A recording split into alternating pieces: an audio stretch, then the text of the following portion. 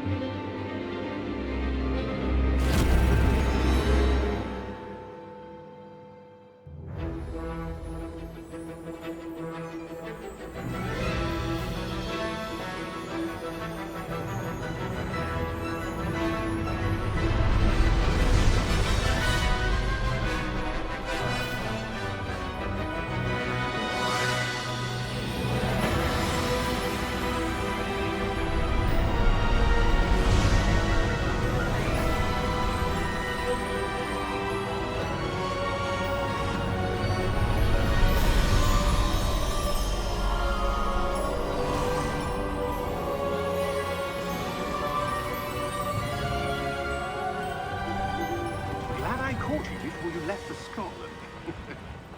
Just barely. And who is your traveling companion? A new student. New? Yes, sir. I'm starting school as a 5th year. How extraordinary. It is indeed. None of the faculty has ever heard of anyone being admitted to Hogwarts so late. Nor have I. Of course, as the other 5th years will have been honing their magical skills for 4 years now, the headmaster asked if I could get our new student up to speed a bit before the term begins. Well, you couldn't have asked for a better mentor. Professor Fig is not only an exceptional teacher, he's also a remarkably intuitive and gifted wizard. Mr. Osric is prone to flattery. I dare say it's one of the reasons he's risen so far at the Ministry. Have you seen this? I have. Opinions differ as to how great a threat Ranrock really is. Although I've yet to convince my colleagues at the Ministry, I believe he is a significant threat. And it was your wife, Eleazar, who alerted me to his activities months ago. Miriam? How? She wrote to me about Ranrock before she died, wondering what the Ministry knew about his activities. Before I could respond, I received this. It was the last thing she sent me, Eleazar. It came to me via her owl, but with no correspondence. I can only assume That she had to get rid of it quickly, to keep it safe. presumably from Ranrock. I cannot open it. Whatever magic protects this is powerful indeed. It looks like goblin metal. That symbol. What's that glow? I don't see a glow. Nor do I.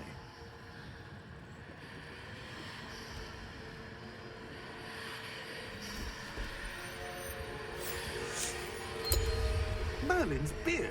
How did you... Wait! We do...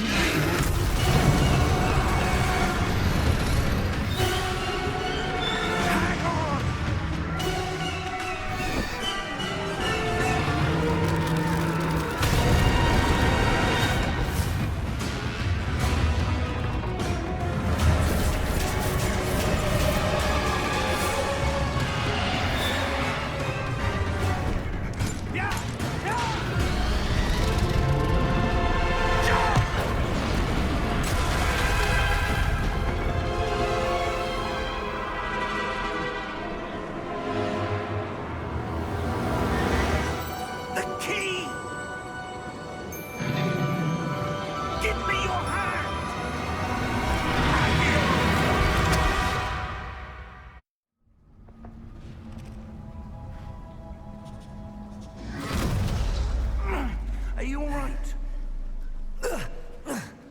you're hurt.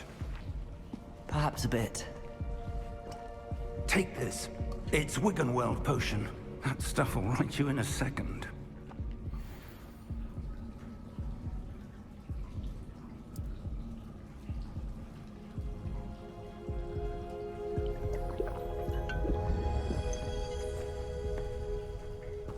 What happened? Poor George. I can't believe he... What the hell got into that damn thing? Attacking a carriage mid-air? A typical dragon would never... Professor? Sir, where are we? I'm not sure. But that key you discovered was clearly a port key. Port key? An item enchanted to bring whoever touches it to a specific place.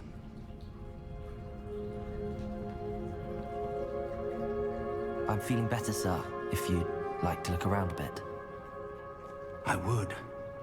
But stay close. We've no idea who created this port key. Or why.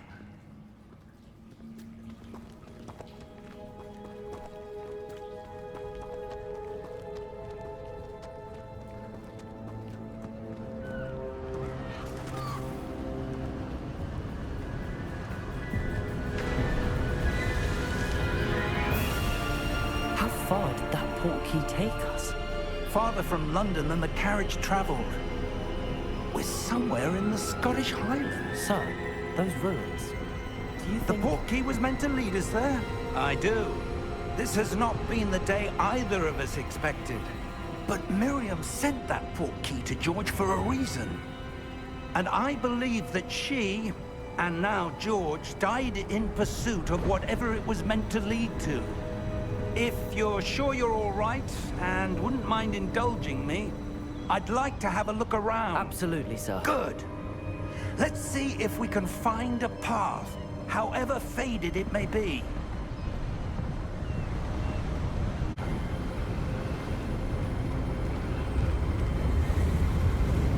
Steady yourself!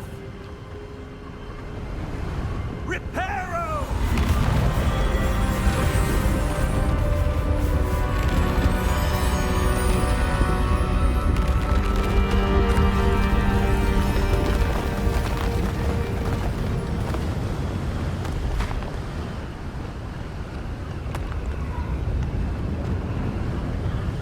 Almost there!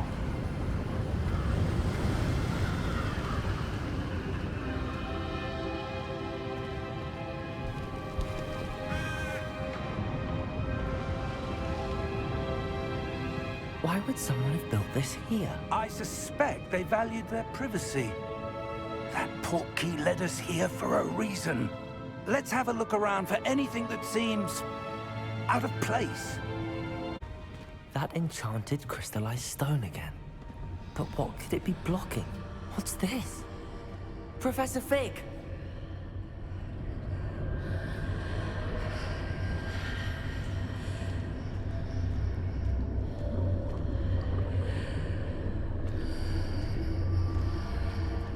How odd. Why would someone have conjured that enchanted stone here? And how is there a room behind it? What room? I don't see anything. There's that glow again, like the glow on the port key container.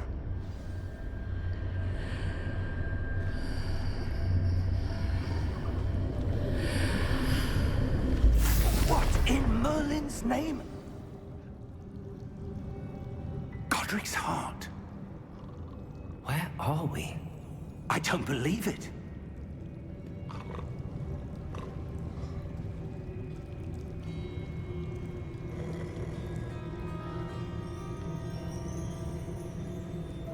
Hello?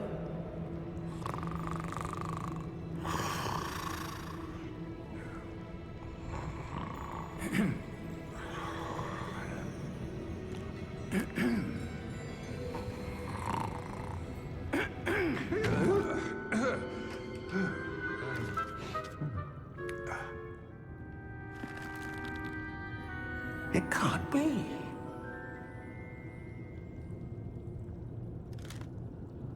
Just a moment. Ooh. Where are we here?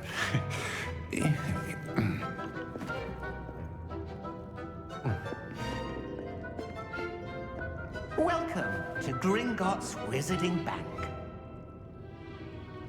Vault number 12, I presume. Precisely.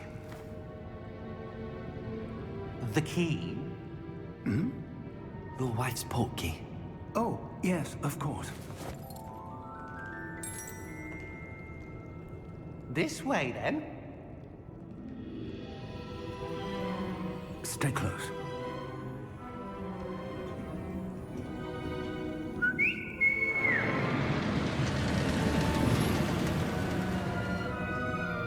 After you.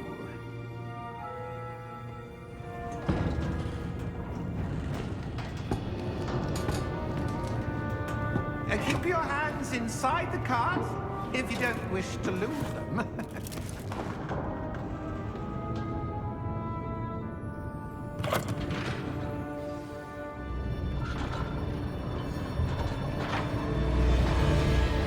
How many vaults are there? Hundreds. In fact, you'll see quite a few on our way to vault number 12. As we speak, we're just beneath the main lobby. The vaults you see now are the newest. Are private entrances to the bank common at Gringotts? They are most uncommon. Only one with great wealth or power, or both, could have arranged for such a service. You'll want to take a breath. A what? That waterfall washes away all enchantments. It's a security measure. Experienced the thief's downfall before, have you? Heard of it? These are the lower vaults that we're passing now. How deep are we going? Vault number 12 was commissioned shortly after Gringotts was founded over 4 centuries ago. It resides in the deepest part of the bank. Settle in. We've quite a distance to go.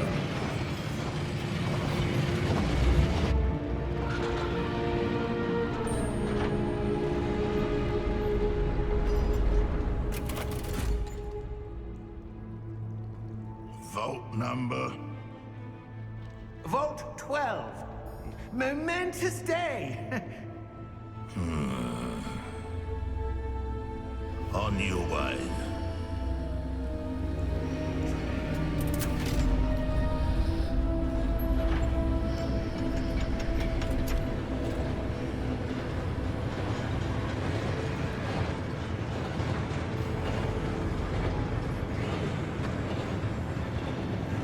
Professor, the armband that guard was wearing was glowing. Like the glue you saw on the portkey container? No, darker. I saw that same glow on the dragon's collar. Yeah, what was that? We were just wondering about that goblin back there. He watches over the oldest section of the bank. Rare anyone goes there anymore.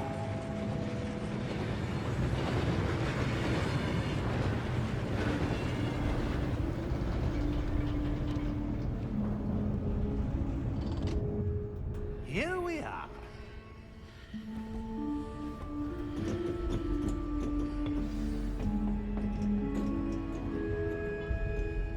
When was the last time this vault was accessed? A goblin has been stationed at my desk for hundreds of years. In that time, no one has visited Vault 12. Until today.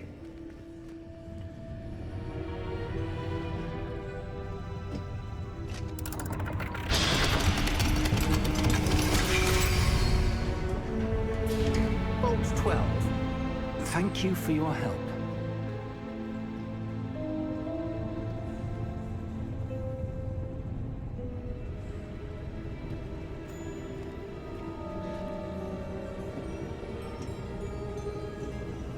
What do you suppose we should be looking for? I'm not sure. Sir, I wonder if you The might... instructions for Vault 12 indicate that I am to grant access to the holder of the key and then close the door. Wait! Best of luck. Professor? That was certainly unexpected. Let me think. There must be something here. Revelio, perhaps? Revelio? Yes, a revealing charm. No time like the present. Let's see what we're missing, shall we? Revelio. There! I I saw something. Move a bit closer and try again.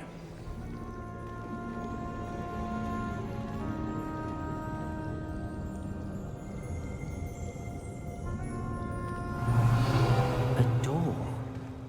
Well, that's a start. There's that symbol again. I don't suppose you see a way to... I do, Professor. That symbol has the same glow as the one I saw on the port key container. If what you can see reveals the way forward, then I dare say we are about to discover the secret of this vault. Lead the way.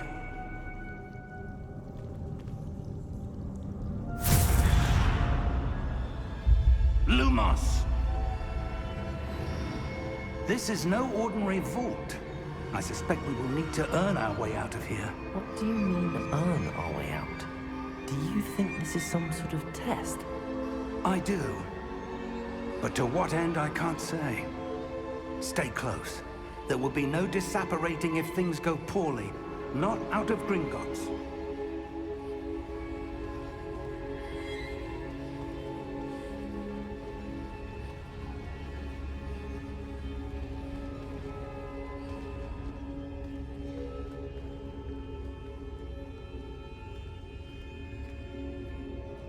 I see something up ahead. What is it? That glow again, but on the floor.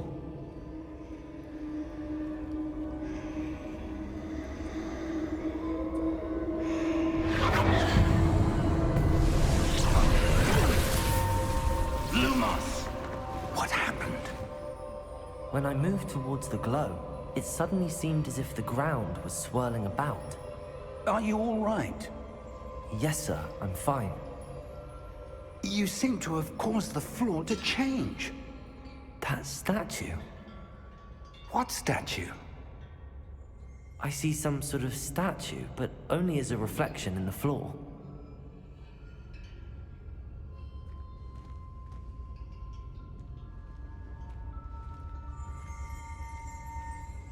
Revelio. I presume this is what you saw reflected in the floor. It is.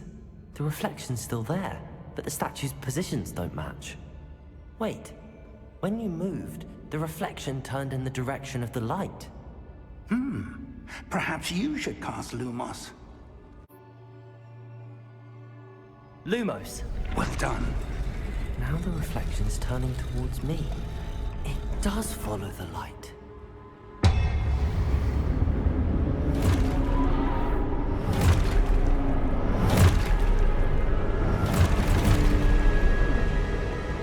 Look out! Potato! Accio! Descendo! Levioso! Deposo! Stay close!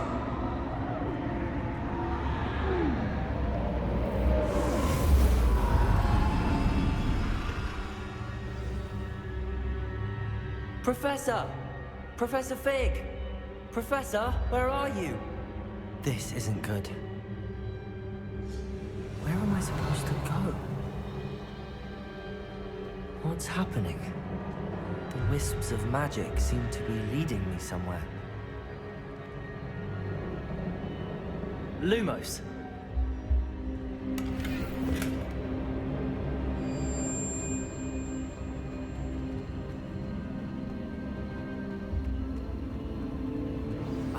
That's where they're leading me. That glow again.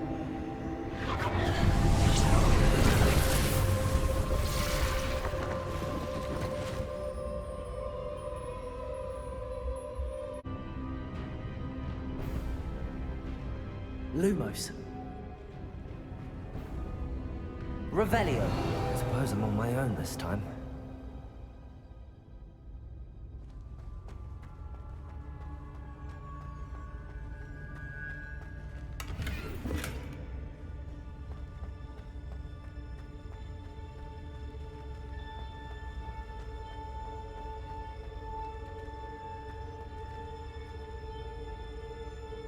Lumos.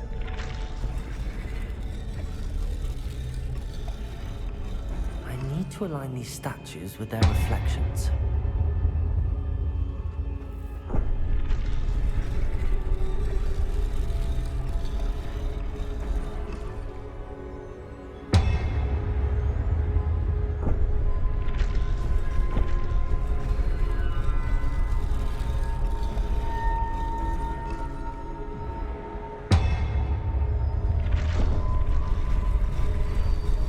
Seems I have no choice.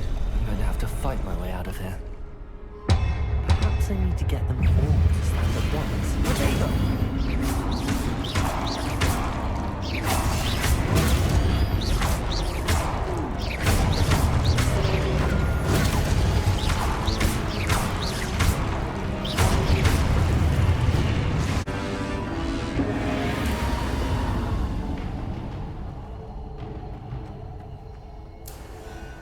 Lumos.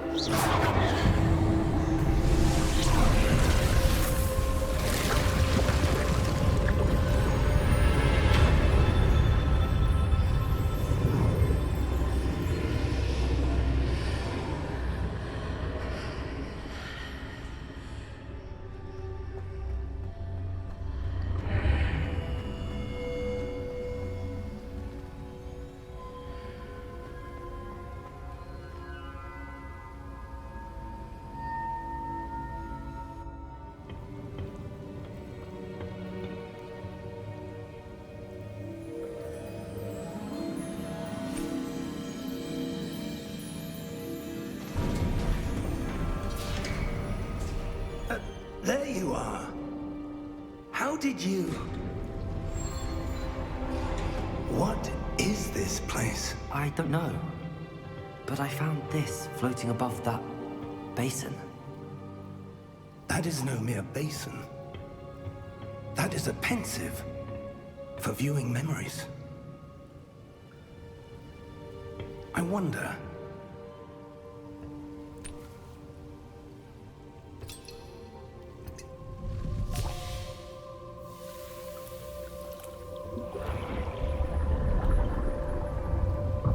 Follow my lead.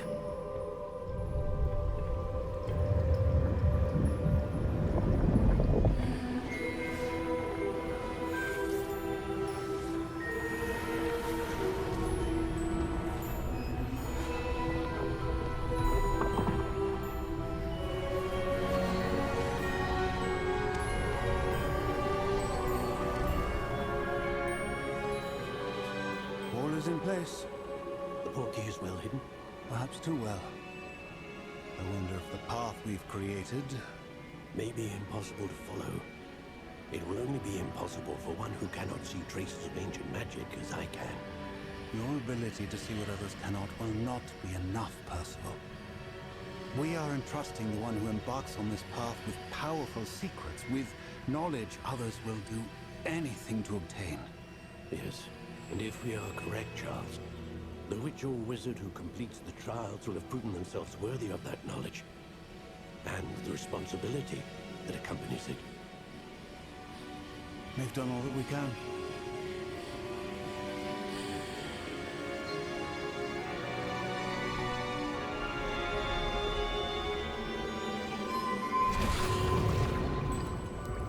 That's what you're seeing.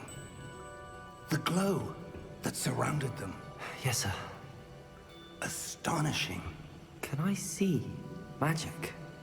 Traces of an ancient magic, to be precise.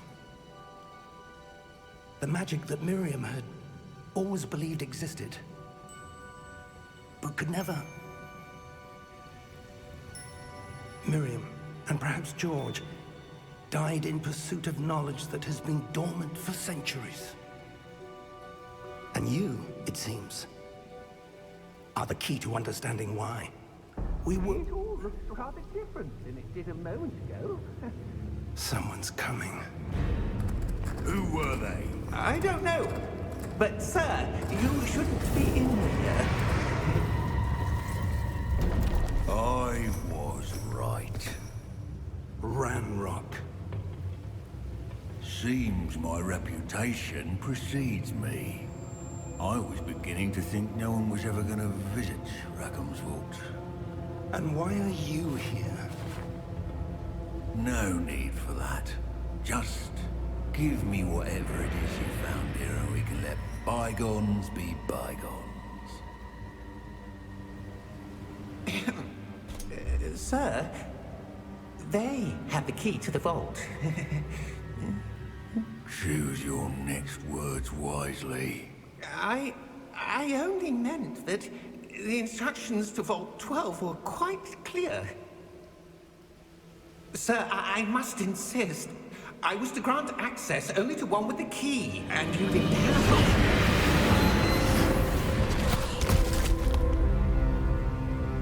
I have no patience for traitors. Now, where were we? I'm not giving you anything. Well, perhaps your young friend here will be more helpful.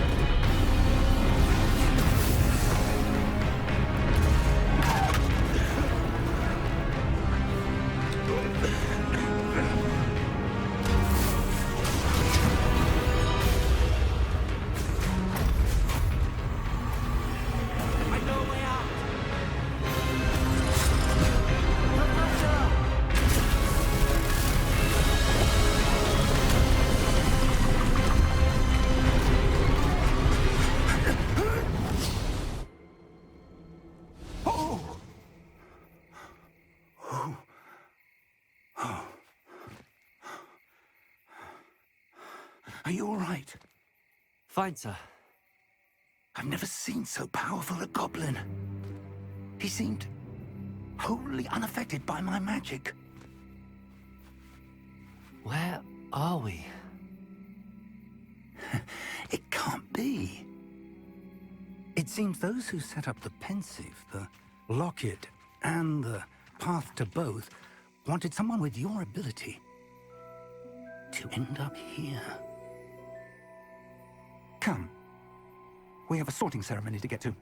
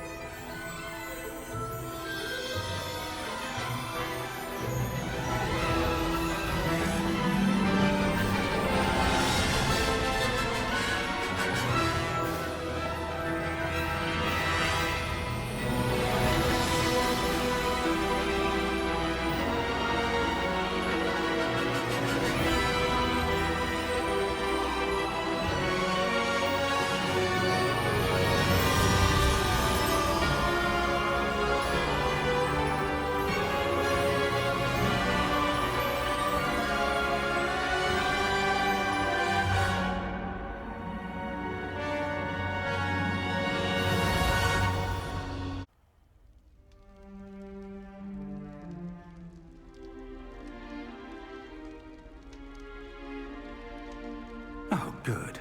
We haven't missed the sorting ceremony. I'm no expert, but that seems more appropriate. Now, I need to study this locket as soon as I can, but first I must contact the Ministry. They need to know what happened to George and be warned of Ranrock. For the moment, I ask that you keep all that's happened this evening between you and me. Of course, sir. Thank you. Ready for the sorting ceremony?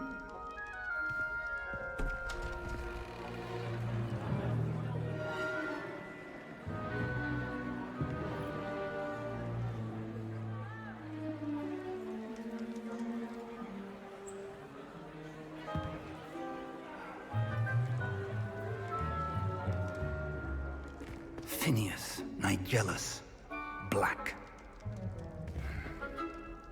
Prepare yourself to meet the headmaster. Fig, nice of you to join us. The sorting ceremony's over. There were complications. Complications? It seems the goblin problem has... Enough. goblins. I've no time for rumors, Fig, and I'm rapidly losing whatever patience I had left. If you're lucky, we might still be able to get you sorted this evening. I'll be in touch.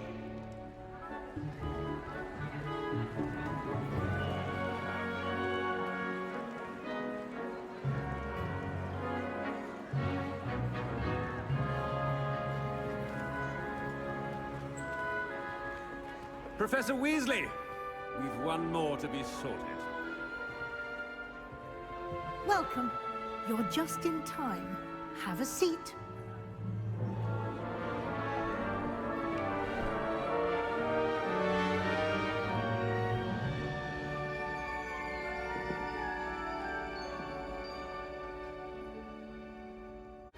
Better be Gryffindor!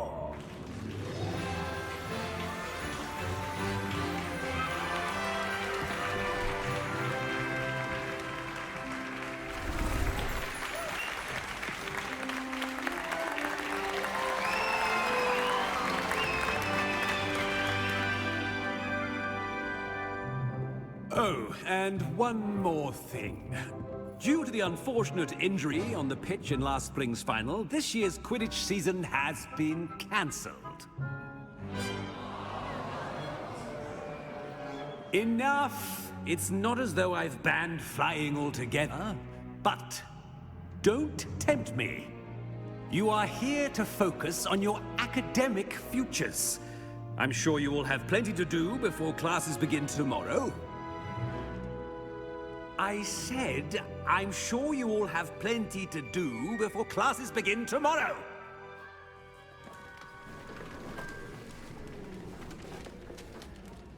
Quite an entrance. It's lovely to meet you. Professor Weasley, would you be so kind as to show our new student to their common room? I shall see to it, sir. As I was saying, I'm Professor Weasley. Pleased to meet you. Nice to meet you as well, Professor. As Deputy Headmistress, it is my distinct honor to show you to your common room. Right this way.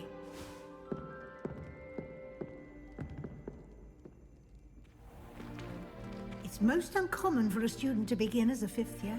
This should be quite an adventure. I'm looking forward to it. I remember the first time I entered the Gryffindor common room after being sorted. You were a Gryffindor? I am a Gryffindor. Never could remember the password when I was a girl, however. Password? Password? The password is Grata Domum. Grata Domum. You may enter.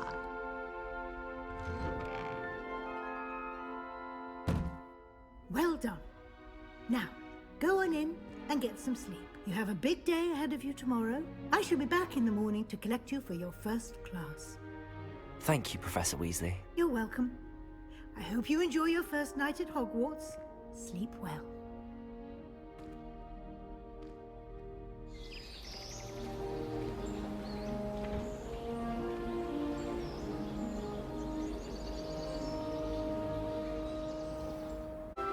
Good morning.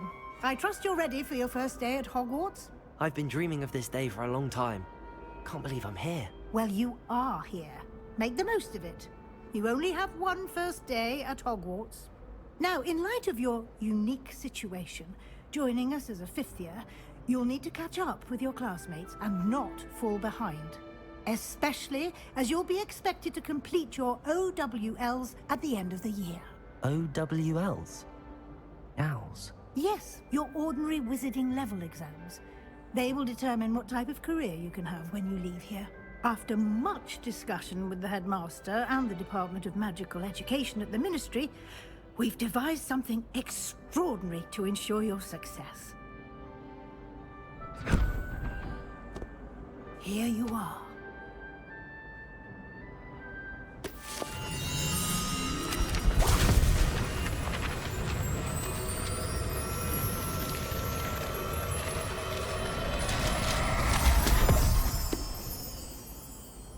What is it?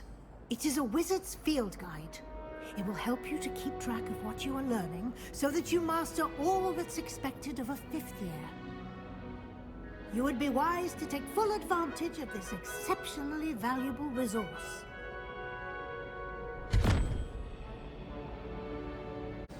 That should be all for now. You'll be expected to attend both Charms and Defense Against the Dark Arts classes today. And I'd like to be sure you get to Hogsmeade as soon as possible to replace the supplies you lost on the way here. Thank you, Professor Weasley. A lot to absorb on your first day, and you have much to learn. Happily, your professors have agreed to create additional assignments for you outside of class. You'll be up to speed in no time. Judging by your adept use of Revelio earlier, I'd say Professor Fig succeeded in at least showing you the basics. He did, Professor. He's been terribly vague as to the events preceding your arrival, specifically about what happened after that awful dragon attack. My suspicion is that there's more to the story than a search for belongings and an extended trip up to the castle. We did take a bit of a detour on the way here. Ended up exploring some ruins and... I shouldn't say more. Exploring ruins? Well, I presume Professor Fig has his reasons for keeping the details to himself for now. Speak of the devil, Professor Fig. Your ears must have been burning. Oh? Yes. You seem to have provided our new fifth year with a solid foundation in the basics of spellcasting. Ah, I'm afraid I can't take all the credit there, Professor.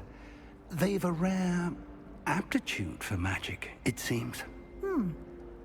Well, I'm just glad you both arrived in one piece. Perfectly good boats and carriages to Hogwarts, and you chose to fly in the path of a dragon. I wouldn't say I chose the dragon's path, Professor. Rather unfortunately, it would seem that it chose us. Very well. Enough chit-chat. I need to get to class myself. Might I rely on you, Professor Fig, to explain the details of the field guide's map? Of course. Thank you. Good luck today. And remember to use your field guide. It will be invaluable to you. And invaluable to me, as I'll be using it to keep up to date on your progress. Yes, Professor. Come and find me in my classroom after you've attended both classes today, and I'll explain more about those assignments I mentioned. And we'll see if we can't get you to Hogsmeade for those supplies. It's good to see you, Professor. And you. I was hoping our paths would cross today, before you immersed yourself in studies. Did I hear you and Professor Weasley talking about exploring ruins? She caught me off guard. I didn't tell her anything else about our travels here. I will say, I think she suspects we're not being entirely forthcoming. Yes, well, Professor Weasley is a brilliant and astute witch. It was right to keep the details to yourself for now. We don't know where this path we've embarked upon will lead. It may require a bit more flexibility with your time than she would approve of. And she may feel obliged to share details with the headmaster that would be better left between us. Understood, Professor. Good. Now, as capable as you are, I believe the ability you possess obliges you to be well-trained. Happily, you have the benefit of an exceptionally skilled team of witches and wizards to guide you. Speaking of guides, and so that I may avoid another not-so-subtle reproof from Professor Weasley, why don't I show you the clever enchantment we included in the field guide's map? Unfold it and have a look.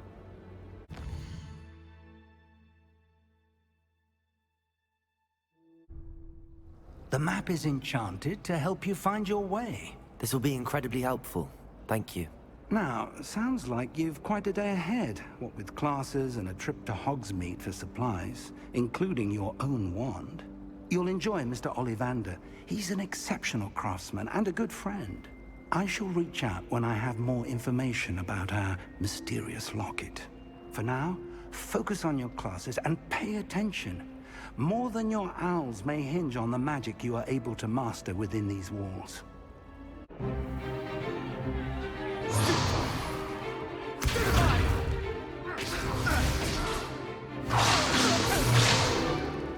that all you've got?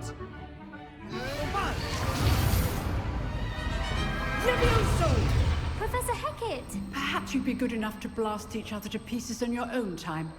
I get new students every year, but I only have one Hebridean black skull. It was a token from the Great Poacher Raid of 1878. No doubt you've heard of it. Now, you may be asking yourself how an old woman like me single-handedly took out the largest poacher ring in eastern Wales and lived to boast about it. Knowledge. To the wise, age matters very little. Today we will review a spell that has saved me from death at the hands of dark wizards more times than I care to remember. Levioso. Levioso? A levitation charm? Levioso! A surprised opponent is a weak opponent. Care to defend yourself, Master Pruitt? No? One thing I've learned as an unspeakable is the value of simplicity, especially in the heat of battle. Now, let's practice what we've just learned, starting with something small. Levioso!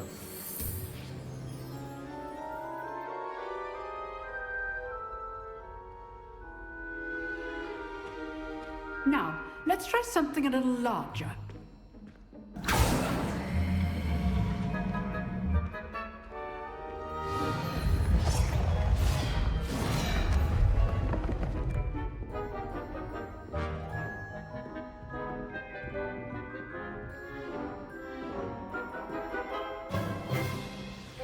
Let us begin with a basic cast. See how the dummy deflected your cast? This time, cast Levioso first, then the basic cast.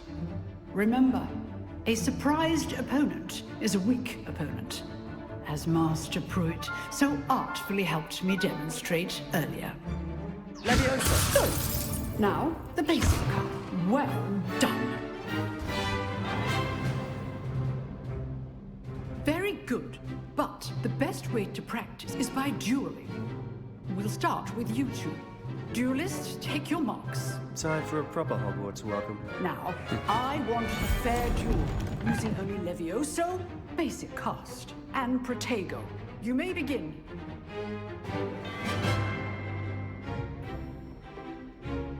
Levioso! This should be easy. You're good. How perceptive. How's the view?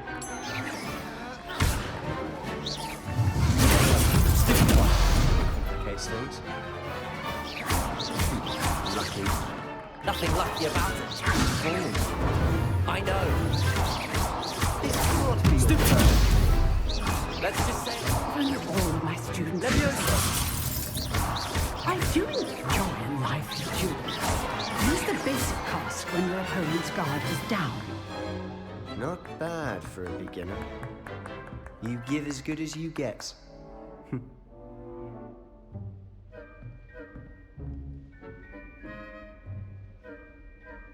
I put you on the spot, and you rose to the challenge. Points to Gryffindor. Thank you, Professor Hecat. Glad to have the opportunity to practice. If what I've seen today is any indication, we can expect great things from you. I demand excellence from my students. They are capable of achieving it, and they must achieve it. A classroom duel is one thing, but battling dark wizards, or as ever more likely, goblins, is a different kettle of Grindylows entirely. Understood, Professor. So, I'd advise you to keep practicing whenever you can. Perhaps Mr. Sallow will have some ideas for you. Again, well done today. I shall reach out soon with additional assignments.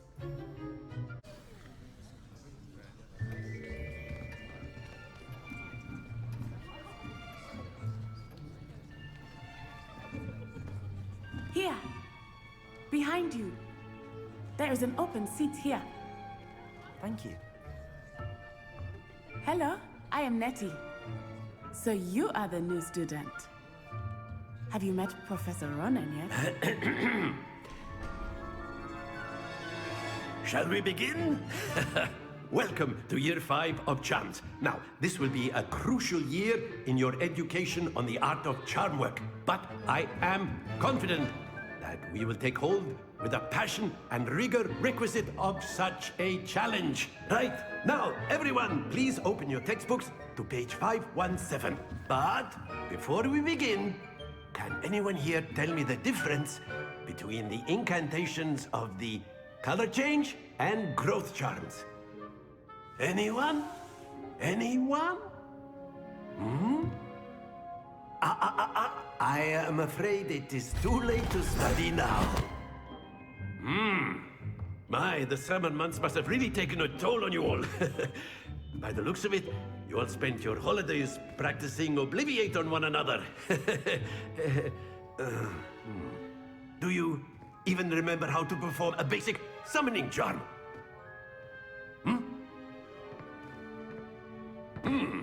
Well, it seems that we are in dire need of review.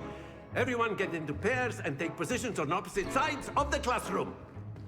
Now let's put those textbooks to use as the blunt objects you so believe they are, and take turns summoning them out of one another's hands. Only one book will be needed per partnership, Miss Dale. Thank you. Get into place now.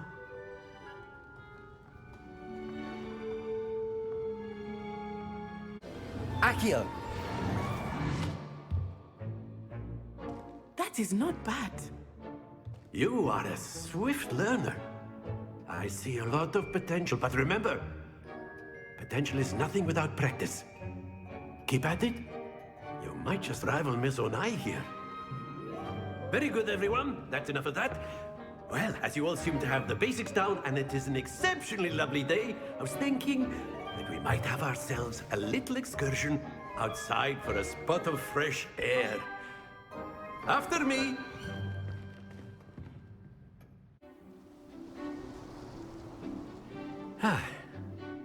I've always found that fun goes hand in hand with mastery, as I'm sure the Quidditch players amongst us would agree. So, what better than a bit of sport to put our prowess with the summoning charm to the test, right?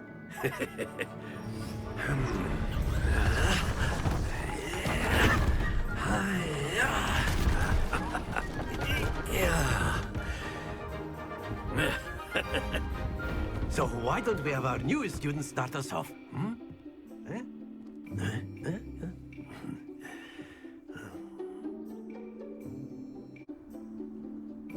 Accio!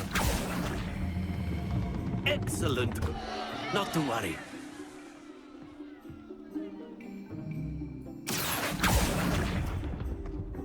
Splendid!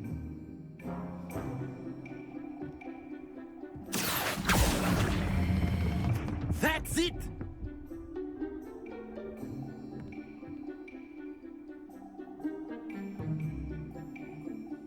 Very good. Points to Gryffindor. But there's certainly no sport in playing without some friendly competition. Miss Onai, would you care to give our new student a bit of a challenge? Come on up. You'll be the blues, just as before, and Miss Onai, you are playing red. Clear?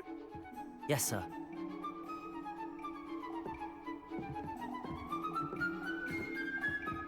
Be sharp.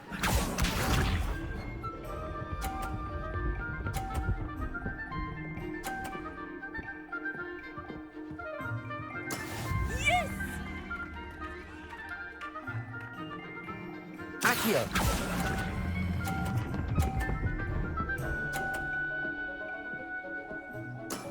Very good. Watch this.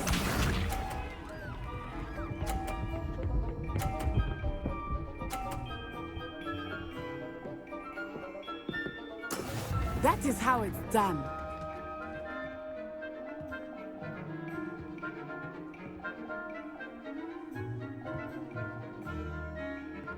Not exactly your typical lesson, is it? Not that I mind. Nicely done. Here we go.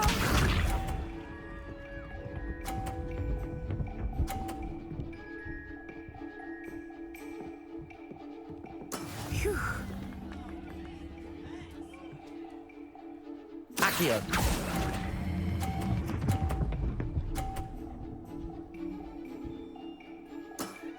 perfect score. Remarkable.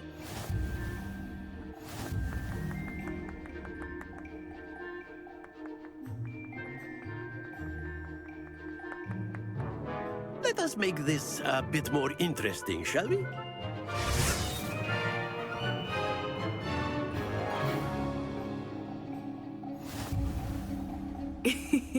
I think we are well past interesting at this point. I'll say. Accio!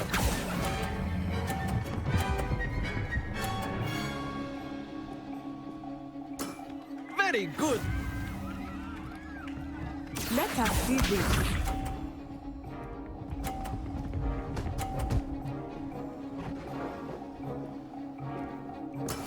That is how it's done.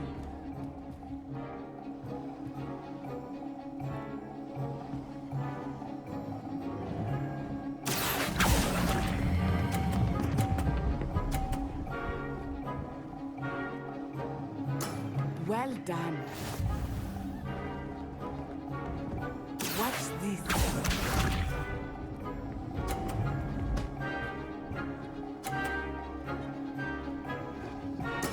There we go.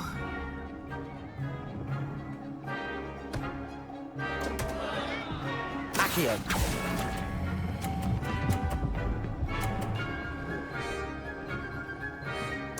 Two perfect rounds. You're a natural.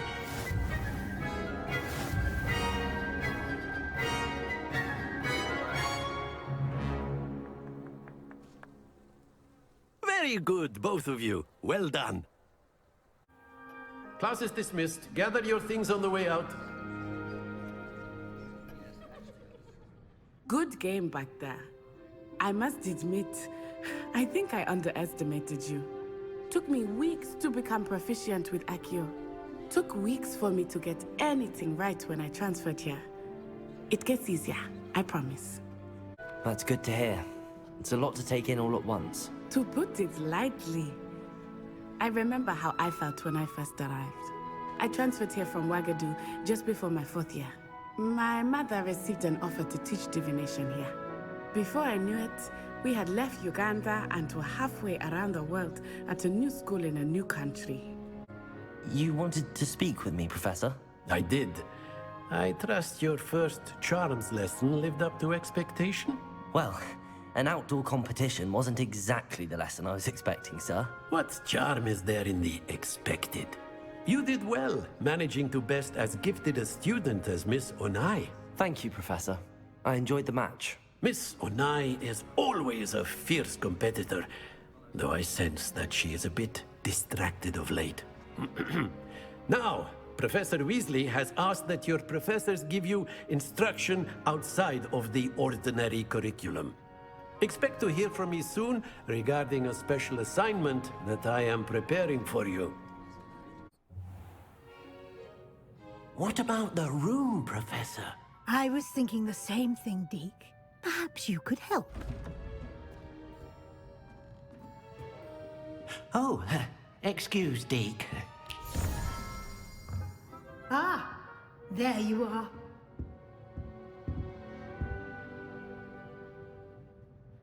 I trust your first classes went well? They did, Professor. I heard as much from Professors Hecat and Ronan. Seems Professor Fig taught you quite a bit during your brief detour near... what was it you said?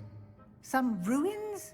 I'd wager there's a good deal more to your travels here than what you've told me. Isn't there? Have you and Professor Fig not discussed my training? He continues to be reticent about the details, mentioning only a few spells. Revelio, was it? And Lumos? That's correct, Professor. I see. Like trying to get a sonnet from a streeler. Regardless, you must continue to build upon what you've learned. In that regard, I've asked your professors to help hasten your progress with some extra assignments. Professor Ronan did mention something about that. In fact, Professor Ronan will meet you outside momentarily to assign your first one. Now, regarding the trip to Hogsmeade I mentioned earlier, we've arranged to replace the supplies lost on your way here, including seeds, potion recipes, and spellcrafts. Thank you, Professor. And Mr. Ollivander will connect you with the perfect wand. You've managed your classes well with a borrowed wand, but you'll find the magic you cast with your own wand to be far superior. I'm eager to get to Hogsmeade.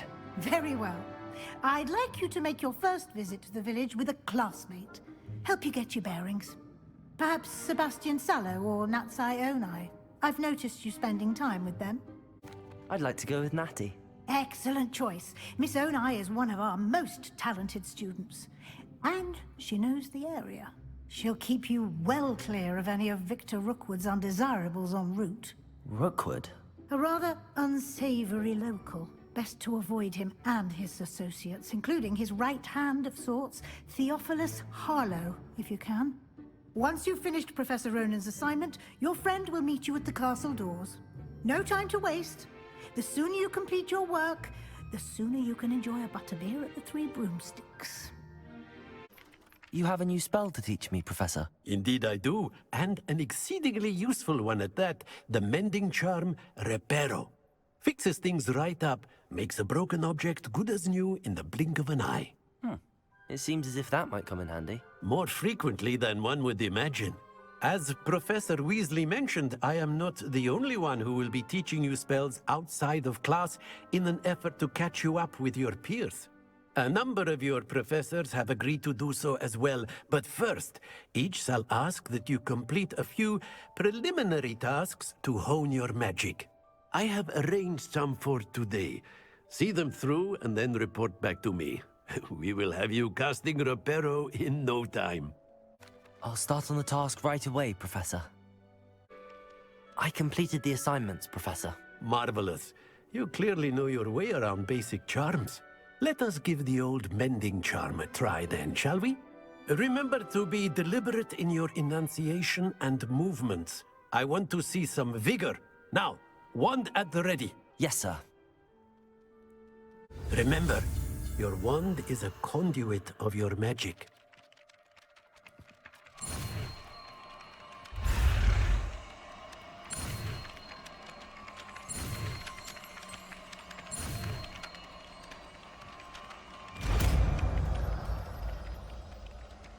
That's it! Very good. If you would like to practice mending something, have a go with that broken statue in the alcove by the water. It allegedly symbolized heartbreak. Perhaps a jilted lover thought it too accurate and lashed out.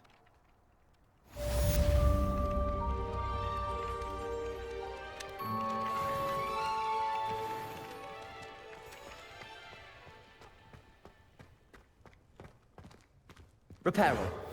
Nicely done. Works like a charm, doesn't it? Natty, I hope I haven't kept you waiting long.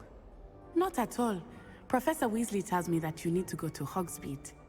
You must be eager to have your own things again. And to see the village.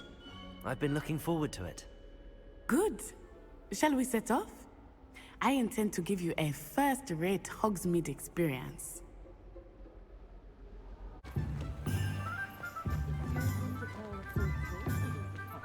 And here we are. It is hard to know where to start. The Three Broomsticks is the place for butterbeer. And you can get any sweet you can imagine at Honeyduke's. I could not choose a favorite shop here. It changes with every visit. I can tell you that you are certain to find everything you need in Hogsmeade. Professor Weasley said that you need to get potion recipes, spellcrafts, some seeds, and... a new wand. Of course! You will enjoy Mr. Ollivander, and I am keen to see what you will do with a wand of your own. You should be able to collect everything you need and still have time to explore a little as well. Experience Hogsmeade at your own pace. We can meet up in the town circle when you are finished. I'll be right with... Ah, it's you. Just a moment, please. Hello, sir. I'm looking for... For a new wand, yes. It's about time. Yes, about time? Well, you're our new fifth-year student, are you not? Oh, what am I saying? Of course you are. Gerbold Ollivander's the name. But of course, you'll have heard of the Ollivanders, I'm sure. Finest wand makers in the world. It's a pleasure to meet you, truly. Now, come with me. Let's find you the perfect wand, shall we? No, not you. Yes. Powerful core. 10.5 inches. You might do.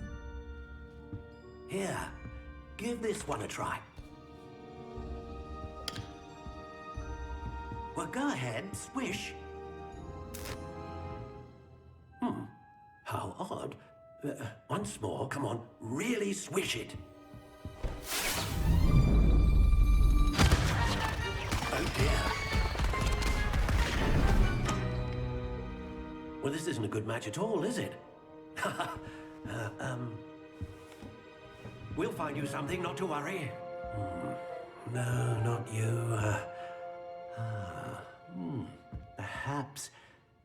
Yes. A rare wood, 13 3/4 inches, dragon heartstring. Let's give this one a try.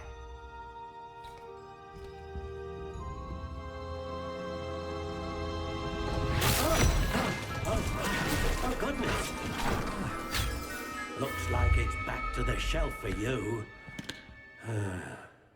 This is proving to be trickier than I had anticipated. How perplexing. Where are you? Perhaps you?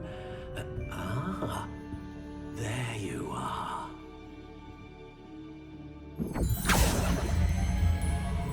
Yes, I think you might be the one. Here, take it. What do you think?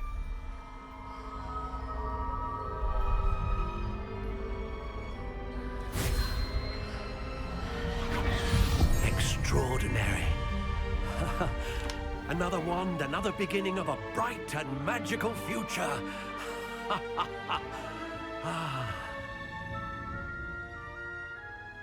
Now, how did that feel? Good. Different. I sensed a sort of surge of some kind. A match. Your connection seemed particularly powerful. The right wand will learn from you, just as you learn from it. I'm eager to try it out. I would imagine so. A wand with a dragon heartstring core is capable of dazzling magic. And the bond between you and your wand should only grow stronger. Do not be surprised at your new wand's ability to perceive your intentions, particularly in a moment of need. That sounds wonderful, Mr. Ollivander. I'll let you get to it. Do come and see me again if ever I can be of further assistance. I have everything. I see what you meant about not being able to pick a favorite shop. We should walk around a bit more. Perhaps today is the day I finally pick one.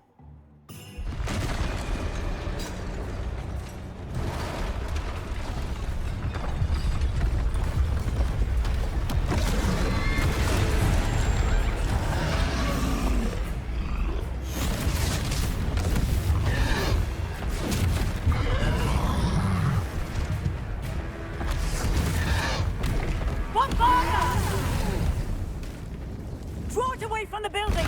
Away from the village!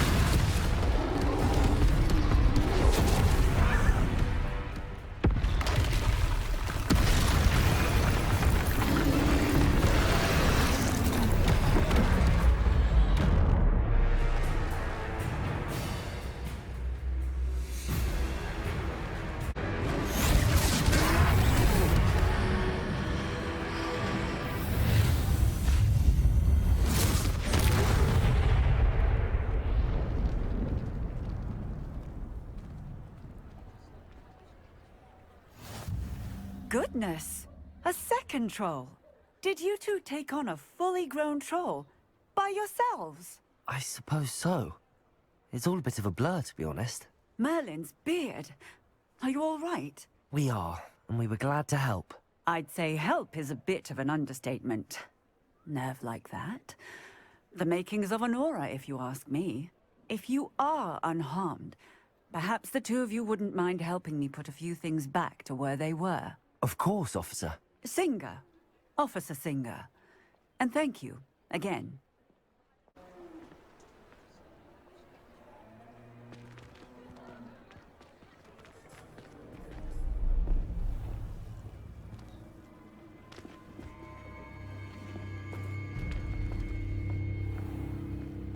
You said you could get to the child when they came to Hogsmeade.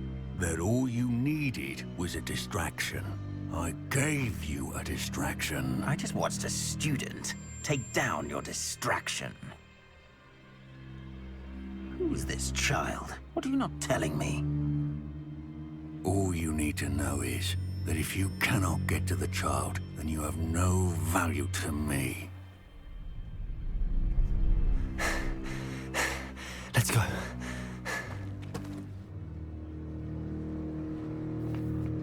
Did they see us? I don't think so. What was that goblin doing with Victor Rookwood? Ranrock is working with Rookwood. The goblin from the Daily Prophet. I knew I'd seen him somewhere.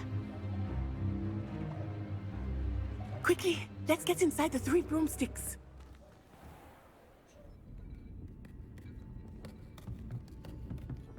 It's a treat to see you, Lodgok.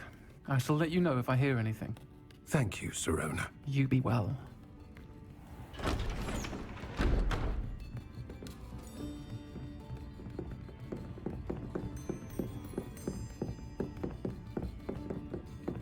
Now, what can I...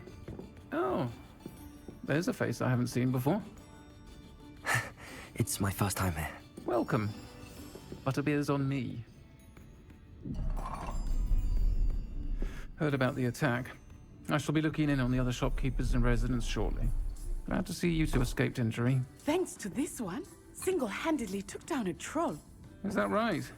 Well done. Thanks for this. My pleasure. I will say, trolls in Hogsmeade. That's never happened before. Something's not right. The only brutes we usually have to deal with are... How timely.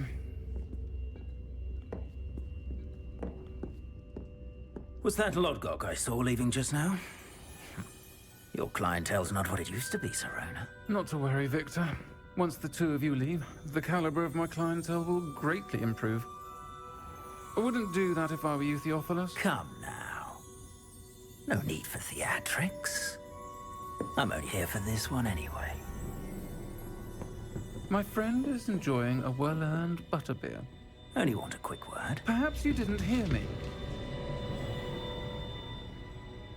I said, my friend is busy. One would think you all had enough bloodshed for one day. Come, Theophilus. The 3 broomsticks isn't what it used to be. Let's take our galleons elsewhere. Can't drink butterbeer forever.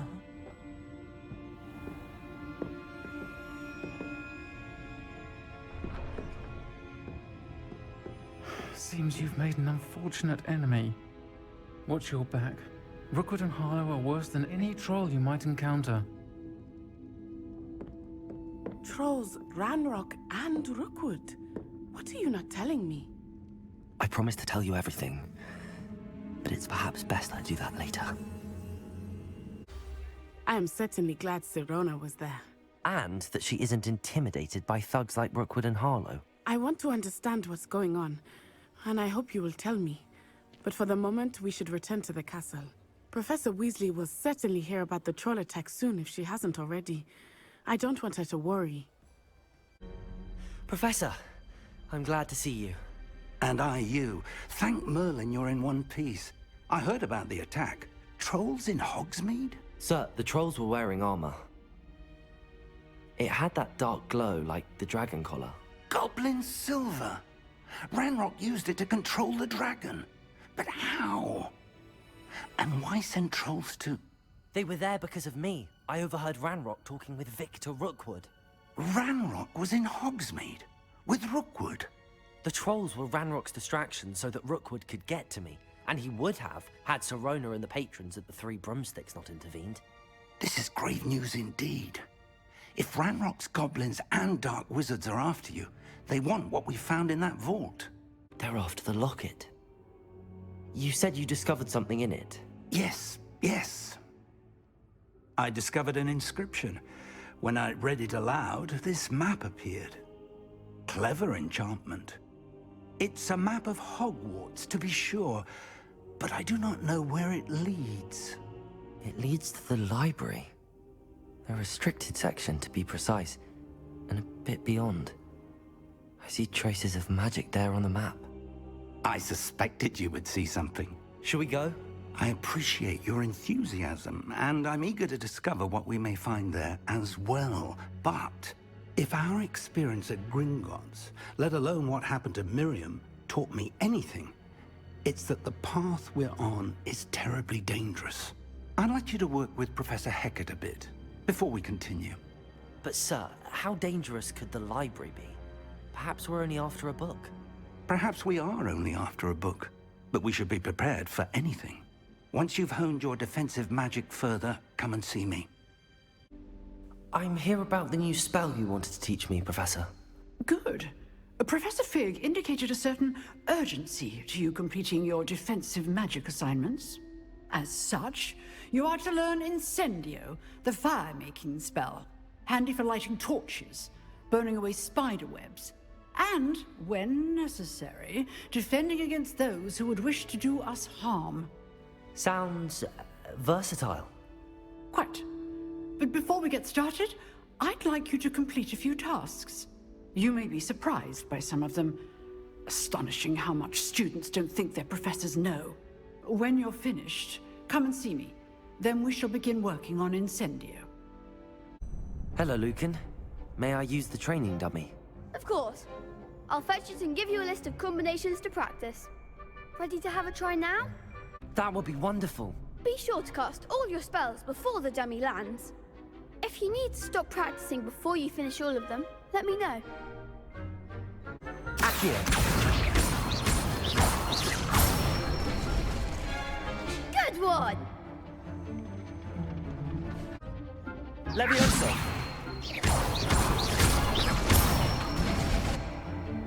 Nicely done!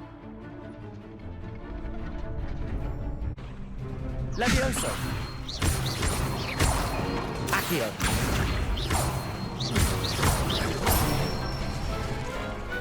Excellent form! I'd say that's enough practice. You looked good out there. Thank you, Lucan. I say better to discover one's weaknesses during practice than during a duel. You'll be a fearsome challenger now. I finished all of the tasks you gave me, Professor Hecat. Glad to hear it. Then you should be ready to learn Incendio. Should be, Professor. Yes. I'm sorry to say, I visited enough careless colleagues at St. Mungo's to assure you that fire is a fickle servant. Your spellcasting has impressed me thus far, but please maintain focus. I would rather we not end today's lesson with your robes aflame. Let us begin. And remember, focus on the proper wand movement. Concentrate, and keep your wand steady.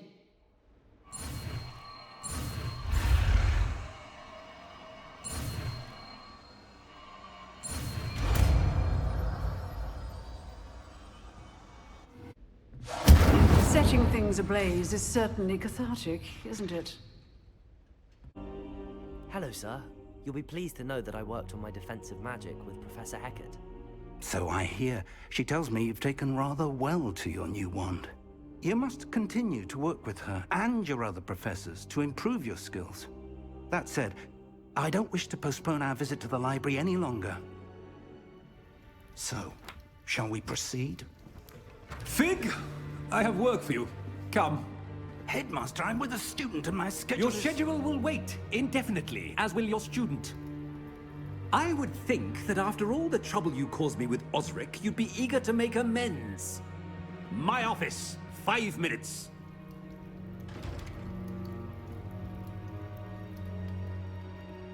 That man is exasperating. Unfortunately, our trip to the restricted section will have to wait a bit longer. But Professor... We have no choice. It would be unwise to provoke our illustrious headmaster further. I shall find you when I've completed whatever toils I must endure. Sebastian, there you are. I was hoping to see you. I was in the Three Broomsticks after the troll attack and saw what happened with Rookwood and Harlow. Not many students have Victor Rookwood's attention. What was that all about? I've never even met him. Perhaps he mistook me for another student. If you say so. I won't press you now, but you will have to tell me what's going on at some point. You might need me. So, why were you looking for me? I need to find something for Professor Fig, but it's in the restricted section of the library. He can't get it himself? He was called away by Black at the last moment. I suppose I could wait to get a note from him, but... You want to show some initiative. Precisely. You mentioned being clever enough not to get caught in the restricted section. And I am. Meet me outside the library tonight, and tell no one. Thank you, Sebastian. I'll meet you later.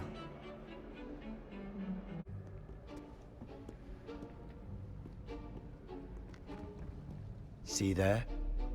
That's the door we need to reach. And those annoying prefects would love nothing more than to rat on us to Scribner, so don't let them see us. Understood? I can be sneaky. Let's go. Hold on now. There's a spell you should know. The Disillusionment Charm. Good for getting places you're not supposed to be. Cast it and you'll appear as little more than a trick of the light, just as long as you keep your distance and stay quiet. You mean I'll actually be able to turn invisible? Something like that. It's not as foolproof as a cloak, but those are expensive. And spells are free. Give it a try. We must remain unseen.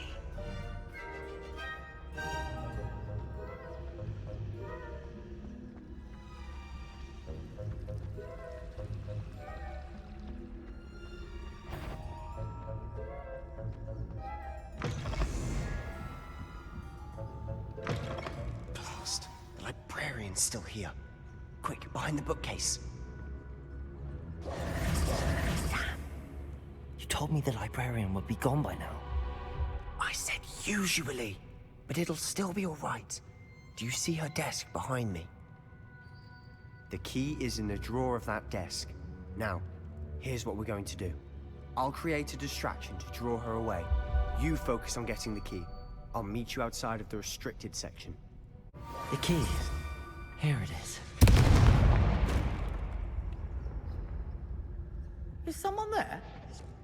Is that you, Peeves?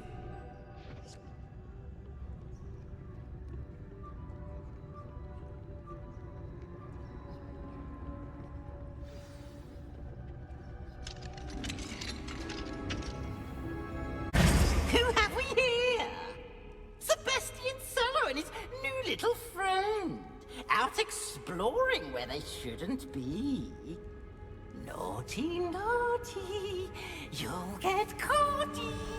Peeves, don't you... I'm going to tell, I'm going to tell, I'm going to tell. Oh, blasted Peeves! I've got to stop him, or at least get to the librarian with a good excuse for all of this. Wait, I don't want you getting into trouble for me. I have a way with the faculty when it comes to disciplinary matters. Besides, I like having friends who are in my debt. Now go. Good luck in your search. Now, where's that damned poltergeist got to? That's it.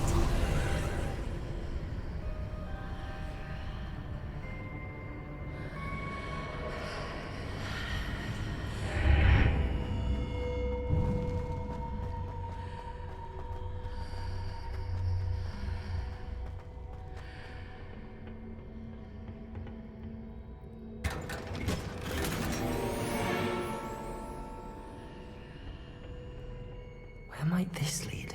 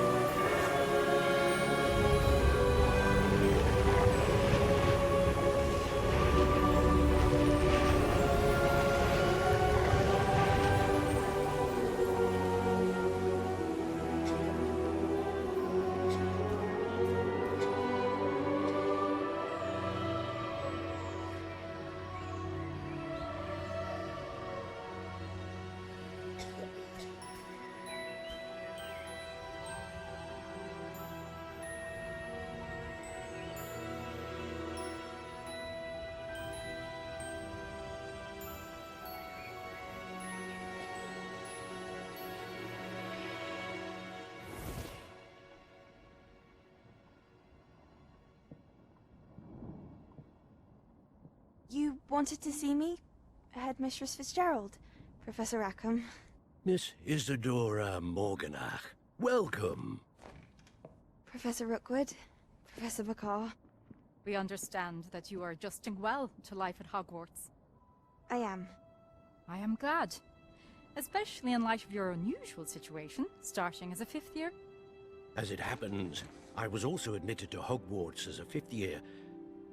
I've never heard of another like us. Miss Morganock, when we spoke yesterday after class, you asked about the beautiful swirls you saw years ago when we visited your hamlet. I recognized you all immediately. I cannot thank you enough for what you did. We were glad to help. And yes, I did see swirls of magic everywhere that day. My father insists it was my imagination running wild, but it was certainly real to me. It was not your imagination. Percival, Professor Rackham can see them too. But we've never known of another who could. I don't understand. What are they? The whispers or traces that appear when a particular form of ancient magic is wielded. Ancient magic? Few are capable of wielding it. Hogwarts itself is a stronghold of ancient magic. So if I can see traces of ancient magic, does that mean I can wield it too? With the proper training. But let us not get ahead of ourselves, Miss Morganock. Before I can train you to wield such magic, you must first master all that Hogwarts has to offer. A magic this powerful can do great harm in the wrong hands. It must be wielded by a select few. As such, we ask that you not speak to anyone about what we have discussed here today.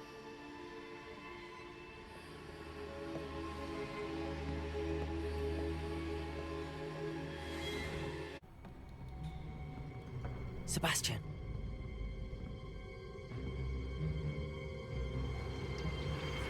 Sneaking in the restricted section again! I had thought we were through with this mischief. Clearly detentions are insufficient. I'm afraid I must take this to the headmaster. But that being said, Peeves informs me that you didn't come alone tonight. If someone has coerced you, I would have you tell me. You're a bright boy. Don't waste this. There was nobody else. I came alone. Oh, Sebastian. What will your uncle say?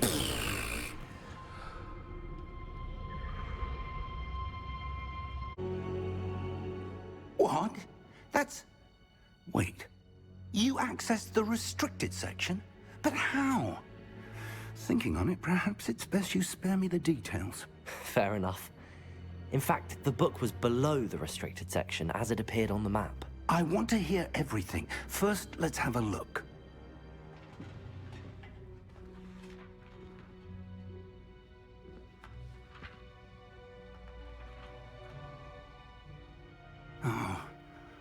Oh dear. Some of these pages seem to be missing. It appears someone has got to the book before us. Still, I will need time to study what remains. Perhaps we can still salvage something useful, though it may take some time. I wonder why it was here, below Hogwarts. I think I know, sir.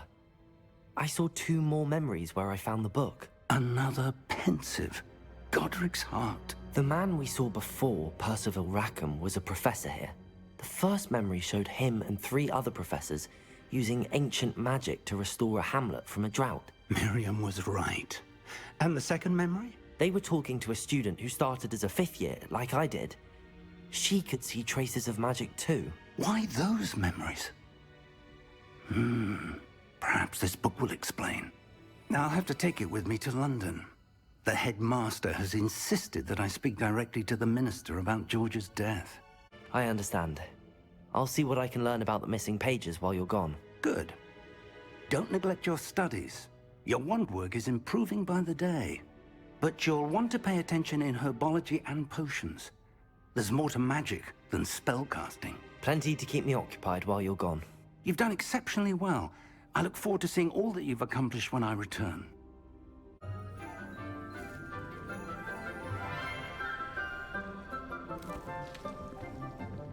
Good morning, Professor Garlick. How wonderful it is to see you again, Lenora dear. Oh, here. You'll need these for today's class.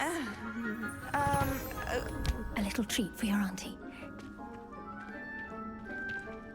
Oh, hello. Class, please welcome the newest rose in our garden. We do look forward to growing together. How thrilling it is to have everyone back together again. This year will be filled with enchantment and excitement, but the most important thing cultivated in herbology is knowledge. The prudent herbologist is no more afraid of the venomous tentacula than the bouncing bone. Now then, today we will be acquainting ourselves with the mellifluous tuber known as the mandrake root. Accio. Let's see if we can't make our fibrous friends a bit more comfortable, shall we? First, let's protect our ears.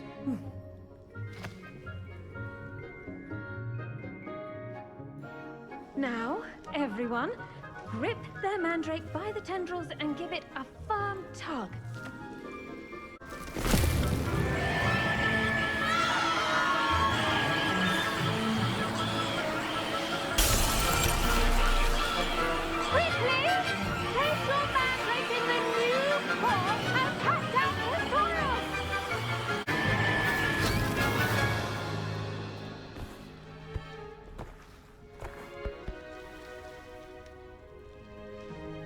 The soil should envelop the root like a warm, dirty blanket, putting the mandrake right at ease. Reparo! I'm very sorry about that. Yours was a bit mature, I'm afraid. All right then, off you go. Splendid work, everyone.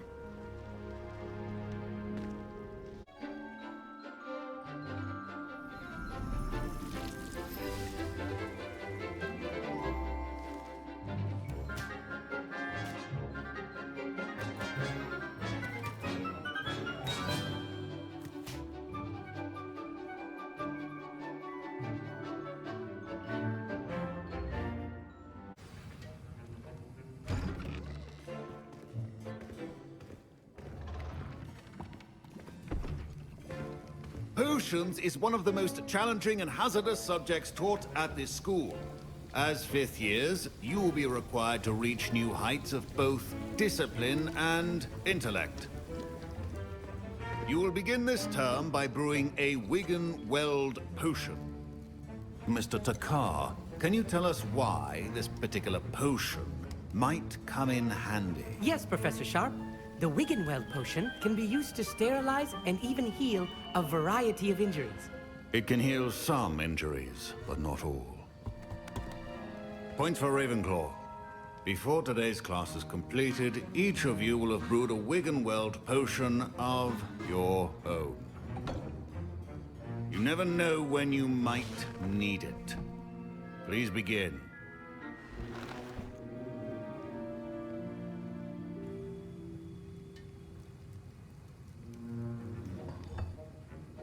Use a strong, even motion when crushing your ingredients. Please be meticulous when adding powder to your potions. One errant sneeze could be disastrous.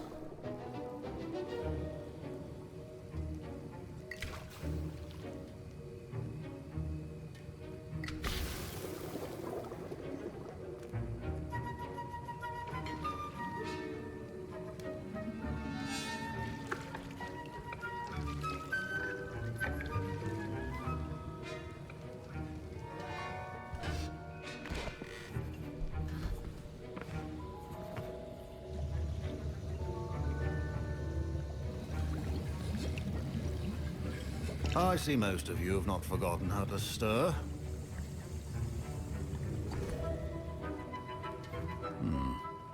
not an easy potion to brew. Well done.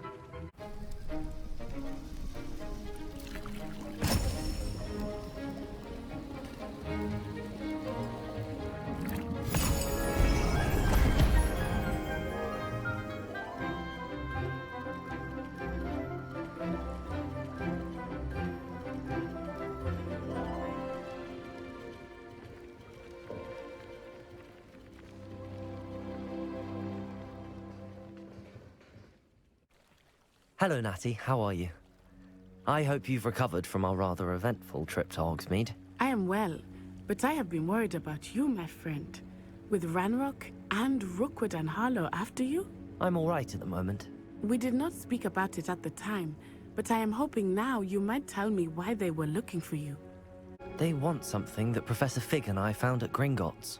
When were you at Gringotts? Just before we came to Hogwarts. In fact, it's why I was late to the sorting ceremony. A portkey brought us there after the dragon attacked our carriage. What on earth? There's one more thing. It's a bit odd, if I'm honest. Professor Fig says I have a rare connection to a powerful form of ancient magic. Is that the magic you used fighting the trolls in Hogsmeade? I think so. I'm still learning, but I can see traces of it, and I've cast magic I can't otherwise explain. I know that's a lot to absorb. It is. And I will have more questions. For now, it is safe to say that Rookwood and Harlow are a threat to both of us, to all of us. Which is why I wanted to speak to you. I realized something that day in Hogsmeade. You displayed such courage fighting that troll, and Serona wasn't intimidated one bit by Rookwood and Harlow. Both of you have inspired me to take a stand of my own. What sort of stand?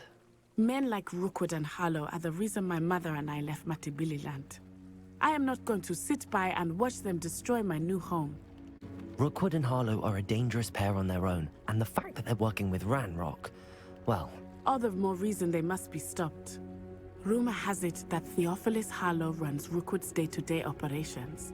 Taking him down would cripple Rookwood's entire enterprise. That may be true, but shouldn't Officer Singer handle someone like Harlow? I spoke with her. She was polite, but perhaps understandably would not discuss details with a student. I overheard some of Rookwood's lot talking about a massive poaching operation that Harlow is planning. I was thinking that we could investigate a bit, try to get the evidence that Officer Singer needs. All right, but how? I am going to watch and listen, find out precisely what Harlow is up to. I shall reach out when I know more. In the meantime, remember, I am here if you need me. Thank you, Natty. You there? Yes, you. I wonder if you might, come... You wanted to see me, sir? Yes, Sir Nicholas de Mimsy Porpington, at your service. Nice to meet you, Sir Nicholas. I know about the book you found and its missing pages. I may be able to help. Follow me, if you will. It's not too far.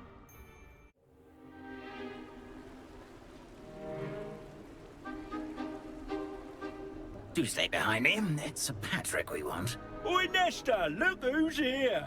What have we told you, nearly headless Nick? Hello, Sir Ramsay. Do let us pass. We've brought a little something for Sir Patrick. Probably come to try to beg his way in again.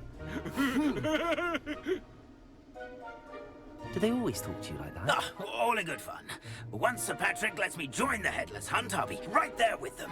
This offering is sure to win him over. Don't forget why I'm here, sir. Rest assured, you'll have your information from young Jackdaw in no time. Wherever he may be.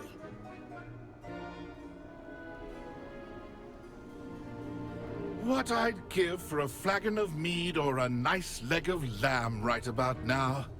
Then this party would be complete. How about the next best thing, Sir Patrick? Ah, Sir Nicholas. And a student. Who let you in?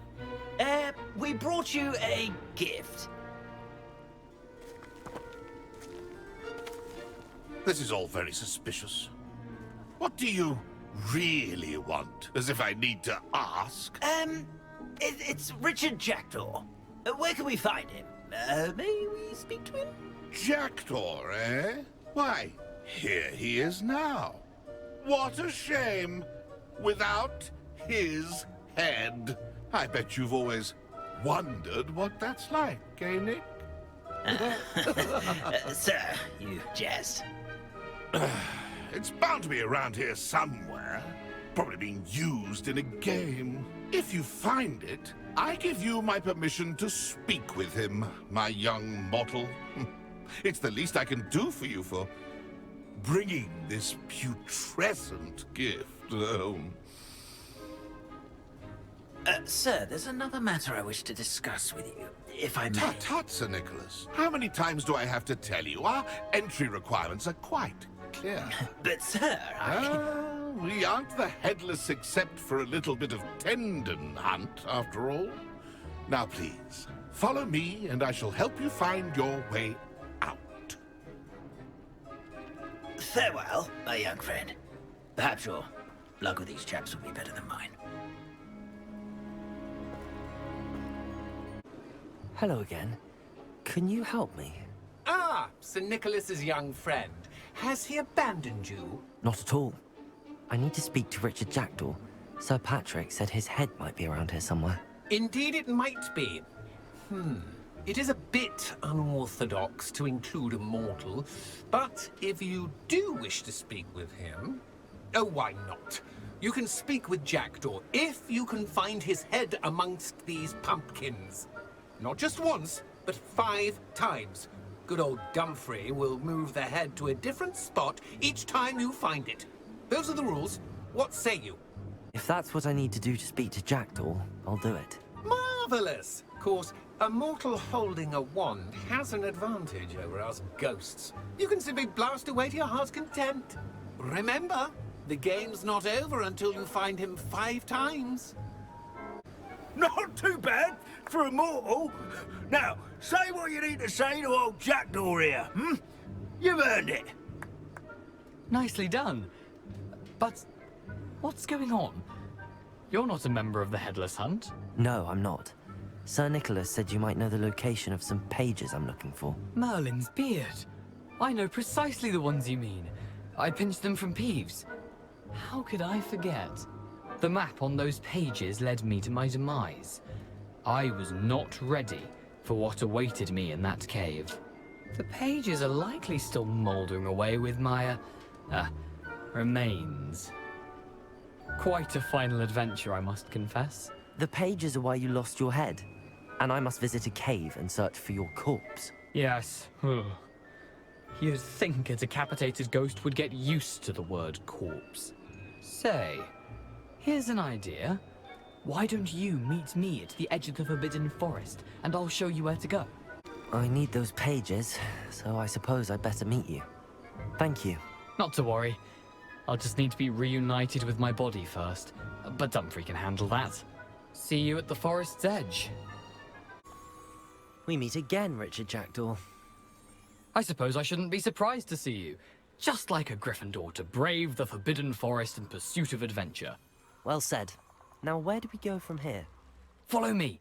I shall lead you as far as I can, but I fear I may remain a tad reluctant to revisit the scene of my demise. Keep your eyes open for a bird bath. When you find it, say Intramuros. I think it's Latin. Or Greek. As you can imagine, I never paid much attention in school. Shall we? Intramuros.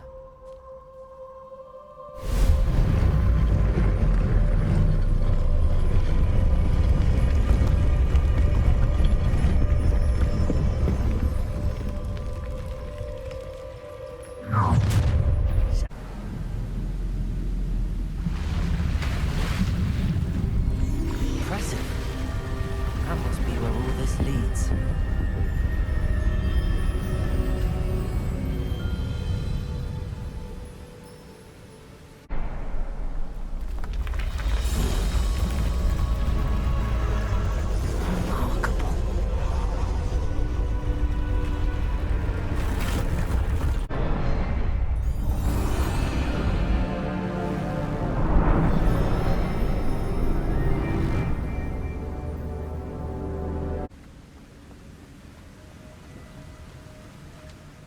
Must be getting closer to Jackdaw's remains and those pages.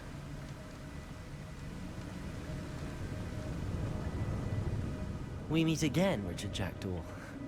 Thank you for keeping these pages safe all these years. Here it is, the map that brought your doom, Jackdaw. Is there something beyond this room?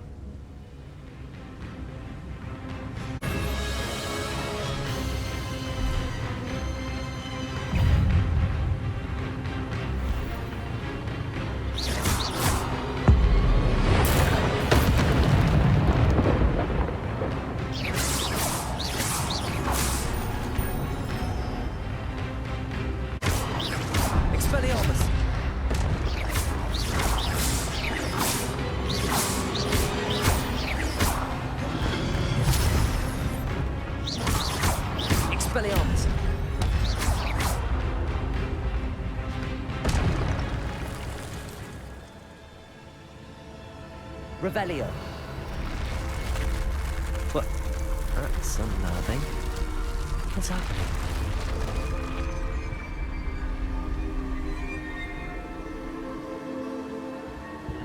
I've seen this before. In Gringotts and the restricted section.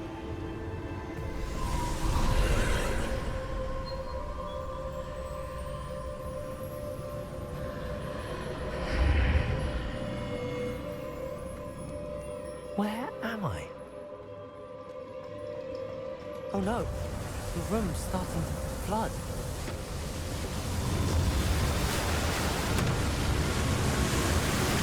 How am I being protected? What sort of magic is this?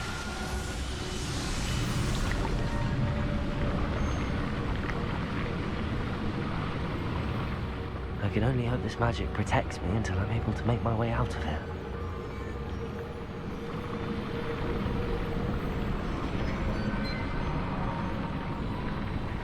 What is this place?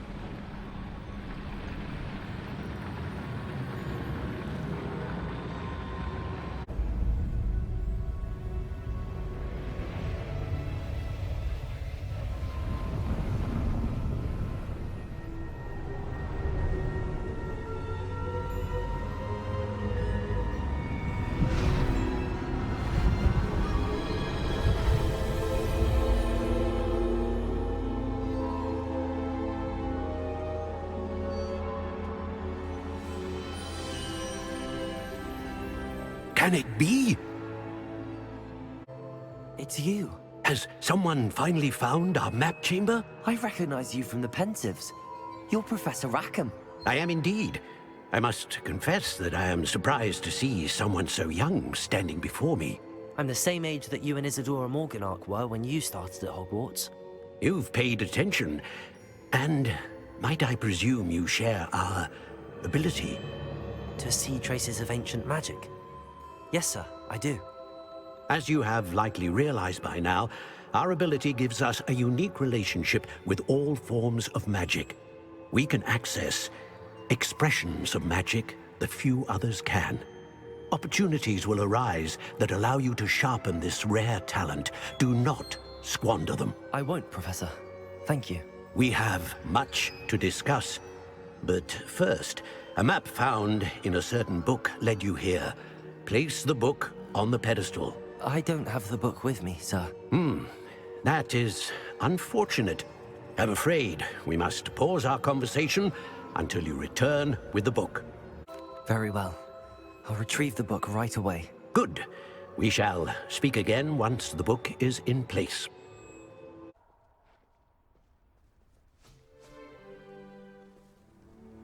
Mr. Clopton, your attention, please. Sorry, Madam Kagawa. Everyone, please welcome a new student to our flying class. Welcome. Hello.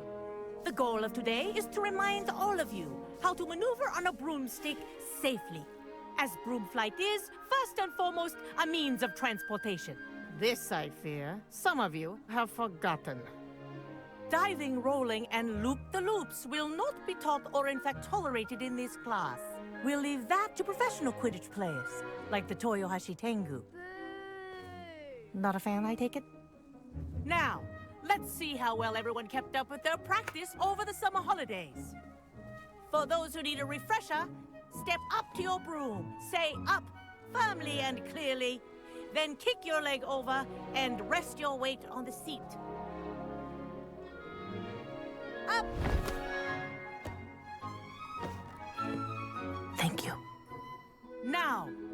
Your turn. Up! Up! Up, you stupid ratty school broom! Up!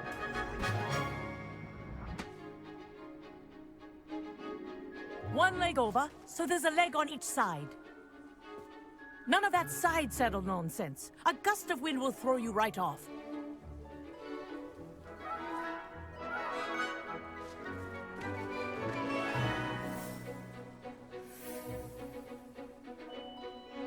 And if you hear my whistle while you're in flight, ground yourself at once. Good. Now, for your first lesson, fly through each ring in the courtyard. Do take care. The brooms are school property. This'll I take want some them getting returned used in to. one piece. Ah! I think I'm getting the hang of this. Excellent.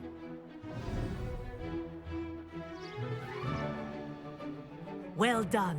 Now that you're acclimatized to your broom, let's see how well you manage with a more advanced exercise, shall we?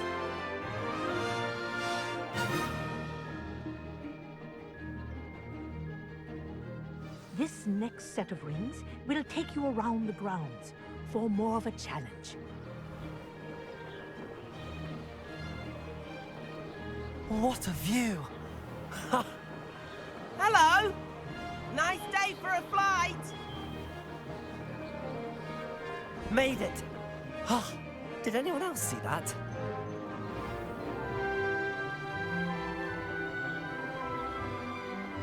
Ah, the old boathouse. Wish you could have experienced crossing the lake as the first year.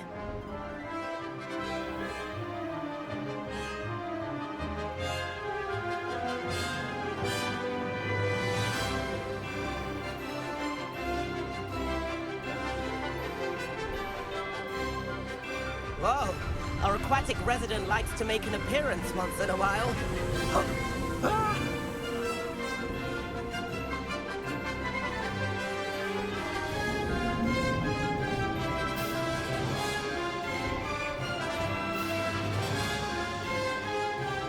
Ha! Good. I've got this.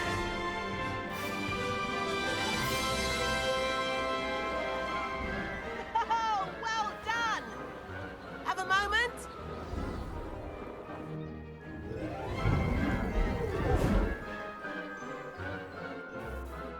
I say, I watched you fly through those rings. You seem to handle yourself on that dusty school broom well enough. I'd imagine you're ready for something a bit more challenging. But I'm getting ahead of myself. We haven't properly met. I'm Everett Clopton. Am I right in suspecting that a Gryffindor like you might be interested in a high-flying adventure? Can't say no to that. What did you have in mind? A bit of a detour, so to speak. Follow me. The tour is about to begin.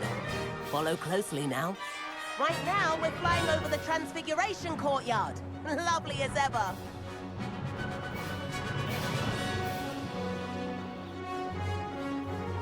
Let's hope the headmaster isn't having tea by the window today.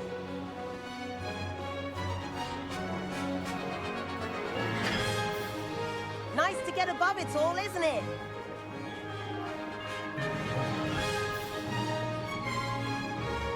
Ahead of the gardens, the Hufflepuff common room windows just peek out.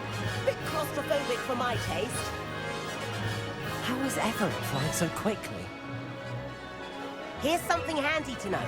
Lean forward for a burst of speed. Helpful if you need to escape a tricky situation. Now that's more like it! You sure you're not part hippogriff?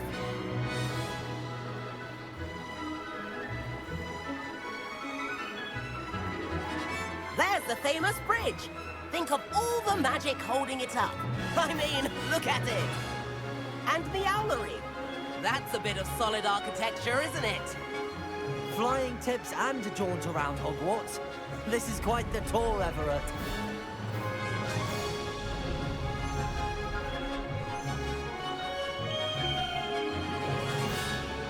That's Kagawa's whistle. This concludes our tour. Let's hurry back.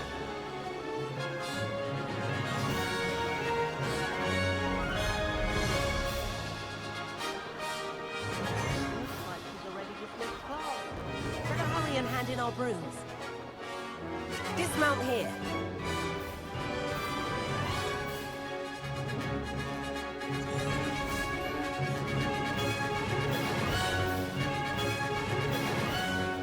And where have you two been?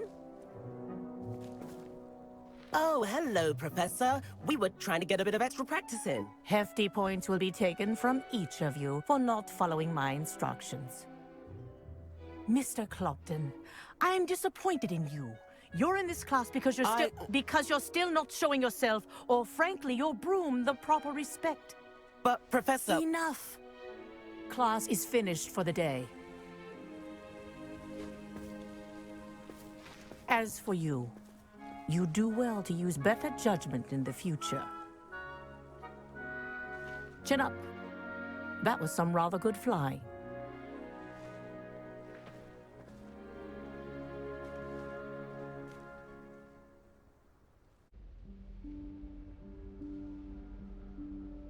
Professor Weasley?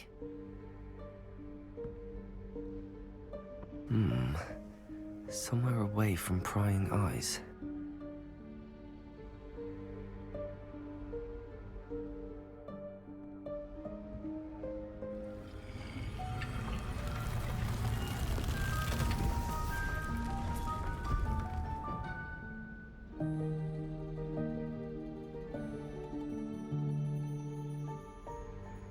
Forgive me, the headmaster stopped me and I...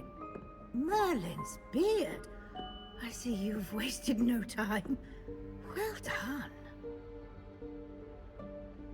Shall we? After you, Professor.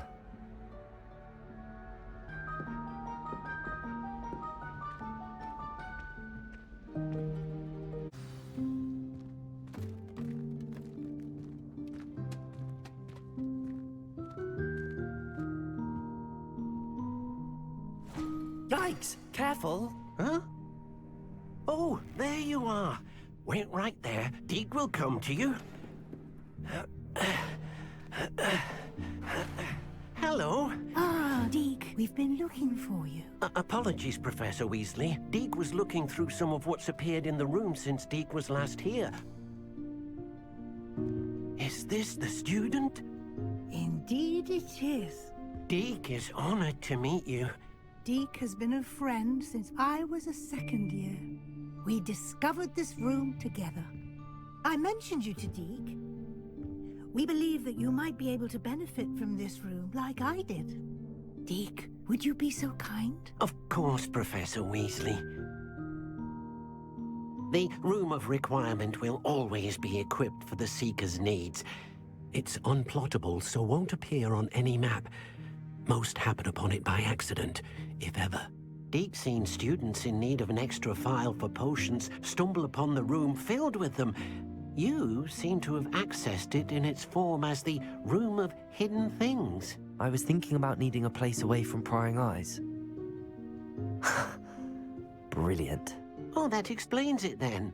What I need specifically is a place where I can catch up on my schoolwork without distraction. Well then, the room can provide you with precisely that. Now, it's time to focus on what you need. Just close your eyes. Imagine the room precisely as you need it. The room will do the rest.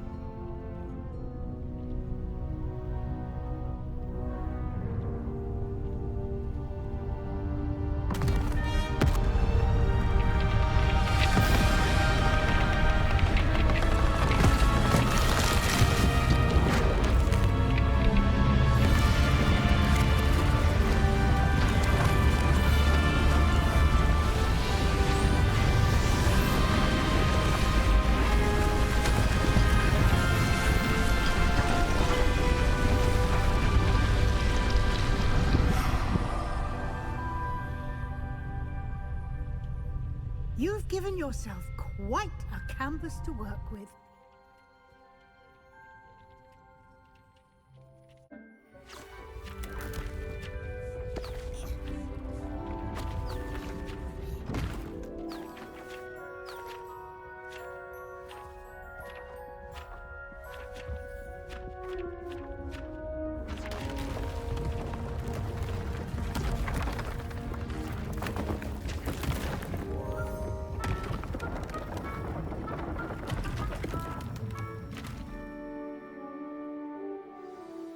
an even bigger space. How did that happen? The room equips itself to your needs. It must have sensed that you needed more space to practice spellcasting. If you'd like to customize the space further, you can use these spellcrafts. You'll find more of them both inside and outside the school. Thank you, Professor. I shall keep an eye out. Good. I'll leave you to it. This is your space now. Use it wisely. Sebastian, it's been a while. It has. Glad you received my owl. I have something to show you. First, let me thank you for what you did in the library. Of course. Scribner tried to give me detention, but I have ways out of these things. Well, you took the fall for me, and that counts for something. Did you find what you were looking for? I did, but something was missing. I'm not sure here is the best place to discuss it. Understood. We can talk more in a moment, in the Undercroft. Not even the professors know about this place.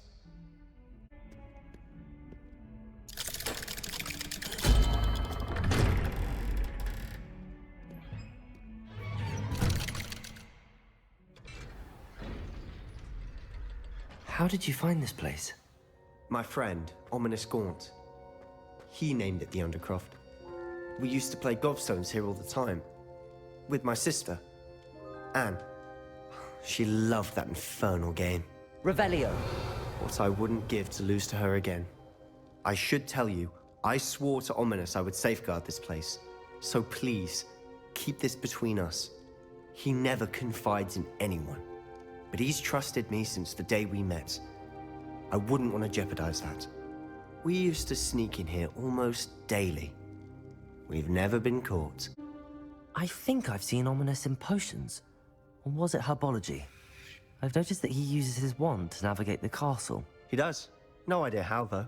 Ominous was born blind, and no spell could reverse it. His wand seems almost sentient.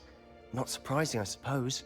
Ollivander always says, the wand chooses the wizard. Is that how he found this place? No, someone in his family knew about it. The Gaunts are full of secrets. I've never heard anyone else speak of it, and I've certainly never seen anyone else here. Again, mention this to no one, especially Ominous. He has no love lost for his family or their secrets, but this place is special to him. Understood. But why does Ominous have no love lost for his family? His father's family are direct descendants of Salazar Slytherin, one of the 4 founders of Hogwarts. Obsessed with blood status, most of them. Ominous cannot abide them, as he'll be the first to tell you.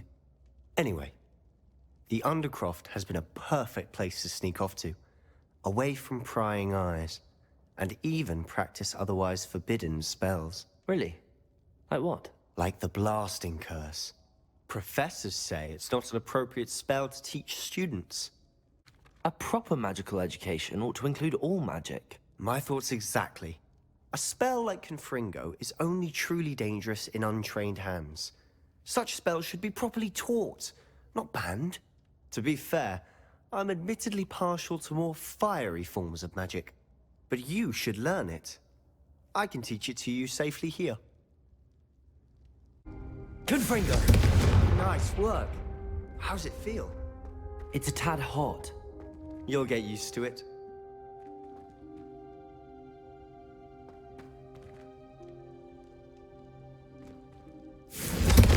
That's it! I think I've got it. Well done.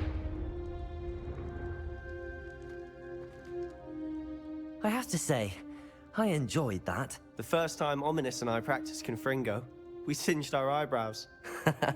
I would have paid to see that. I swore we'd never live it down. To this day, there's something about that spell that's addictive. This is exactly the type of magic I've been hoping to learn. There's more where that came from. Been practicing similar spells here for ages. Although, I didn't tell Anne and Ominous about every one. Haven't been here in some time. It's not the same without Anne. I'm sorry about your sister. If there's anything I can do... Perhaps when I next head to Feldcroft, you could come along. Meet Anne. She could use some cheering up. Just let me know when and I'll meet you. Oh, she misses Hogwarts. She's been stuck at home with our guardian, Uncle Solomon. Unfortunately, you'll have to meet him too. Well, meeting a new student will be precisely what she needs. I shall look forward to it. Cheers. By the way, what was it you couldn't discuss out in the hall earlier? I'm not sure where to start. You said something was missing from what you found in the library. Might it have something to do with Victor Rookwood? He didn't mistake you for someone else at all in Hogsmeade, did he? Nothing gets past you. I'll tell you what I can. Rookwood and Ranrock are trying to recover something they think I took from a vault in Gringotts. Gringotts? When were you there? Professor Fig and I wound up there after the dragon attack. There was this port key that... A port key? To Gringotts? Well, it's all a bit convoluted. I'm listening. You must promise to keep this between us. I trusted you with knowledge of this secret undercroft. You can trust me. All right. I can see traces of ancient magic. Ancient magic? I don't know what I was expecting you to say, but it wasn't that. What does that even mean? Honestly, I'm not entirely certain.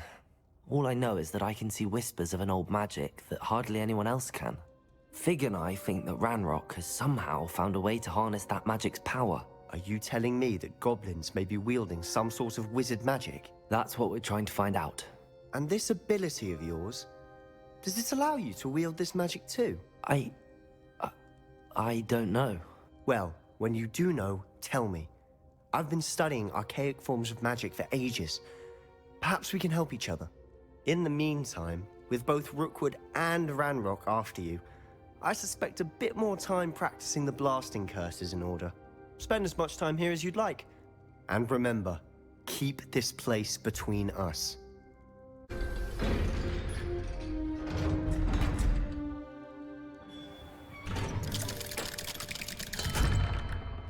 Hello, Sebastian. Wait. You there? I can hear you. Oh, hello. Ominous, isn't it? I believe you have potions together. And herbology? I recognize that voice. Heard you talking to Gareth Weasley in potions class. You're the new 5th year. Did you just come from the Undercroft? How did you get in there? That room's called the Undercroft. Ah, well, I was exploring and then suddenly found myself in a strange passageway. Don't lie to me. No one stumbles upon that room. Sebastian told you, didn't he? You breathe a word about this place to anyone, and not even your precious Professor Fig will be able to help you.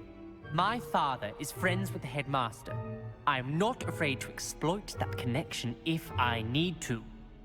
You needn't threaten me. I'm not going to say anything about your Undercroft. And Sebastian is a good friend. You shouldn't immediately assume the worst of him. I don't need you to tell me about my oldest friend. Thank you very much. Ominous, I just meant... I know what you meant. Sebastian gets himself in enough trouble. He doesn't need your help.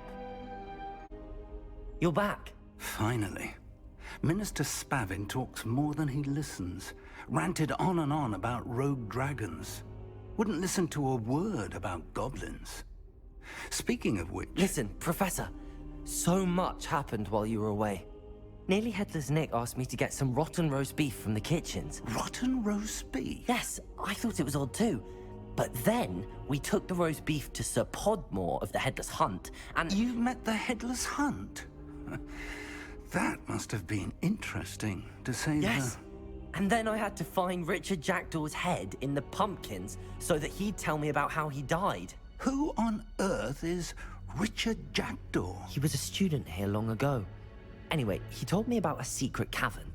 I went there, and right next to Jackdaw's skeleton, I found the missing pages. You found the pages? I did.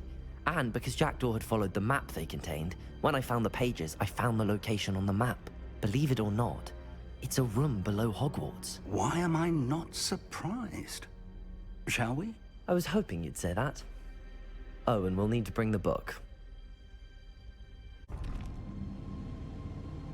To think it was beneath us all this time.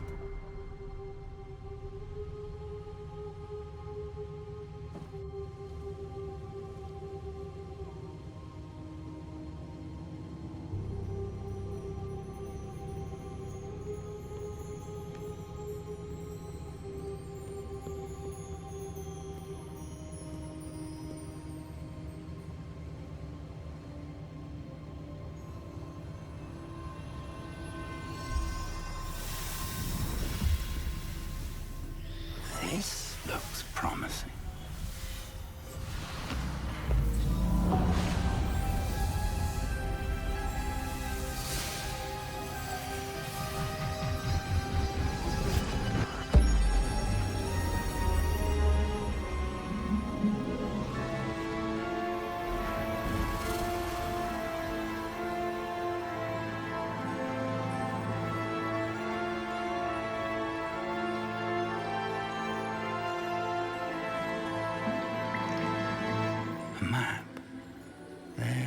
Hogsmeade.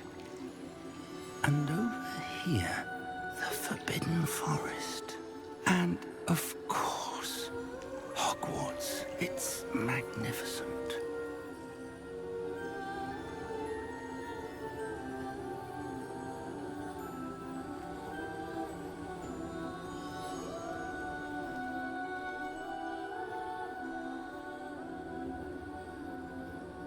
If only you were here to see this.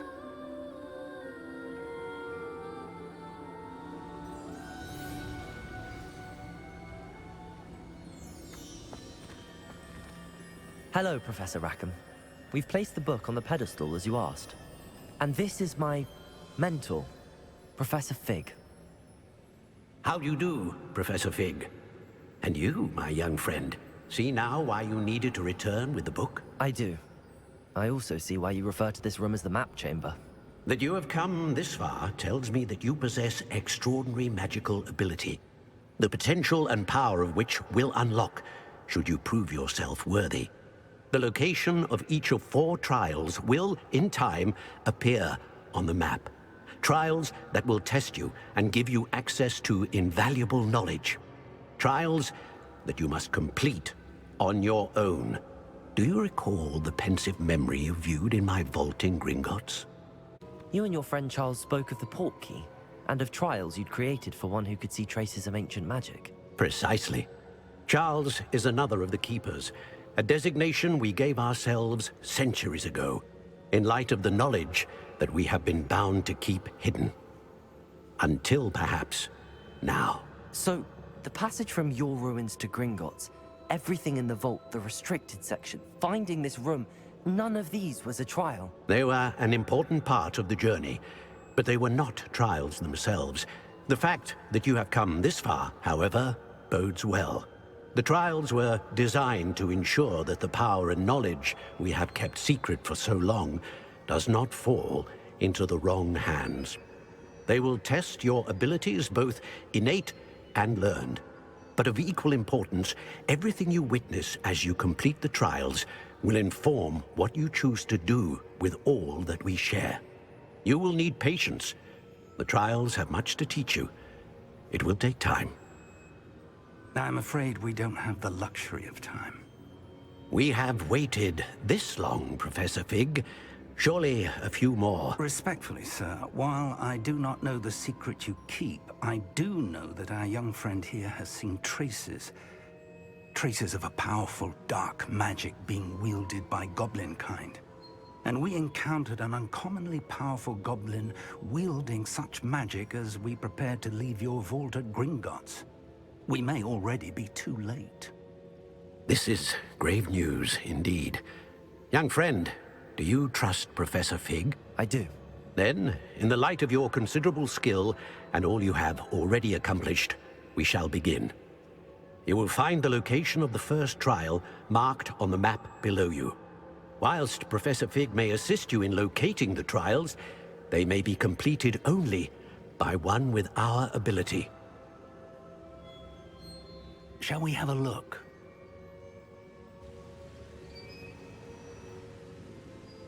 I know that tower. It's not far. You may have seen it yourself. It looks familiar. Perhaps your young friend is more well-traveled than you might think. As your mentor, the least I can do is go ahead to make sure it is safe. Join me as soon as you can. I'll find you at the tower as soon as I can. Until then, be careful, and do not tell anyone where you're going. We're not alone. We are not. Ranrock's loyalists. Around a dozen I can see, but could be more. Can't we apparate past them into the tower? We could, but we've no idea what's in the tower. More importantly, however, I'd like to know why they're here. They've set up camp just ahead. I suggest we investigate a little before doing anything else. Let's go.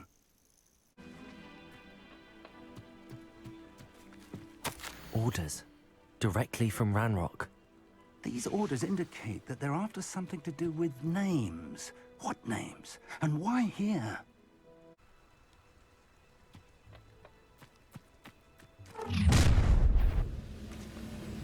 I will draw blood.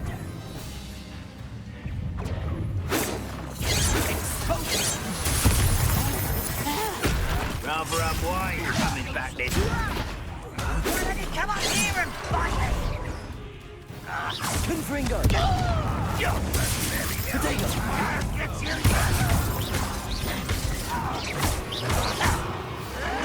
Let's get this. There you are. Enough of this nonsense. An utterly pitiful display. Oh, look at you. Well done. Confringo! What's gonna win? Is that the best you can do? Really, it is.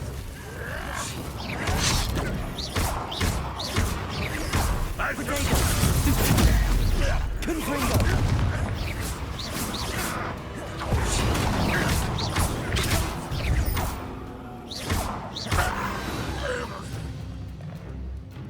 Ranrock has fooled you all. To your demise.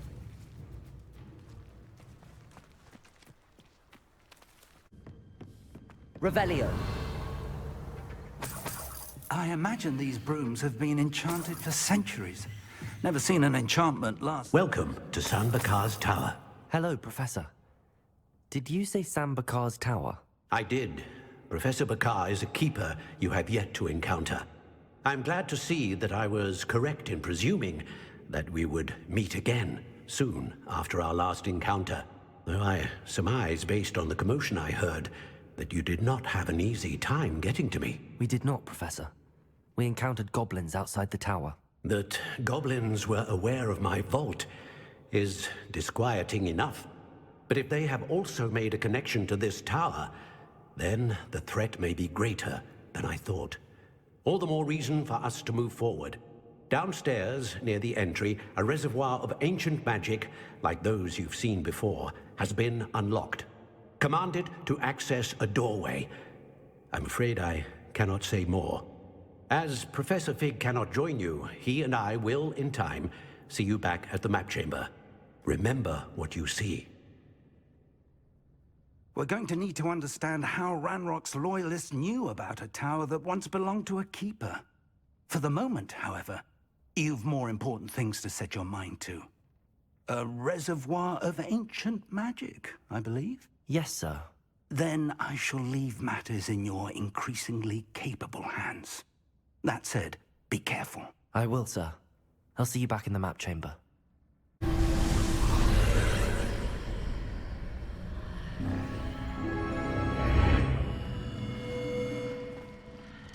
This looks intriguing.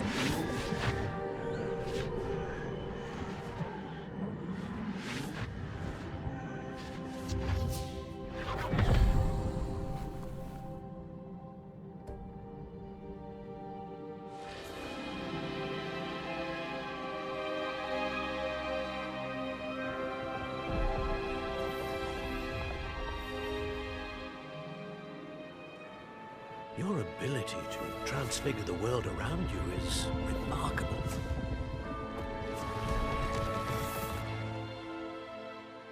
What is it? My father isn't getting better. I don't think he'll ever recover from the death of my brother. It is agonizing to see those we love suffer.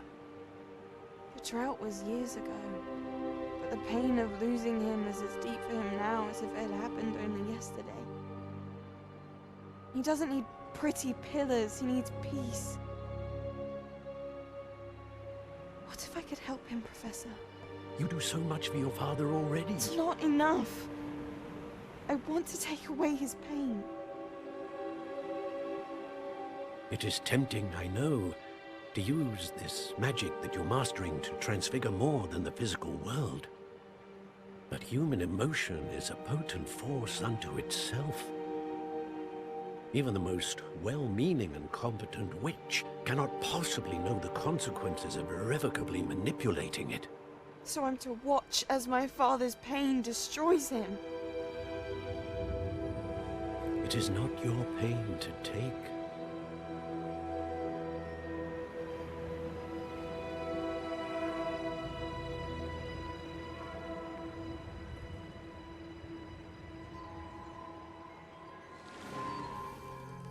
Every year, a student sees something sillier than I could ever imagine in their tea leaves. Oh, Miss Morganach, welcome back to Hogwarts, Professor. That's going to take some getting used to. Professor Rickwood? I was so pleased to hear that you'd accepted the position of Defense Against the Dark Arts, Professor. Sit, Isadora. Tell us about your travels. I was actually hoping that you and the others might join me at my home this evening. There's much I'd like to share with you. That would be delightful. We shall let the others know. Very well. I shall see you then.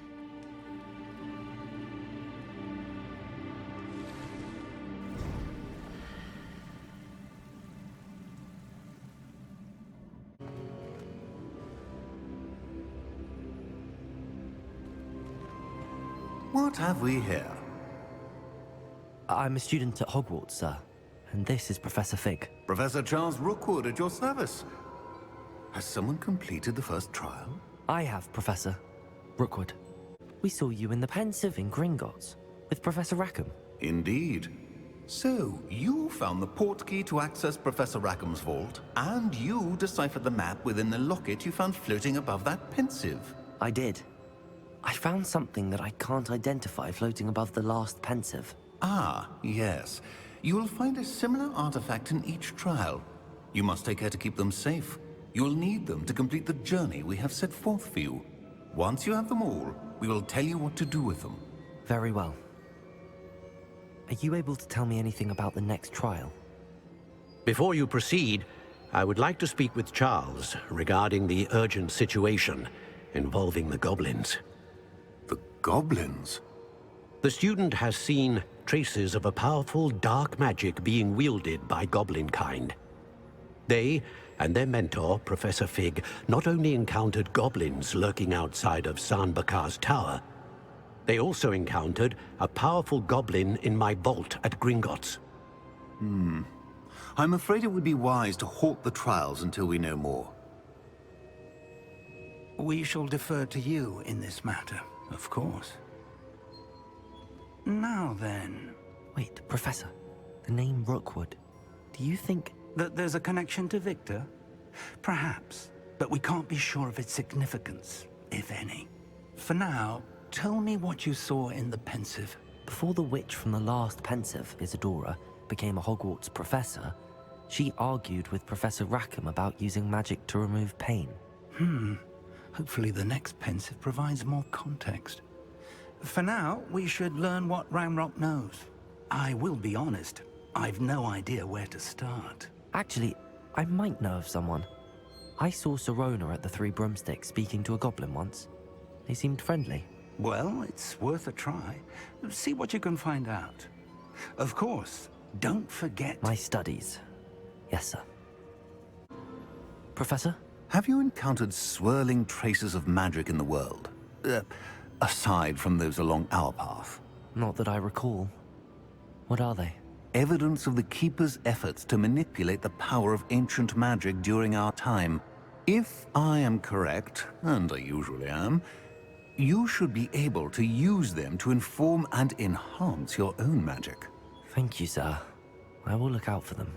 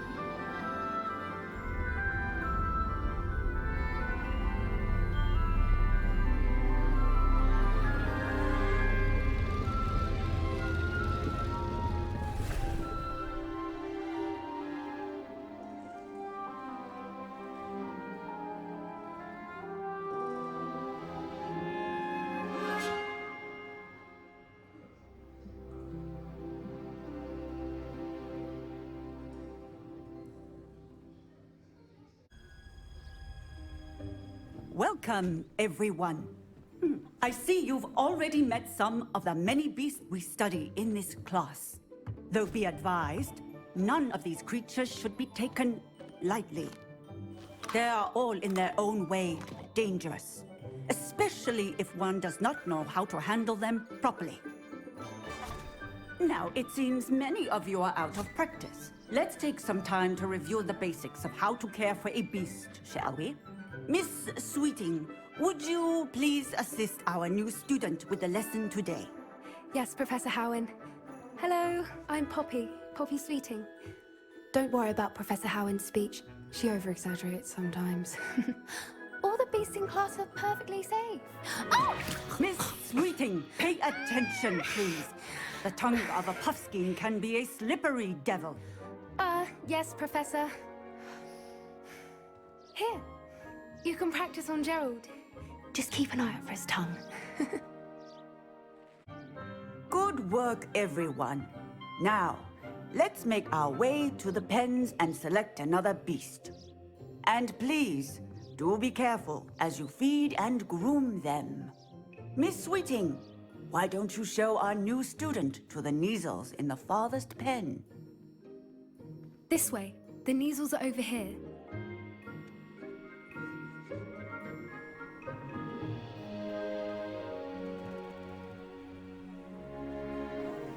Oh, couple of Neasel whiskers ought to get me a few canuts at least.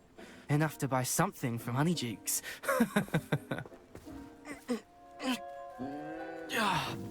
Stupid thing.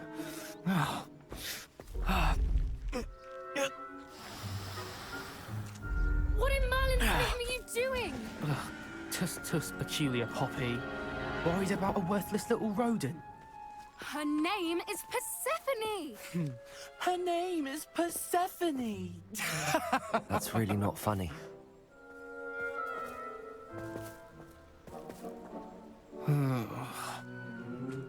Let's go.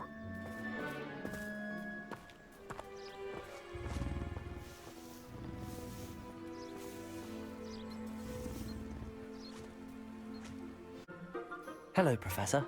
You wanted to speak with me? I did. How did you find your first beasts lesson? It was wonderful. I believe I'm really going to enjoy this class. Good. You seem to understand that when beasts are properly controlled, they can play a vital role in our lives. Some provide us with magically imbued materials, if cared for correctly, which does not include torturing them for whiskers. Well done, by the way. Probably best to let me handle it next time. Yes, Professor. They're nearly as bad as the Savagers in Rookwood's poacher pack. Sadly, we're the ones who suffer, stumbling over dead beasts. Terrible waste of resources. Surely the poachers can be brought to justice by someone. The Ministry, perhaps? An optimistic idea.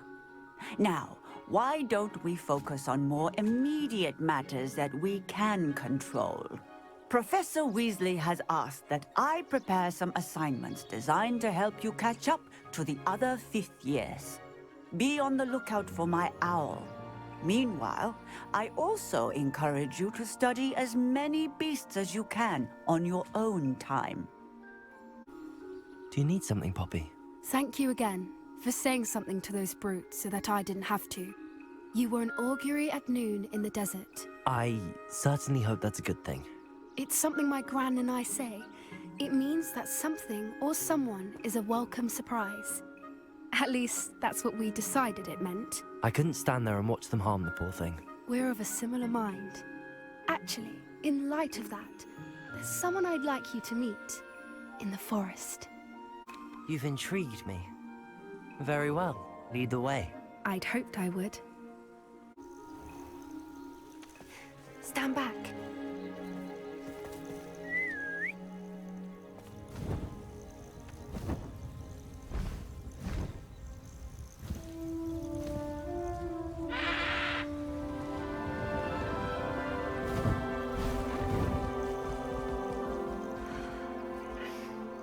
Please meet Highwing.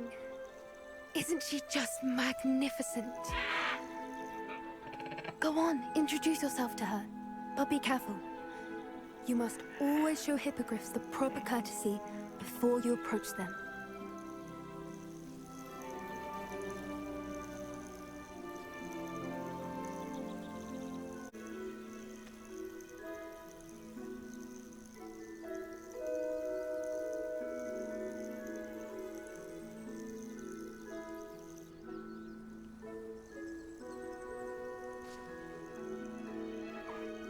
I knew it!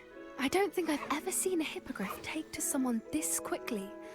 You can feed and brush her if you'd like. I come and check on her every once in a while. Bring her pasties, tell her what's going on in the castle.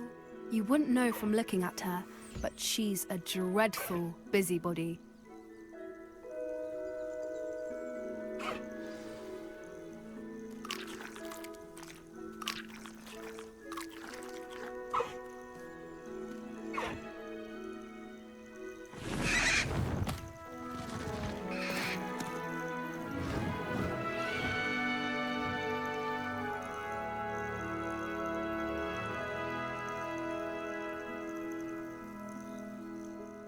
So, what did you think of Highwing?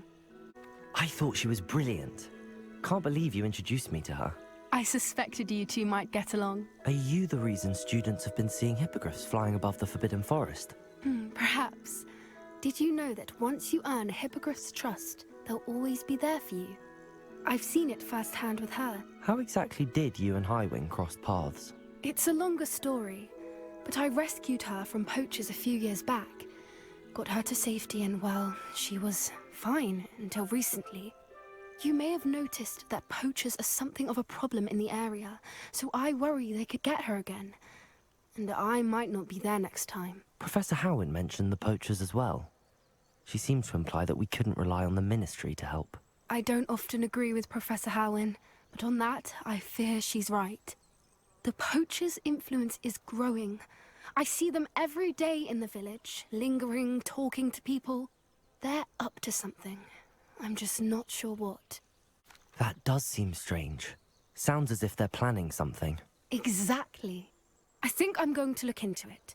Find out what's going on, what they're doing. I think that's a fine idea.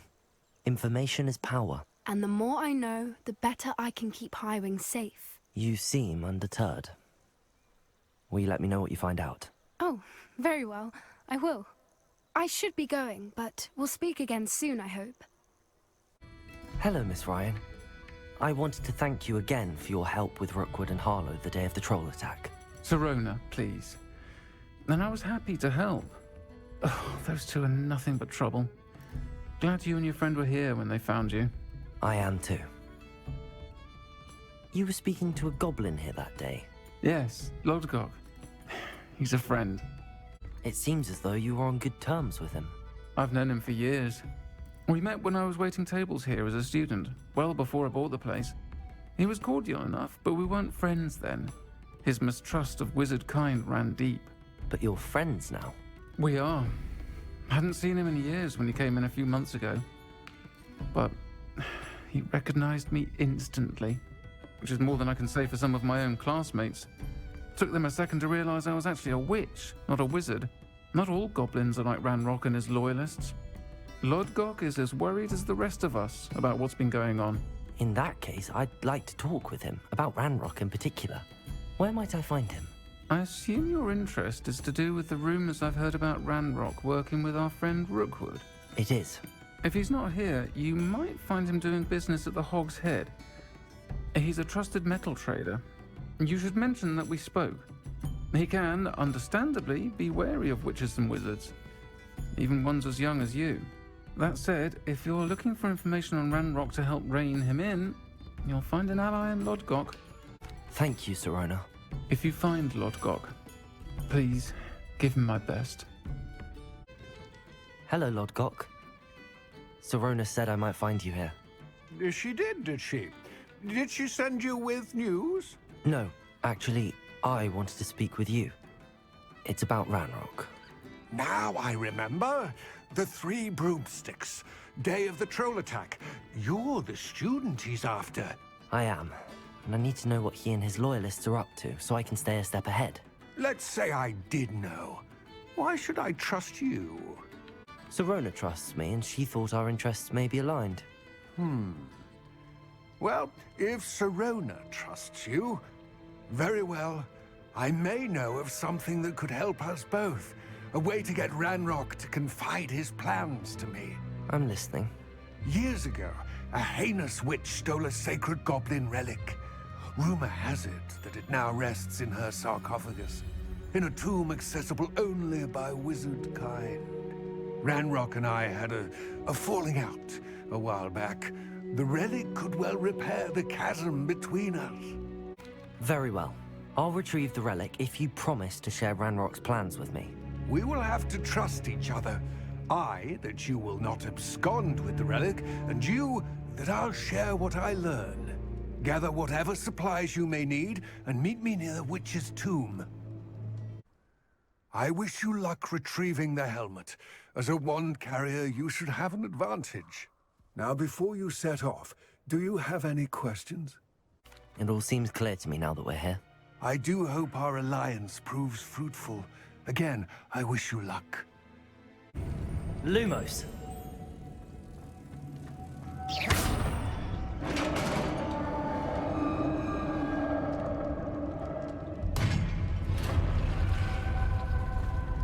The witch's final resting place. Lodgok said the helmet was in her sarcophagus.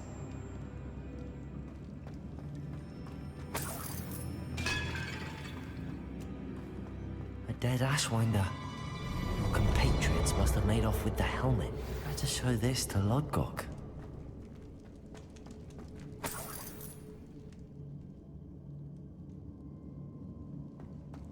There must be some sort of mechanism for this doorway.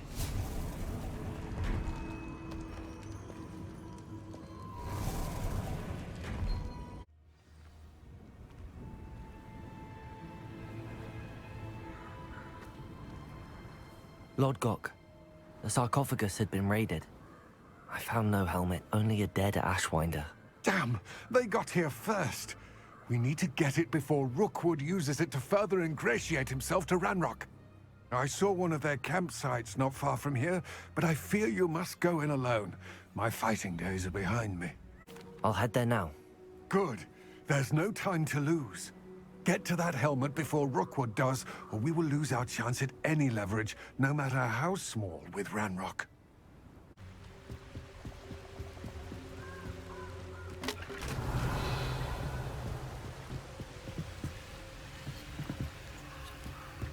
That's it. This is for Rookwood! I'll watch the light go out of your eye. You've made a great... Superfly! I retrieved the helmet from the Ashwinders. Well done. This is sure to impress Ranrock. The helmet shines even more brightly than I imagined. The etchings, the contour of the profile, remarkable. It looks stunning, Lodgok. I see why you wanted it back. You did the thieves a service by recovering it. I know many a goblin who would have killed for it. Ah, then I am glad to be rid of it myself. Thank you.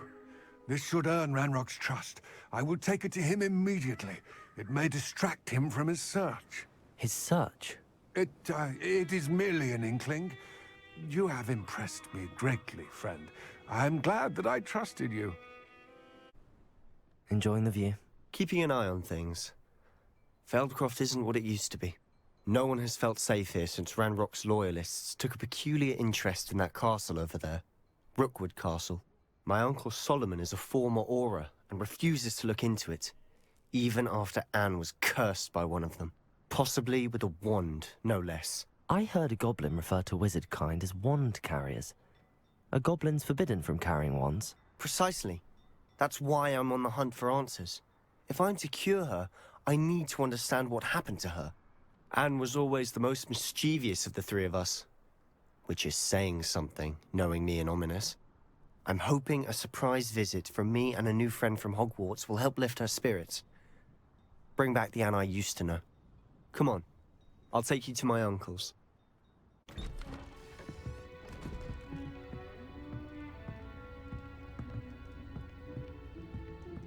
Aha!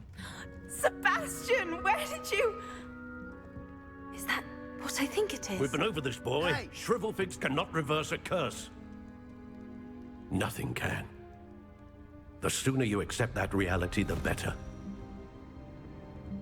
But we haven't tried everything. There is no cure! When will you accept that? Never. I can never accept it. Now look what you've done. I'm sorry. Leave.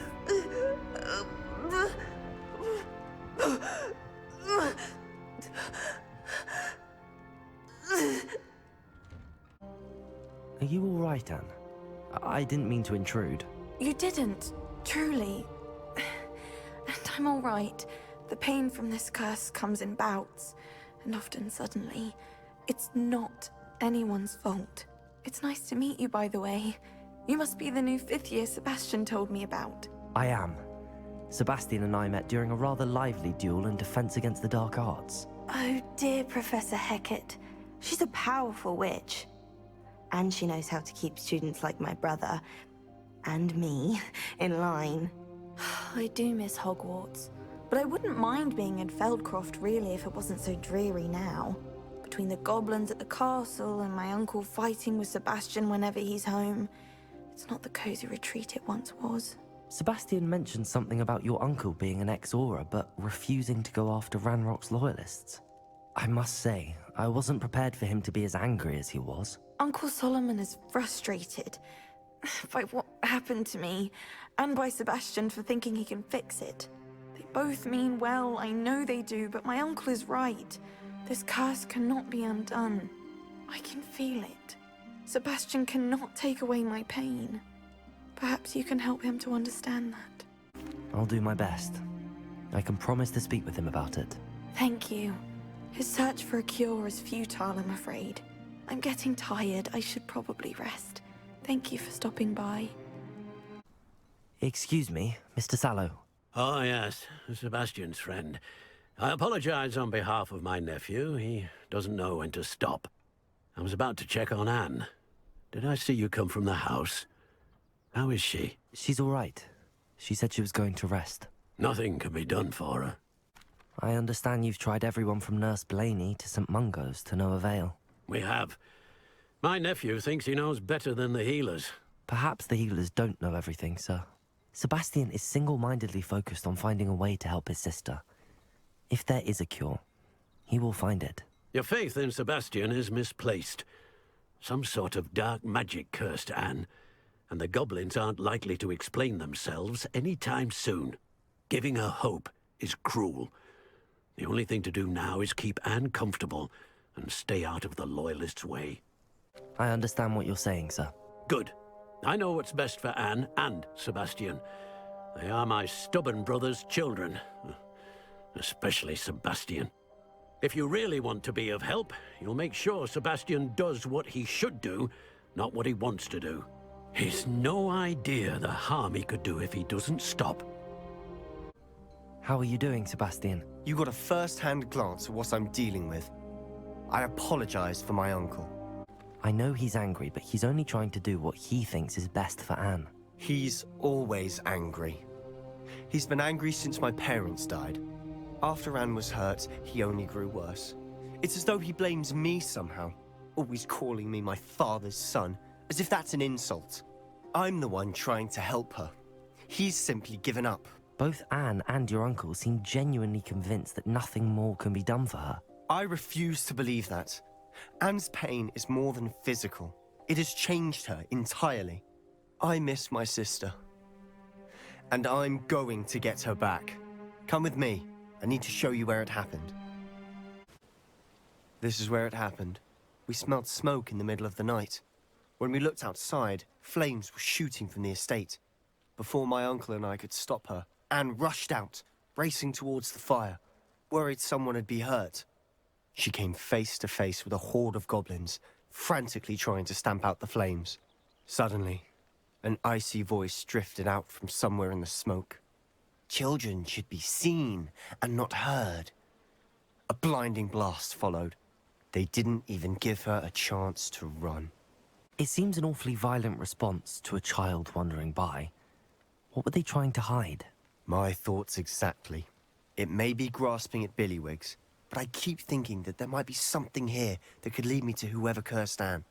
Might be the only way to learn what type of magic harmed her, which could help me find a cure. Perhaps you're right. The Loyalists are everywhere, but they do seem to be spending a lot of time here, and it's likely they're hiding something. And at Rookwood Castle. Shall we have a look around? This well looks familiar. Sebastian, I've seen this before. This house, the well, the view. What do you mean? When? Give me a moment. I'll explain in a second. Sebastian, over here. Do you think that this was damaged by the fire the night that Anne was cursed? Could be. But it looks to me as though this was intentional.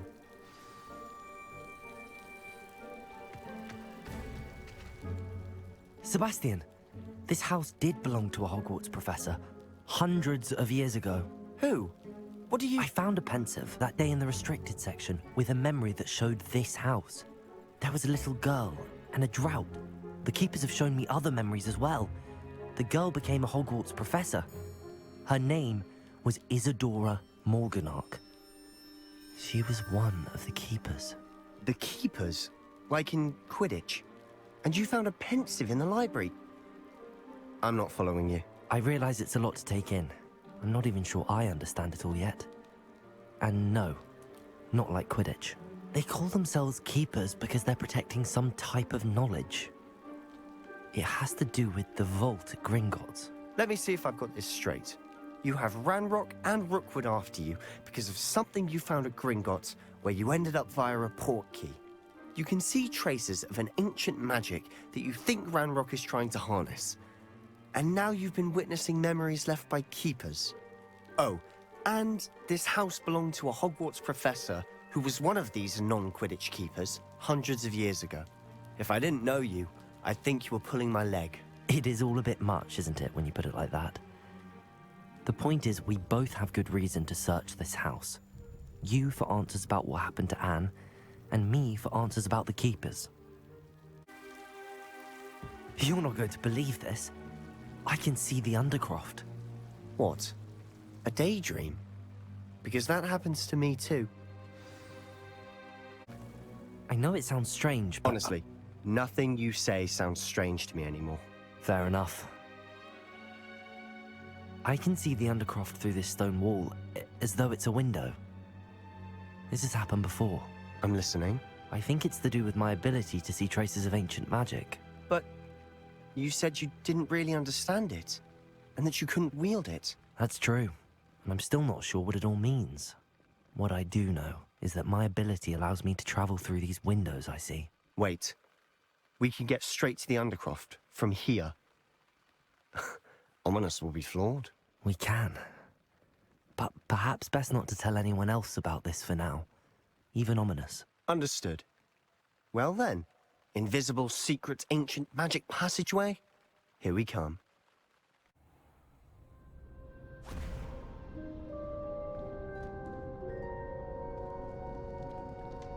Why would the door lead us here? Sebastian, look.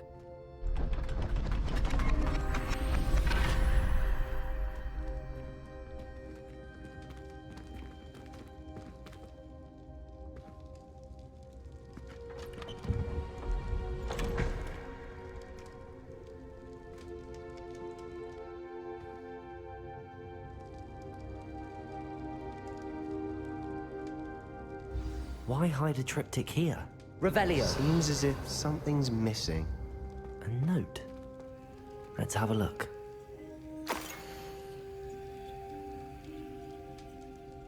Anything helpful in the note? A rune symbol. I've seen similar symbols used by the Keepers. I've been thinking. A Keeper lived in that house centuries ago, and Ranrock and his lot have been searching there. You said that goblins may be wielding some form of this ancient magic. Do you think Anne was cursed by ancient magic? I can't be sure, of course, but I don't think so. I didn't see any traces of it around your sister. Very well. But that doesn't mean it's not ancient magic. There's still so much we don't know about it. True. Perhaps this triptych will lead us to answers. Then we'll have to unravel what this all means. But now I need to see Ominous. Don't worry, I won't tell him anything. Did I mention that, apparently, Salazar Slytherin had a secret scriptorium here, in Hogwarts? You did not? Sounds worth looking into. Any idea where in the castle?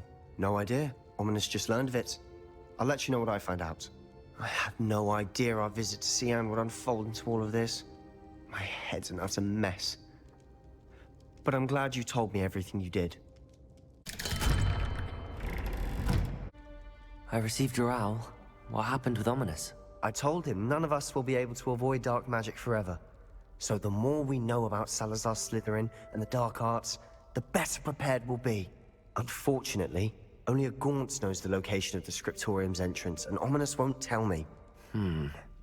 Perhaps I should have a chat with Ominous. You? I suppose it's worth a try. But don't get your hopes up. Ominous is annoyingly stubborn. Nothing new. I know where he is. I'll lead you to him and then leave you to it. Come on.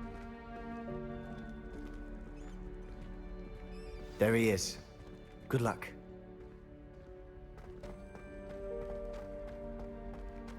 What are you doing here? Hello, Ominous. Do you have a moment? What is it? What have you and Sebastian been up to now? I owe you an apology, Ominous. I wasn't honest with you before about the Undercroft. Sebastian did show it to me. He wanted me to have a safe place to practice some spells, to try and catch up to the other fifth years. He didn't think you'd mind. I suppose that makes sense. It's just Sebastian's been pestering me lately about something and I'm frustrated with him. Don't tell me he's still going on about, what was it, a scriptorium? He told you about that. He did. We were talking about Hogwarts founders and he mentioned it. Wouldn't say much more, though. Yes, well, he seems to think it contains the answer to saving Anne. I think it's likely full of dark magic that is better left untouched. Wait, you've never been inside? Of course not. I only know about it because of my favorite aunt, Noctua. She thought like I do. Didn't agree with the family on the use of dark magic. In fact, she'd hoped to convince my family that there was more to Salazar Slytherin than worshipping pureblood status.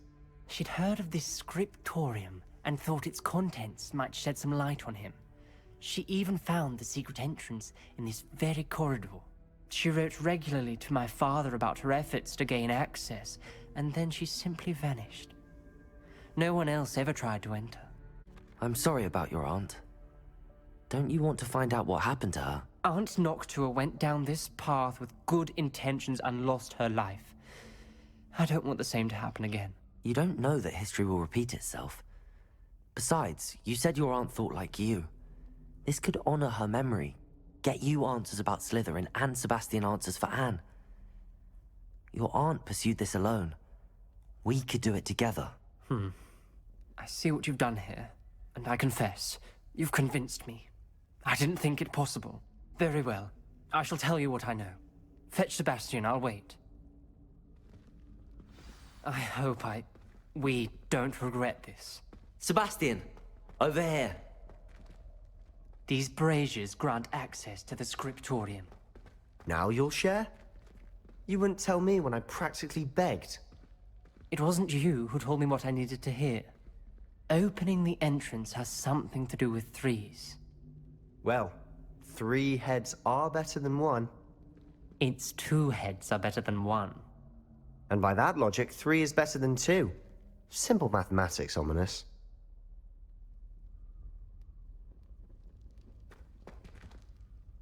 Confringo!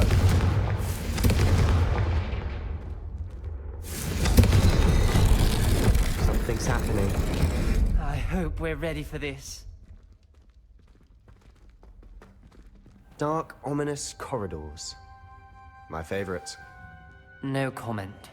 Come on, that was a good one. Looks like a locked door. We may want to look around. A journal entry, signed by Noctua Gaunt. Gaunt? Reparo, ominous. Your family was here. The rubble formed a relief of a person facing a snake. That must be the voice I hear.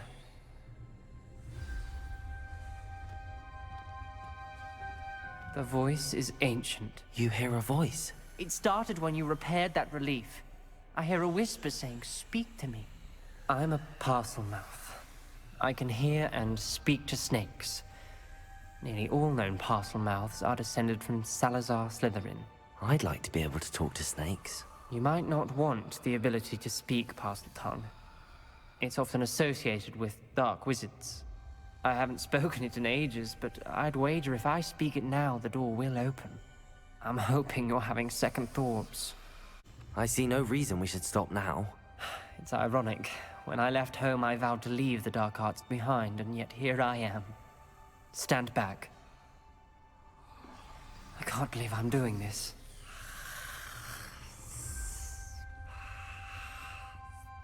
It worked! Ominous, you possess a rare ability indeed. Between the 2 of you, I'm starting to feel left out. Between the 2 of us? Never mind. There's no clear way forward. Like a maze. Salazar Slytherin most likely wanted this to be difficult to solve.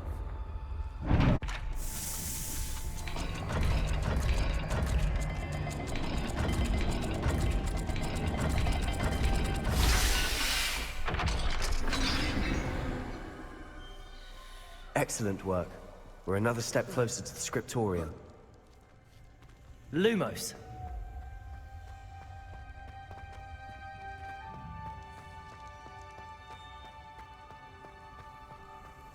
I spotted something ahead. Looks troubling. This whole place is troubling, but for my aunt's sake, we cannot stop now. The gate! I think we're locked in. Again! Then Salazar Slytherin is not yet finished with us.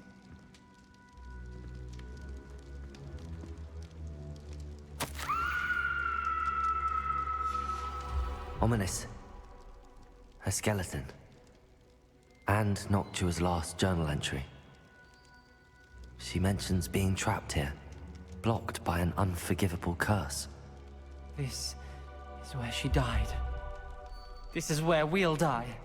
I shouldn't have listened to either of you. Ominous, I'm truly sorry about your aunt.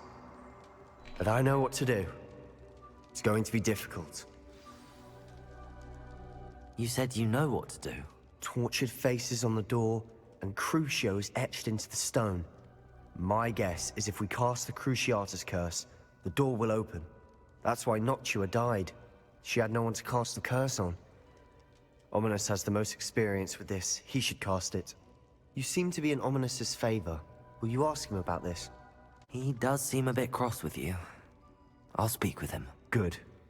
Work your magic, so to speak. Wish we had some liquid luck. All of this could have been avoided. Ominous. I hadn't imagined we'd end up trapped like this. Salazar Slytherin did. He's to blame for many unimaginable things. I overheard you and Sebastian, and I won't do it. The Cruciatus curse is pure torture, I would know. Sebastian told me a little of what happened when you were young. Sounds as if you had no choice. Should have known he would have told you. And one always has a choice. I'm as guilty as the worst of my family. Unforgivable curses won't work unless you really mean them. I had to want to cause pain, and for that I shall never forgive myself. That spells the reason I have no family left. You and Sebastian will need to sort out another solution. If you cast Crucio, you will regret it forever.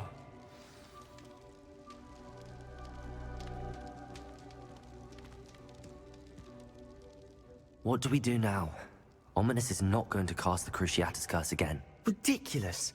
As if dying in here is a better option than casting a damned spell. It's up to us. I can teach you Crucio, or I can cast it on you. Wait, you didn't say you knew how to cast Crucio? Because I'm not sure I do. Ominous knows that, yet he's left us no choice. I don't yearn to follow in Noctuagaunt's footsteps. I think I can cast it if I have to. I want to learn the curse, but I won't cast it on you. You need to cast it on me. I shan't forget this. Ready? I'm ready.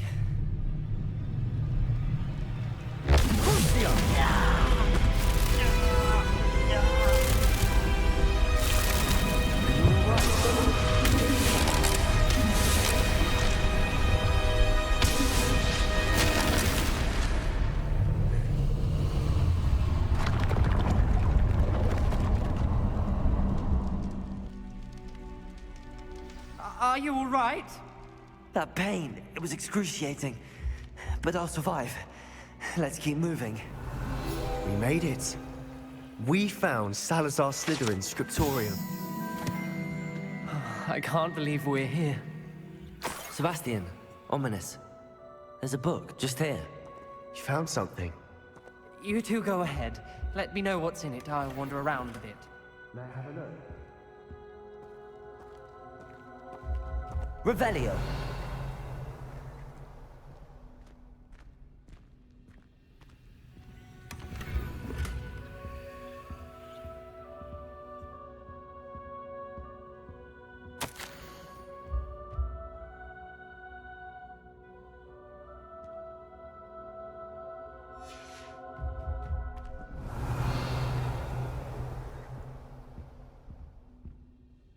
What do you think? Looks like a spellbook of some kind. This is incredible. A Hogwarts founder's possession. What an honor. Still can't believe Ominous never told me about his aunt and what she found. What will you do with Slytherin's spellbook? What I do with every book. Read it. Having professors as parents ingrained that habit early on. But I can do that later. For now, I say we explore this room. It's breathtaking. I've been getting an uneasy feeling about this place. We shouldn't linger here. Let's find a way out, please. I don't want to leave, but I owe you. Both of you. Without both of you, we'd never have made it this far. We were lucky. We could have died.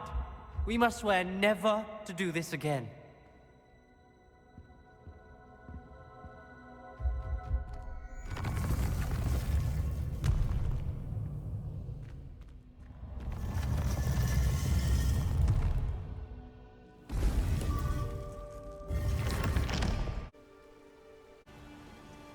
I'm glad that you received my owl.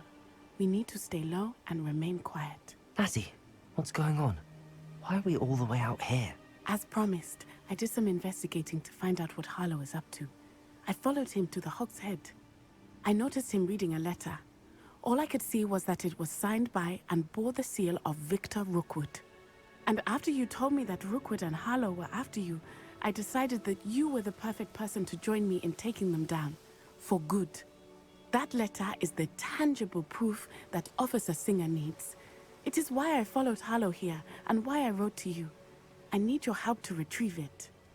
I'll help you find the letter, Natty. I'm glad to hear it. First, we must access the castle keep.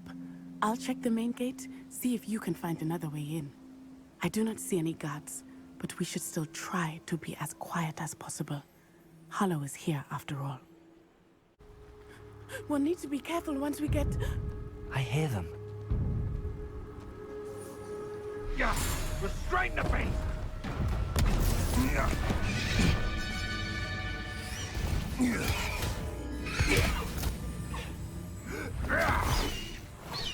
Highwing. Do you know that hippogriff?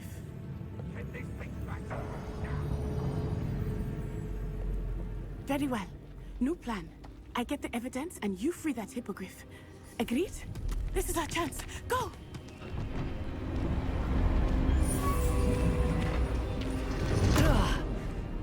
Blast it! There's gotta be another way to get up to the roof. Somewhere. Highwing. It's all right. There we go.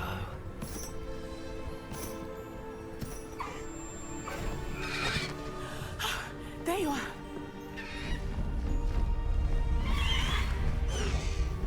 Come on. Hello, more. Hurry!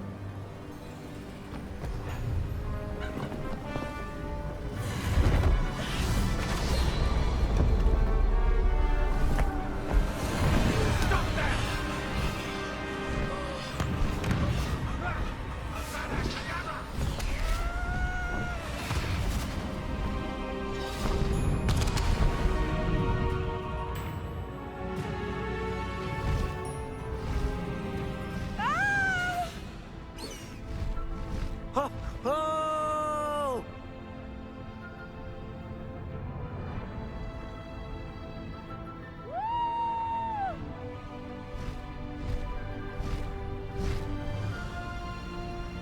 There's the Hogwarts Express. Must be returning from an unscheduled run.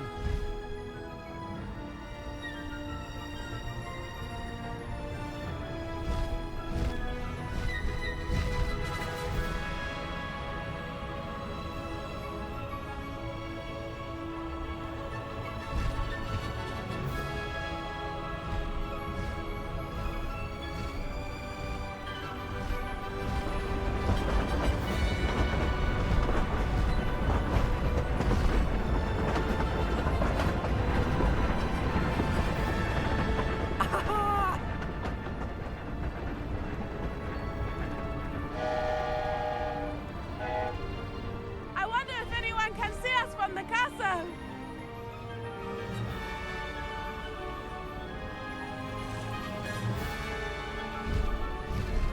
This is amazing! It's incredible, isn't it?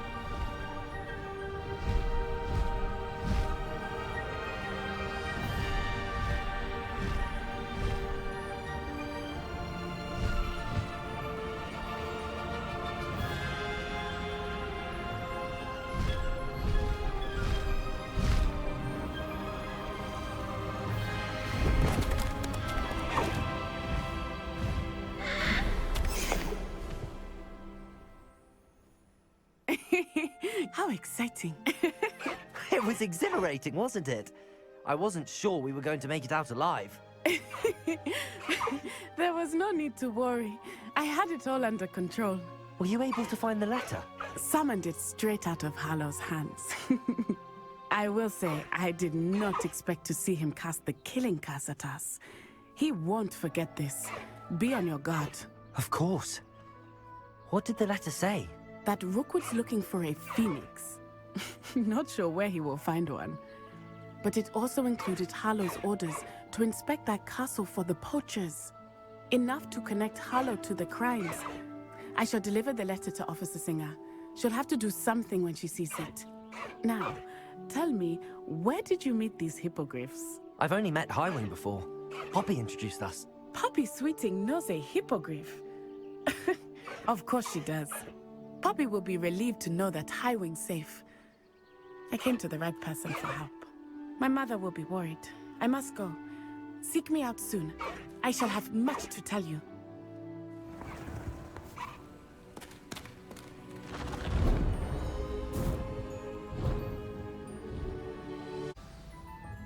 You wanted to speak with me, Mother? I had hoped to speak with you alone, Natsai. Your message mentioned your concern about an unusual creature that was spotted in the woods near Hogsmeade. That could have been anything. You know what it was, Natsai. I am allowed to leave the castle. I am always careful, Mother. Careful? Officer Singer disagrees. She sent me an owl telling me that you have been trying to collect evidence of some kind against dark wizards. She berated me for not keeping a closer eye on you. And she is right. I do not want you visiting Hogsmeade for the near future. But Mother! My little gazelle, you are well-intentioned, but you must not meddle in the affairs of dangerous people. If someone had meddled in Matabeleland, Father would still be with us. I must get to class. Perhaps your friend can get you to listen to reason. So frustrating. She never listens to me. She called you her little gazelle. Is that a term of endearment where you're from? It is specific to me. I am the unusual creature in Hogsmeade she mentioned. Self-transfiguration is not taught at Hogwarts, so I am gently discouraged from practicing it. However, I am an animagus, and it is in my gazelle form that I have been able to wander the Highlands rather freely until now, much to my mother's chagrin. That is how I managed to spy on Rookwood and Harlow. Now the nickname makes sense. What an extraordinary ability to have. It is. I love transforming, but Mother is less enthusiastic about it. She says that no creature, especially one as rare as a gazelle, should be bounding about where poaching has become so prevalent. She claims that she has foreseen tragedy befall me in my gazelle form. But she has used her sight to control me too many times. I no longer believe it. She's concerned for your safety. It may be best for you to stay away from Hogsmeade for now. That may be safe, but I do not believe that it would be best. Do you? You could have fled the moment you discovered that Rookwood, Harlow, and Ranrock were after you, but you did not. I choose to act as you have. I must deal with Rookwood and Harlow, not hide from them. My mother cannot know where I am all the time.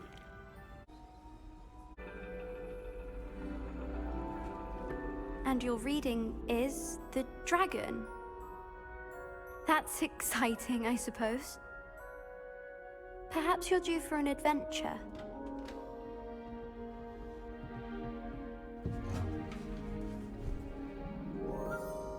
Ladies. Professor Shah. Astronomy is not divination. You won't find the mysteries of the cosmos charted out on your palms or at the bottom of your teacups. Alas, the heavens remain hazy to the starry-eyed. Now, if you were to devote yourselves to persistent and painstaking observation, you just might catch a glimpse. With that in mind, please take your telescopes. Tonight we will be on the observation deck.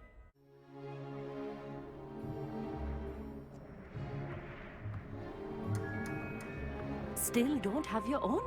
You can't be the new student forever, you know. You can share with Mr. Takar.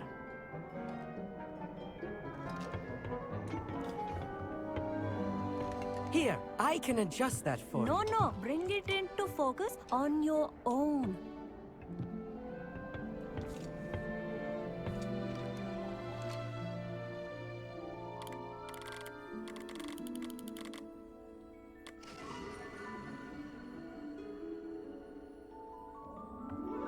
Now, I expect all of you to put in your stargazing hours outside of class. Is that clear? But, Professor, it's freezing out. Mere cold didn't stop the great stargazers of the past. Look only to the astronomy tables they erected throughout the Highlands, from which they gazed millennia ago on the very self-same stars above us. Is that clear?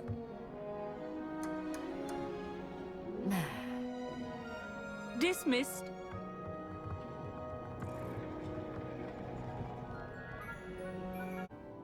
Professor Shah, I'm interested in learning more about astronomy. It is increasingly rare to find a student who seeks after things celestial, of their own accord. But if you truly desire to chart the courses of the cosmos, you must rid your mind of the terrestrial babble of others. We ourselves are not unlike blank star charts, you know? Empty canvases waiting to be inscribed with all that the universe has to offer. Do you understand? Thank you, Professor. I look forward to stargazing. I am glad to hear it. Should be a stellar night for it. I received your owl. I was able to speak with Lodgok, the goblin I mentioned before. What did you learn? He and Ranrock were close once, but they had a falling out. You believe he can be trusted? He seemed trustworthy. Difficult to know, really. But Sirona Ryan trusts him. Well, that's something, I suppose. Supposing he can be trusted, will he help us get to Ranrock? I retrieved a stolen helm. He hopes to return to Ranrock in order to regain his confidence. You have been busy. Let's hope your efforts result in our learning something about Ranrock's plans. Lodgok did mention that Ranrock is searching for something, but he couldn't say what. Perhaps that helm will yield some answers. Ranrock is searching for something? I feared as much. I've heard an unusual amount of activity, goblins and wizards, I surmise, when visiting my portrait at my castle. Rookwood Castle? My former residence, yes. That castle is also the location of your next trial. I'm sorry to tell you that Victor Rookwood, evidently your descendant, is a dark wizard in league with Ranrock. My descendant? A dark wizard? I'm afraid we've no time to waste. Despite the obstacles that clearly await you, you must get to Rookwood Castle immediately. Not only is it the location of the next trial, it is home to a source of power that would be devastating in the wrong hands. I do wish we had the luxury of time. However, I do not doubt your abilities. Find my portrait there as soon as you can. Very well, sir. I'm on my way. Best of luck. No time to waste. I'll meet you at Rookwood Castle. What's going on here? Professor Rookwood was right. The place is crawling with Victor Rookwood's lot and Ranrock's loyalists. They're working together, all right, but it is not a friendly alliance. I'm sure you'll agree that we need to find a way in other than the front gate. Let's go. You can't stop Ranrock's rebellion! You won't survive this, my young friend! Expulso! What was that? Expelliarmus! Vega! Stupid! Up there!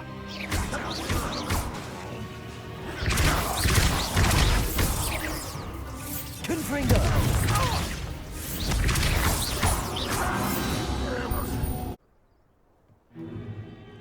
If I'd known your plan was to dig up half the country... I wouldn't have to dig if you could simply manage to bring me the child. We wouldn't need the child if you hadn't sent a dragon to retrieve the container I spent months and countless ministry favors tracking. You let them board the carriage. My options were limited once I knew it would be inconveniently beyond my reach at that infernal school. Have you not acquired enough power here? I allowed you to tunnel under my family home. Allowed me? You are here only because you are descended from a keeper and may at some point inadvertently become valuable. We had an agreement. I will share with you the power that I discovered if you locate the stores of magic that are yet to be found. So, unless you want another demonstration of my power, a power that you one day hope to wield, bring child.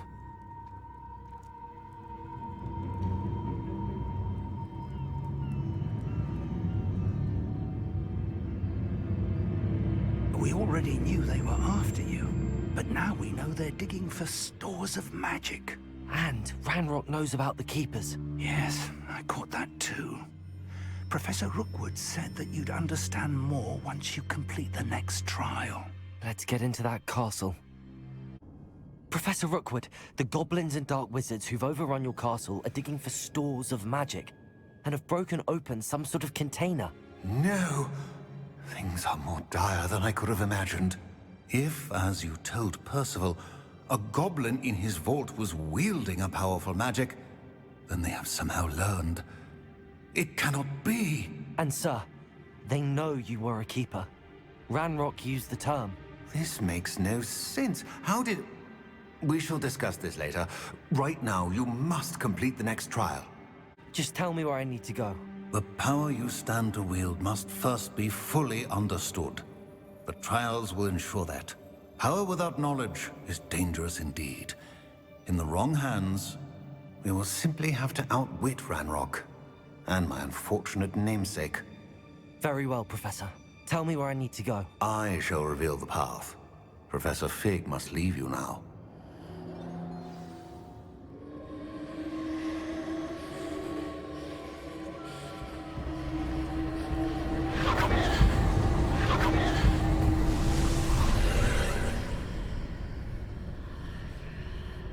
I would join you if I could. I shall await your arrival at that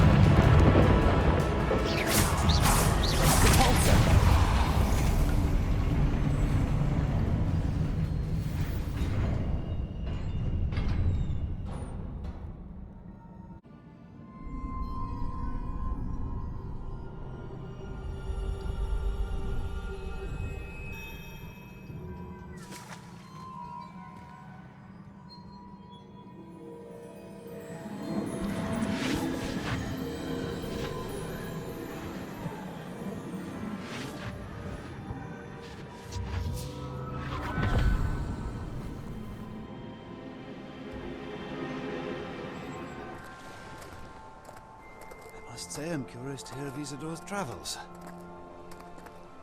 Do come in.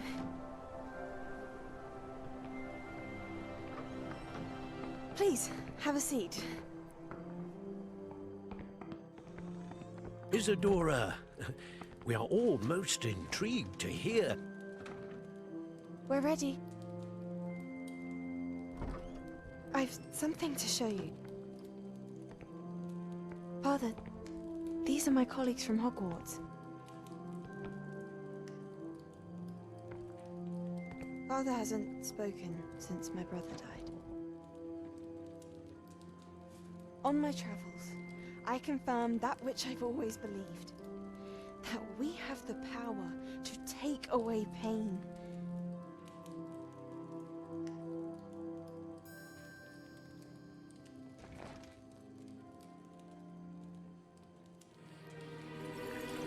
Isadora.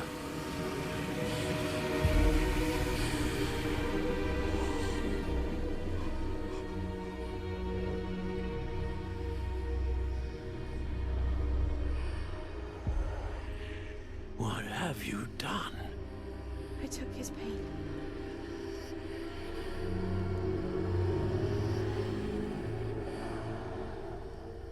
This is uncharted magic, Isadora.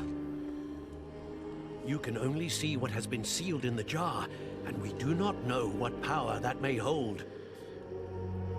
But the traces of that magic are different from what I've seen before. Thank you.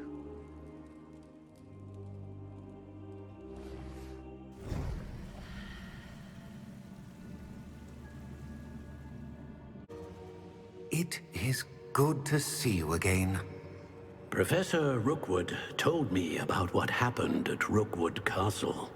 In light of the dire circumstances in which we find ourselves, it is most fortunate that someone so competent is following this path. Thank you, Professor. I shall keep the second artifact safe as you've advised. Good. Are you ready to move on? I'm ready for whatever comes next. In that case, introductions are in order. Allow me to introduce former Hogwarts headmistress, Neve Fitzgerald.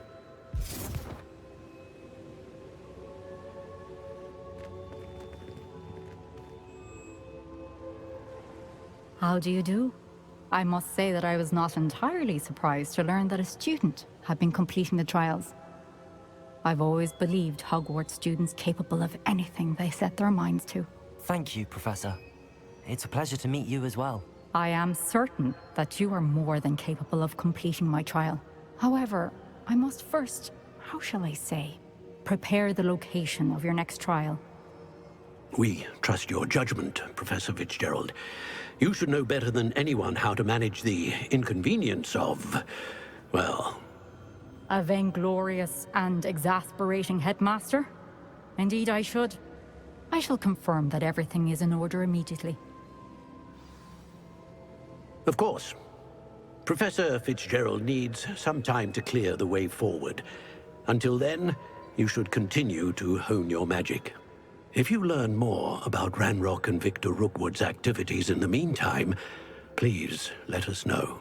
Very well, Professor.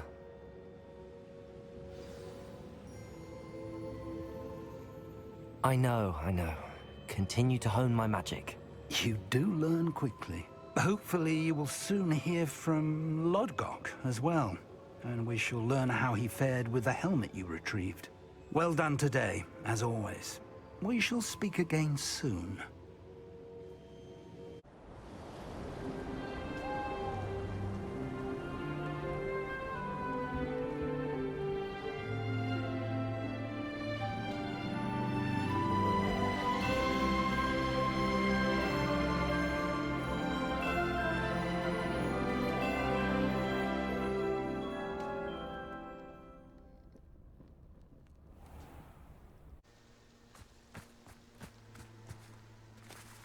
Is Highwing all right? Natty told me what the two of you did. Highwing's fine. I'm keeping an eye on her. She's safe, Poppy, I promise. Good. Whatever the poachers are up to, I want Highwing far from it. You said you had news about the poachers, and that some of it had to do with me. It did. I overheard them talking in the Hog's Head, and did you know that they have orders from Victor Rookwood to capture you on sight? Does this have anything to do with Rookwood and Harlow coming for you in the Three Broomsticks after the troll attack? It does, somewhat. But at the moment, I'm more concerned about what else you heard the poachers are up to. Fair enough. But I hope you'll let me know if I can be of help, especially after what you did for Highwing. Does the name Hauntow Hall mean anything to you? I'm afraid not. Why? What is it? The poachers' best-kept secret, apparently. The name came up twice, but they never went into detail. I also overheard one of them bragging about all the gold they're making, at the expense of innocent creatures, undoubtedly. The poachers spoke of this area, and I thought if we searched around a bit, it might give us clues as to what they're doing. If you ever meet my Gran, this trip never happened. Not to worry, Poppy. If I ever meet your Gran, I shall not speak a word of this. I normally tell her everything. She might be my best friend after Highwing, but she knows how I feel about the poachers. I think she worries I'll do something ill-advised. Whatever gave her that idea? Look, down there. Definitely poachers. No creatures, though. So what are they doing out here? Let's take a closer look. They won't be happy to see us. Should we use disillusionment? Or perhaps a less discreet approach? Hard to say from up here. Let's get a better lay of the land. What in Merlin's name? Are those dragons?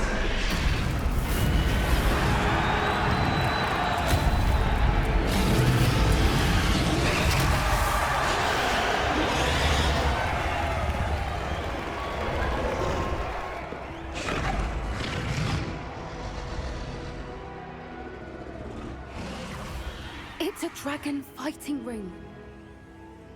This is Horntail Hall. The name makes sense now, and the secrecy. No wonder the poachers were in Hogsmeade so much. Likely taking bets and spreading the word, given how crowded it is here. How could they possibly enjoy this? The centaurs have every right to be disgusted with wizard kind. There must be more dragons here. The poachers are far too greedy to run a fighting ring with only 2 dragons. We should take advantage of most eyes being in the fight and look around. But be discreet. You especially can't afford to be spotted.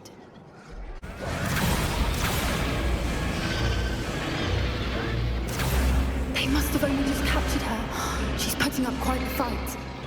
Not a fair one, though. Not with her chained up like that. Let's even her up, shall we? Hello, Hamura.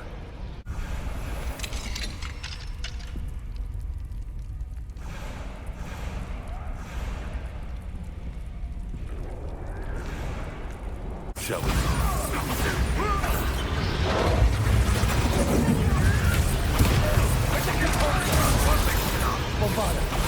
Back for more.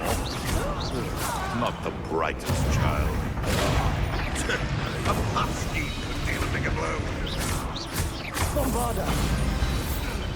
We don't have time. We need to free her now before more show up. Accio!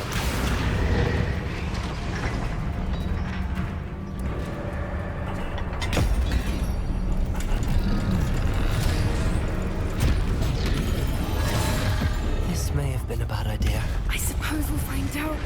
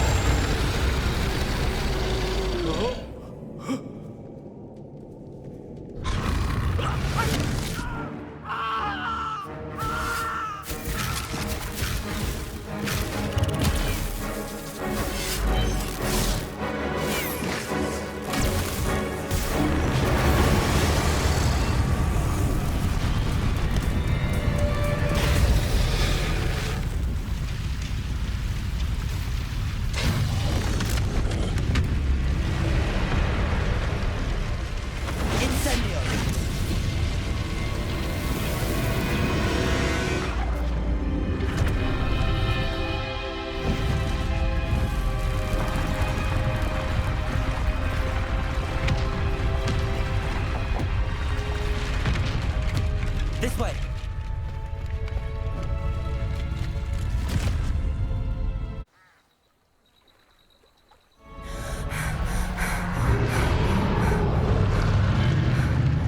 That was a Hebridean black.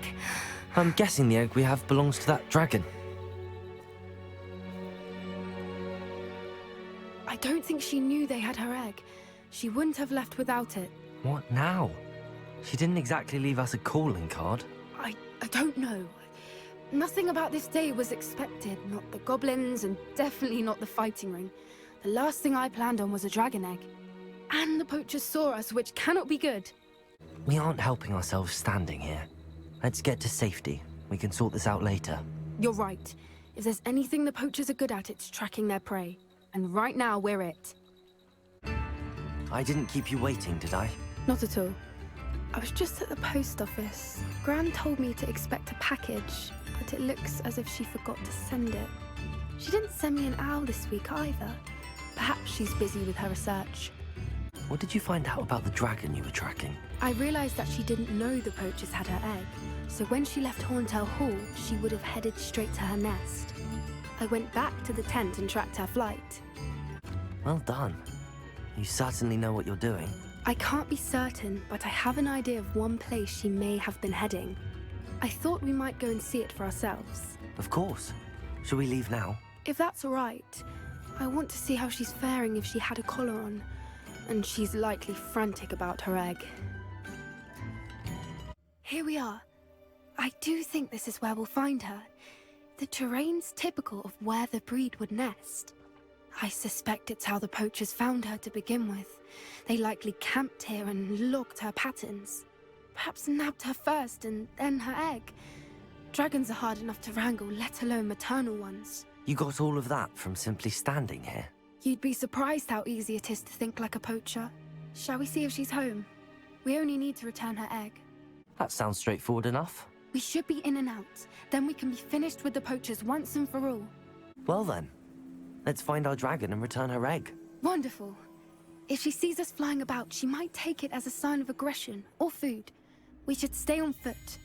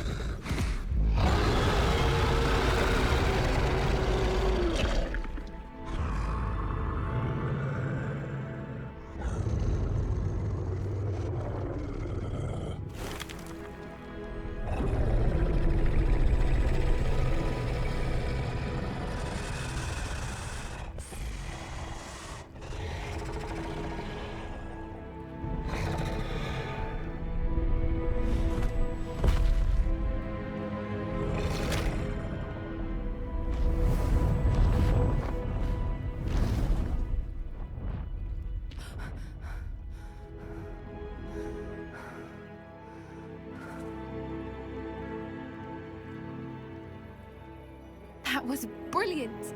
And did you see how clever? She left us perfectly unharmed. Creatures are a lot cleverer than most people realize. That's what Gran always says. The important thing is that we survived it, and we returned her egg. Thank you for doing this with me. Wouldn't blame you one bit if you wanted to head back to the castle and never think about dragons again. Shall we head back? I'm ready if you are. I am. After our dragon rescue at Horndale Hall, I half expect to be ambushed by poachers any time I'm not in the castle. Understandable. We did sabotage their fighting ring and steal a dragon egg from them. True. True. So why haven't they come after us? It's not like them to let things lie. Unless... Unless what? Unless they haven't let things lie. Oh no, I can't believe I didn't see it. We need to leave. I need to send an owl. There you are. You were in such a state when you left. The poachers got to my gran. Someone recognized me in Horndale Hall and they got to her. What do you mean?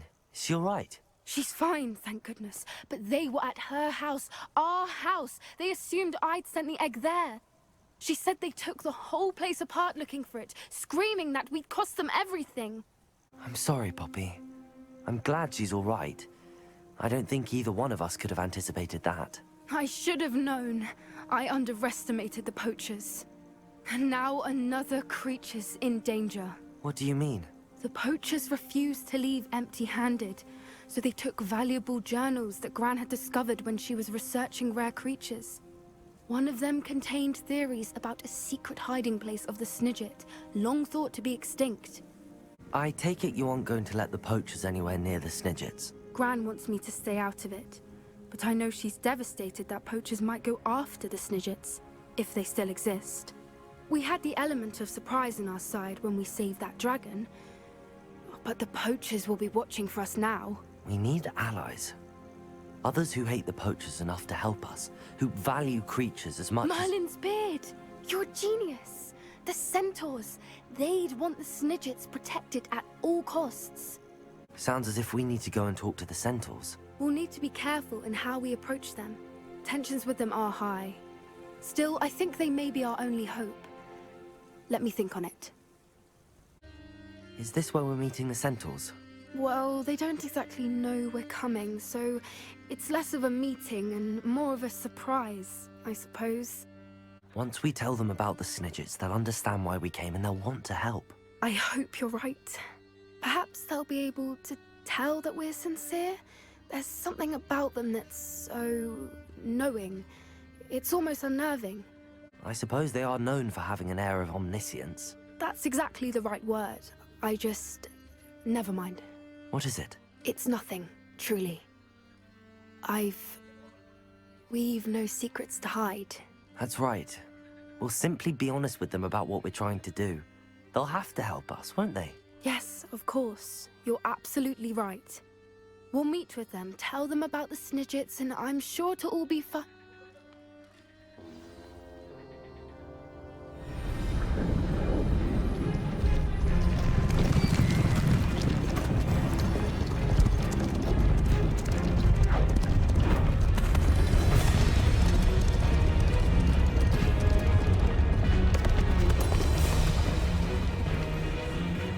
What do you think you're doing here, humans? Please! We were hoping to speak with you. Ah! I suppose you'd like a tale for your friends of the time you spoke to a centaur, and it spoke back. No! Never! We're here because we need your help. Enough! You made a grave error in judgment in coming here, little witch.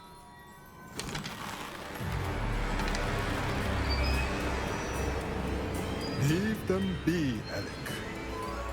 We do not harm the young. It is not our way. You forget your place, old fool. I'm the leader of this herd, and while you cling to our way, their kind continue to slaughter beasts like us without a care! From what I can see, they have slaughtered no one. They will leave here unharmed. Mark my words, Doran. If I ever see them again, it will be all 3 of your heads.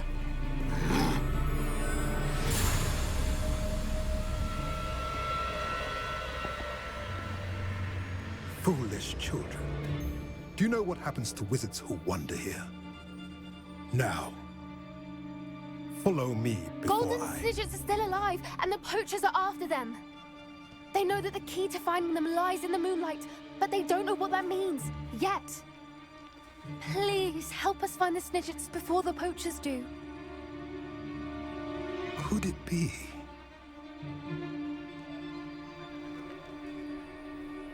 In the south, there is a cave within which lies what the poachers seek. A moonstone. Retrieve it and place it in the henge in the forest. I, on the other hand, must go speak with the herd. Find me after you have done this.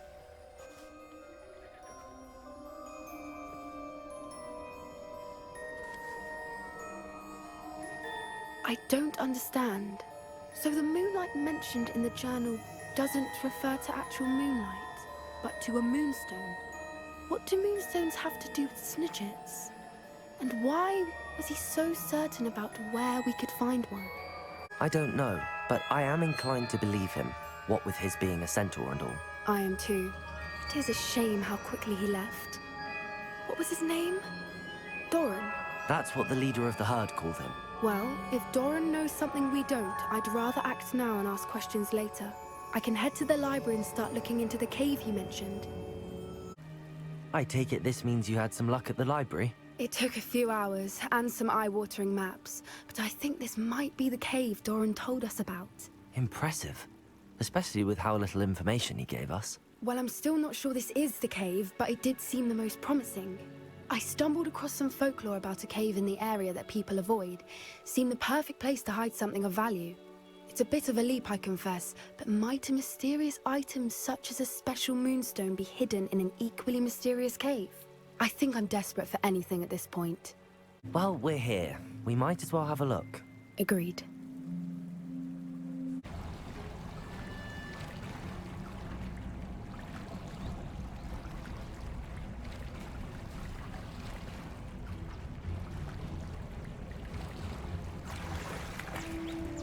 Merlin, it's even more beautiful close up. It's got to be here, I just know it.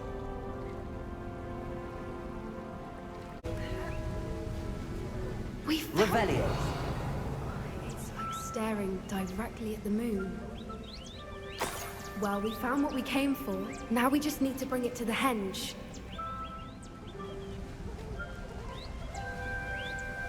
Well done, Poppy. This did end up being the right cave after all. A good thing, too. We need every advantage over the poachers if we're to get to the Snidgets first.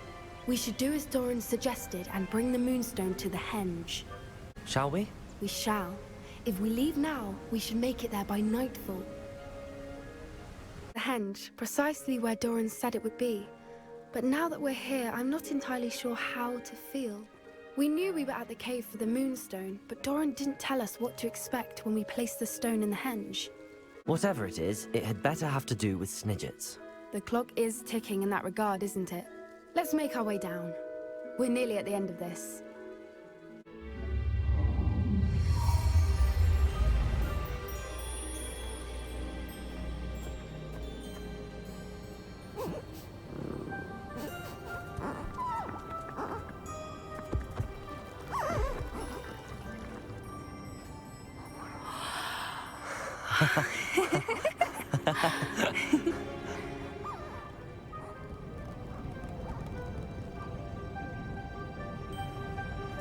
Whoa! Oh.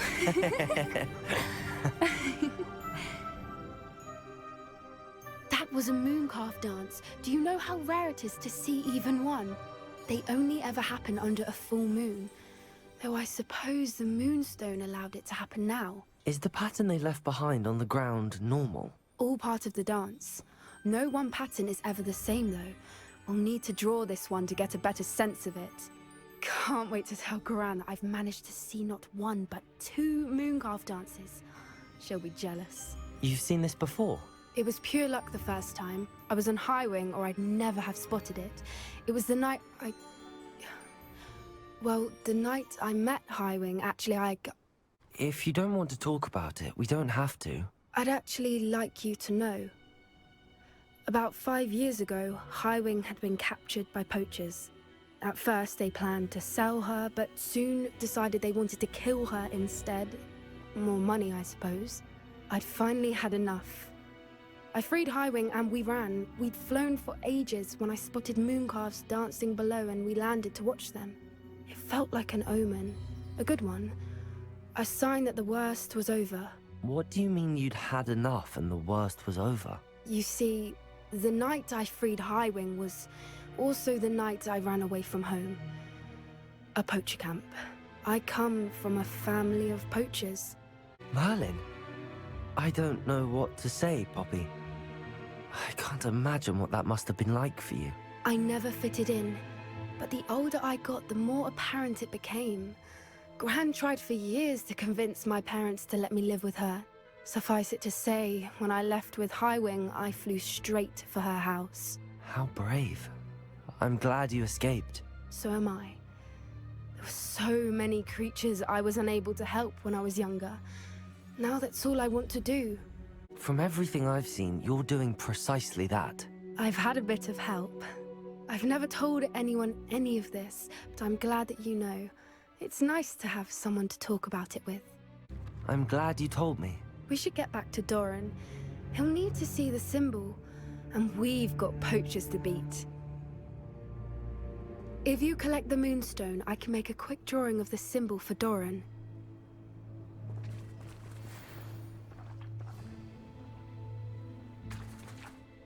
Are you finished with the drawing? Just barely. I think the pattern's a bird. At least that's what it looks like. Didn't the journal say the key to finding the Snidget lies in the moonlight? Of course. That's it. We need to show this to Doran. Not that I'd know where to find him at this hour. Perhaps we should head back to the castle and we can track him down after a good night's sleep. Agreed. I'm ready to leave if you are. It's good to see you again, Doran. Did Poppy tell you about everything that's happened? She did. And I am glad to see that you are both safely returned. I did question the wisdom of sending you on a path at a time when that path was unknown at best, deadly at worst. But the acumen of the centaurs is neither personal nor partial. The skies tell us what is to come, and often we do not know what we have seen until it has come to pass. You knew the poachers would try and kill Poppy and me. I did not know, my young friend. But I shall say that I was not surprised. It was in much the same manner that I expected our first meeting. I don't suppose you'd like to start from the beginning. I think Poppy and I could use that. Of course. I find it is often the best place to start, is it not? Many, many moons ago, I divined a series of events. Their meaning long evaded me, until you brought news of the Snidgets and their poacher pursuers. I believe the symbol created by the Mooncalves dance marks the place the Snidgets are hidden. And serendipitously, I believe that I know the very place. Please, go on. I have seen that symbol only once, on a rock face in the cliffs of the forest. You should make haste there. The Snidgets that have been kept there for so many years may no longer be safe. If you're right about this place, then we should make our way there. I shall see you there. I got here as soon as I could. Did you see the symbol above the entrance? It's the one the Mooncalves made at the henge. Of course Doran implied as much, but to see it up there... Could this actually be where the Snidgets are hidden? Let's find out. Doran's waiting for us just up ahead. I'm ready if you are. Greetings. I hope we haven't kept you waiting long, Doran. Not at all. Then again, it is not I who awaits your arrival. Do you have the Moonstone with you? We do. Good. It is as important to what happens next as both of you are. So, what does happen next? What are these pillars here? A safeguard, I suspect. There is only one way to find out. And as for how to go about that, the two of you may know better than anyone.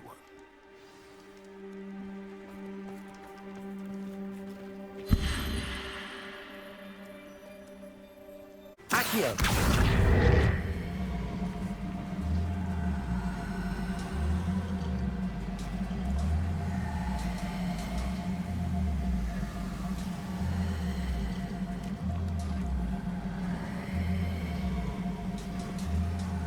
Perhaps it has to do with the light in the darkness.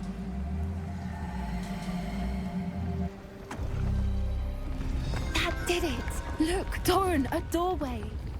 I suspect we all know what lies beyond that passage. And now, I'm afraid I must leave you. At least for a time. You're not coming in with us. If the Snidgets are here, the herd will want to see the truth of it for themselves. Alec especially. Go on without me. I will rejoin as soon as I am able.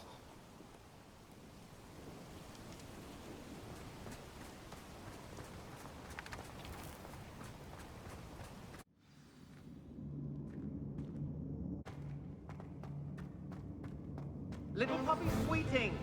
Forgot how to cover your tracks? What was that? Not Doran, that's for certain.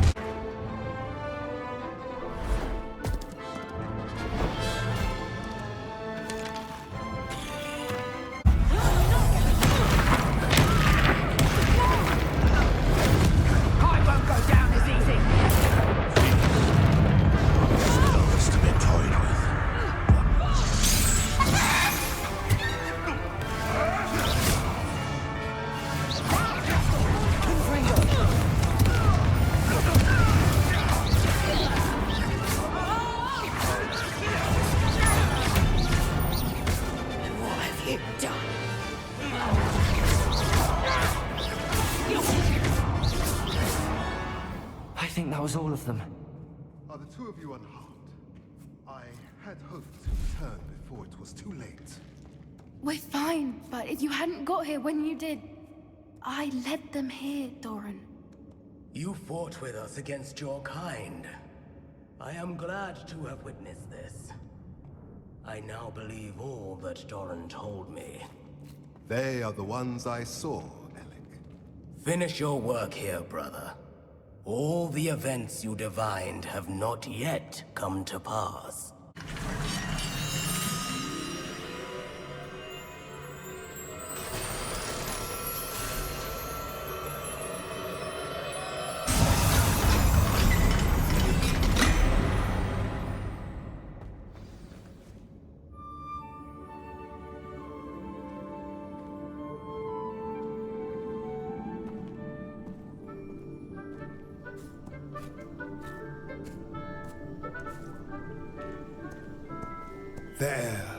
There they are.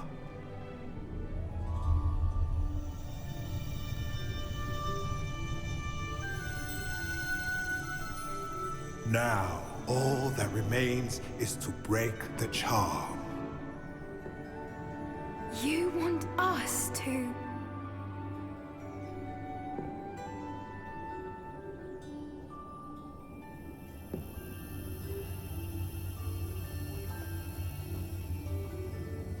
I only ever wanted to see them safe, which they are. You should do it.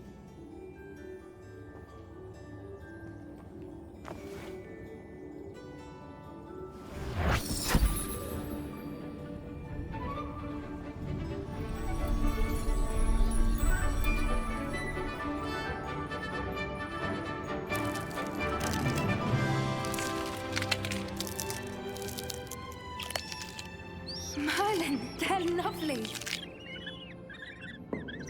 But what happens now? They can't care for themselves, and surely once word gets out of their reappearance... No harm will come to them. The centaurs will see to that. You have my word. Thank you, Doran, for helping us to find them, and to fight for them. It is you who deserves the merit, child. You did what the poachers would never have. Remember that.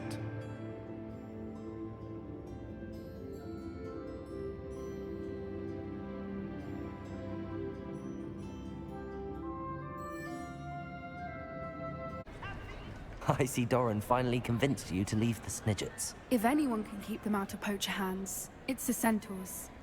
And I wanted to thank you. When the poachers ambushed us, it was nice not to face them alone. Of course.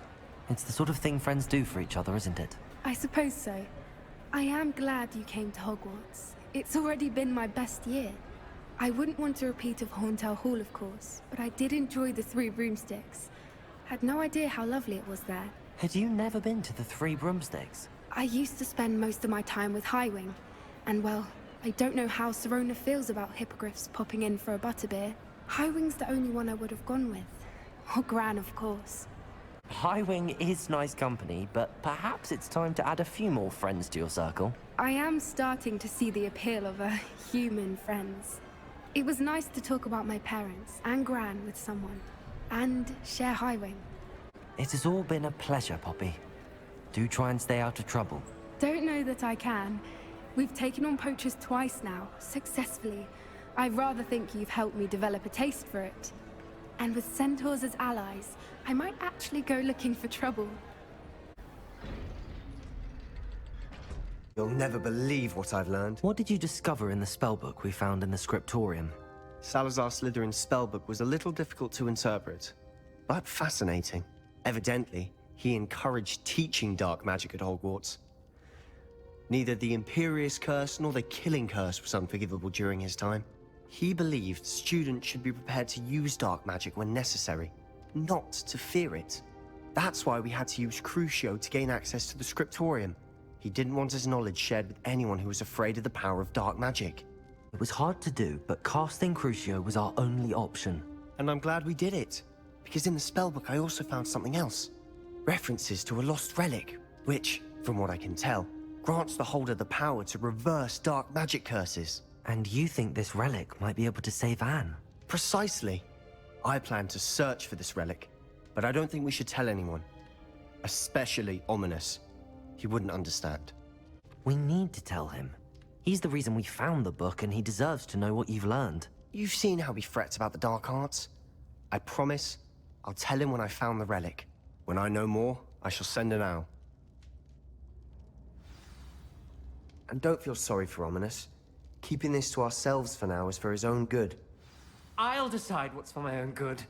Ominous, we were just about to get some air. Care to join? You're a liar, Sebastian. I heard everything. You swore you'd never engage in anything to do with dark magic again. No, I didn't. I said I understood you wanting that. I'd never swear to give up on finding a cure for Anne. You don't know when to stop, do you? I know when not to stop. Leave this alone, Ominous. I'll be on my way.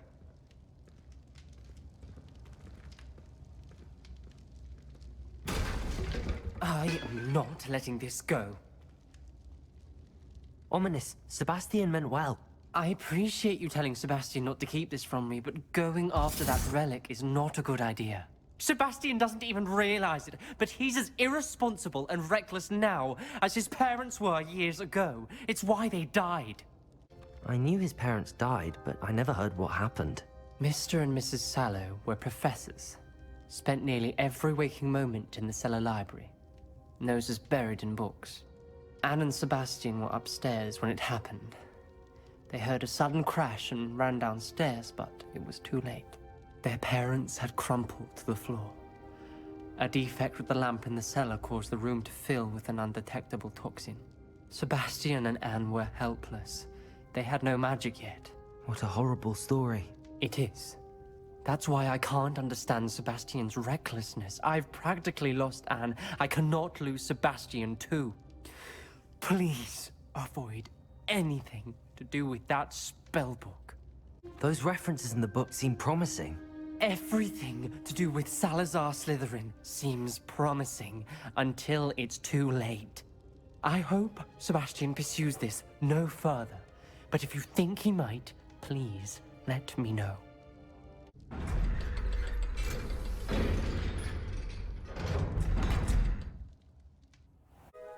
I came as soon as I could. I'd been so distracted by the scriptorium and Slytherin's book that I'd almost forgotten what it was that struck me about that triptych. This is the view painted on the canvas that was left on it. That's incredible.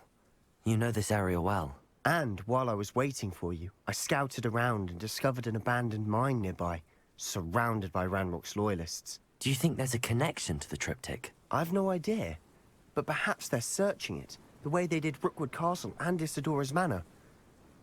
How do we want to handle this? We need to see what they're doing. I say we take them head on. Let's bury some enemies. Very well. And I still have that rune symbol we found on the triptych. If there is a connection, I suspect we'll see that symbol again. Good as new.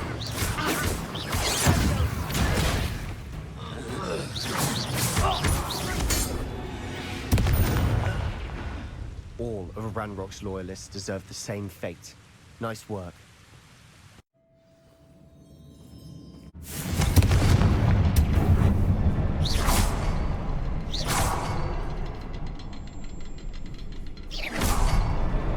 Wasn't expecting that.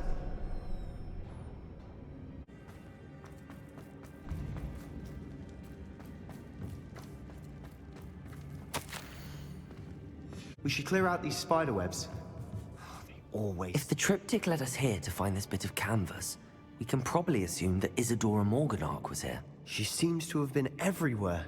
But if she was using the Undercroft, and the cellar beneath her manor in Feldcroft, why would she create this space? And why hide it behind cryptic rune symbols? And ancient magic that no one but you could see? Isidora and Percival Rackham, another of the Keepers, could see traces of ancient magic too. Rackham? I haven't heard his name before. His are some of the memories I've seen. I don't think he and Isidora saw eye to eye on how this magic should be used. Well, this is all rather baffling. Let's take the canvas back to the triptych. Perhaps the answers are there. And now for the moments of truth. It has to fit. Please tell me you recognize the location in this bit of canvas. The good news is I do, in fact. And the bad news? We're in for more trouble. I know that coast. Ranrock has taken over a huge mine in the surrounding area. Mornweem has suffered for it.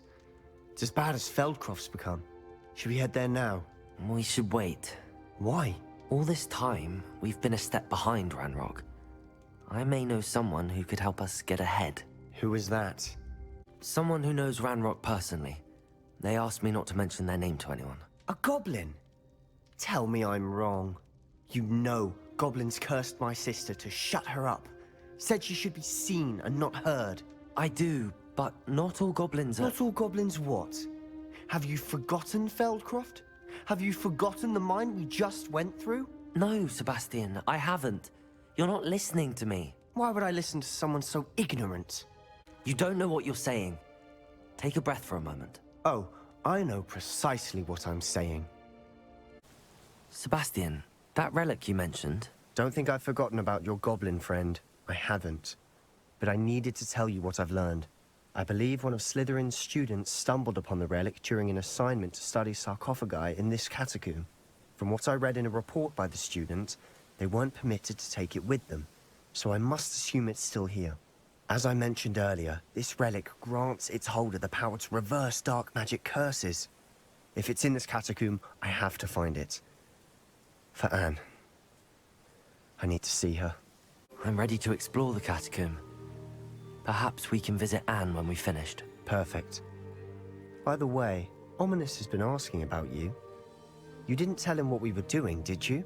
I didn't. I promise. Good. Ominous would be livid if he knew what we were about to do.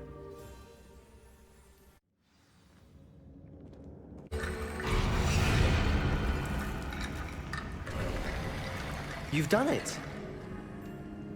I knew we'd get through. I felt it in my bones. Nice. The student's diary mentions the Imperious Curse. I wouldn't be surprised if we're going to need it here. It's an unforgivable, but useful when you're outnumbered. Places the victim completely under the caster's control. So, if you'd like to learn Imperio, I can teach you. It's probably wise to know the spell. I couldn't agree more. A spell that could save your life shouldn't be unforgivable. You have a lot at stake. You have an ability that evidently no one's seen for centuries. Confringo!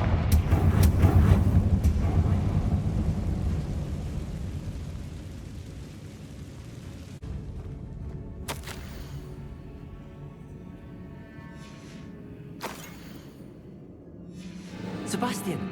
The relic! Look! Could it be? The note and rendition of the relic. It matches. This must be where the student left the relic. I can't believe it. After all this, it lines up. We've really found it. What do you suppose is meant by the dark sacrifice required to realize the relic's potential? I have no idea. But we're here for the relic. The note advises to leave the relic alone. I assure you, we were meant to find this. For Anne's sake, I'm taking it. Let's get to Feldcroft. I must keep this relic secret, especially from my uncle.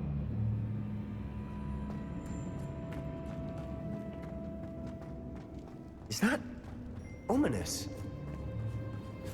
Ominous! The sounds we kept hearing. It was you. You gave me no choice. I had to follow you. Sebastian, please, leave the relic alone. We can find another way to help Anne. I'm sorry, Ominous, but I'm taking it. No, you're not. If you won't put it back, then I will. Hold on, both of you.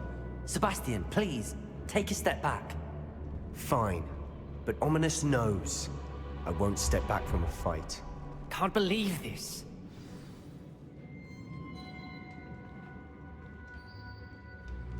How much did you hear? Everything. I was glad to hear you tell Sebastian to leave the relic. We need to stand together. Convince Sebastian this is wrong.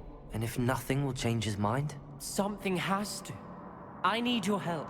You're right. This seems far riskier than Sebastian realizes. Good. We're agreed. We don't allow him to leave here with the relic. I do think we should talk to him, but I fear we won't stop him from taking the relic. What are you suggesting? I'm suggesting we negotiate. We allow Sebastian to leave with the relic under one condition. After this, no more. I feel that's what we agreed to in the scriptorium. I'm being taken for a fool. You're not, Ominous. This may be the only way to keep your friendship intact. Let's trust him to know what's best. Fine. If I trust him on this, I'm trusting you too. The dark arts seem harmless until it's too late. Go then. Leave with the relic. I'll not say a word more. Feldcroft's in trouble. They're under attack. Let's hurry.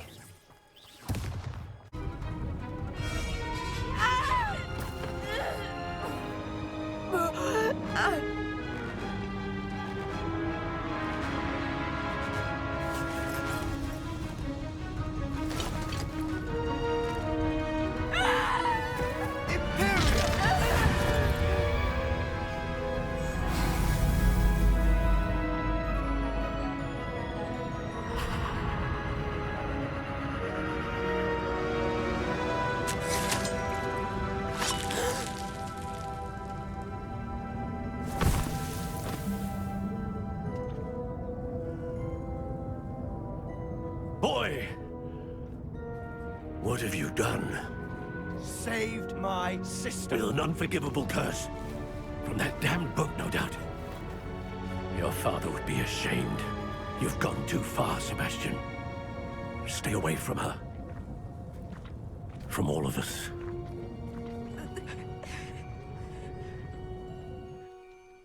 What did my uncle expect me to do? The Imperious curse saved Anne's life. That goblin was going to kill her.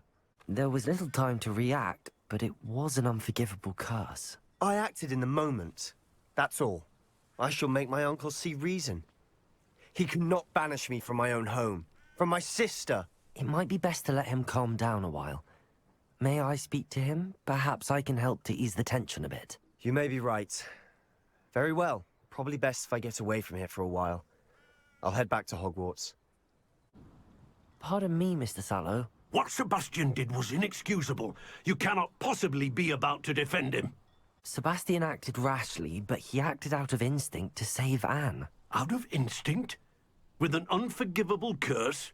This family does not resort to using dark magic, even against our enemies. What Sebastian did cannot be undone. That you are defending Sebastian's behavior at all tells me everything I need to know. You are as guilty as he is.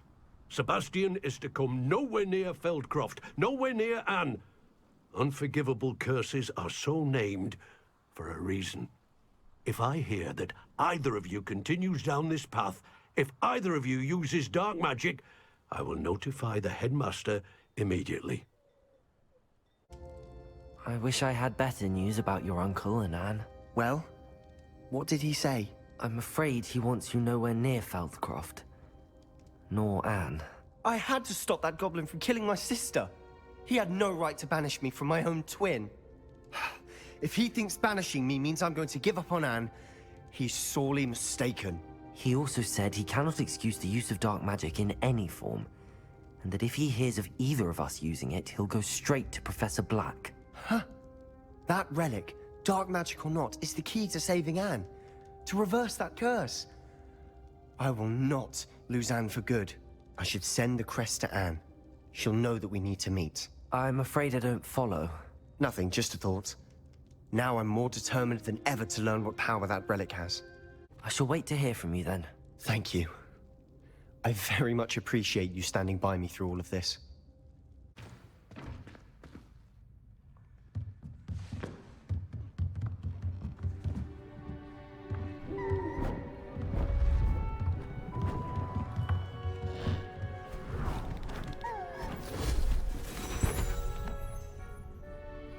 Settle down, settle down. Transfiguration, as you may be weary of hearing me say, is an exact science that can take a lifetime to master. But we needn't be daunted. Almost anything can be transformed if you can just perceive the potential within it. As I see in all of you, tremendous witches and wizards, every one of you. Or it could just be my eyesight. Now, you all know what to do.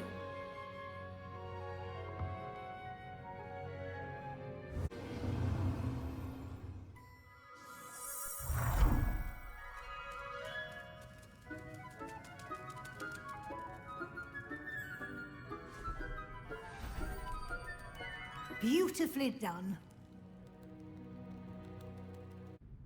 You wanted to discuss my progress so far this term, Professor? I did. You seem to have had no trouble in getting up to speed. And frankly, excelling in your schoolwork this year. Thank you, Professor. The extra assignments have been helpful. As I suspected they would be. Now, it seems you've been making excellent use of the opportunities presented by your field guide.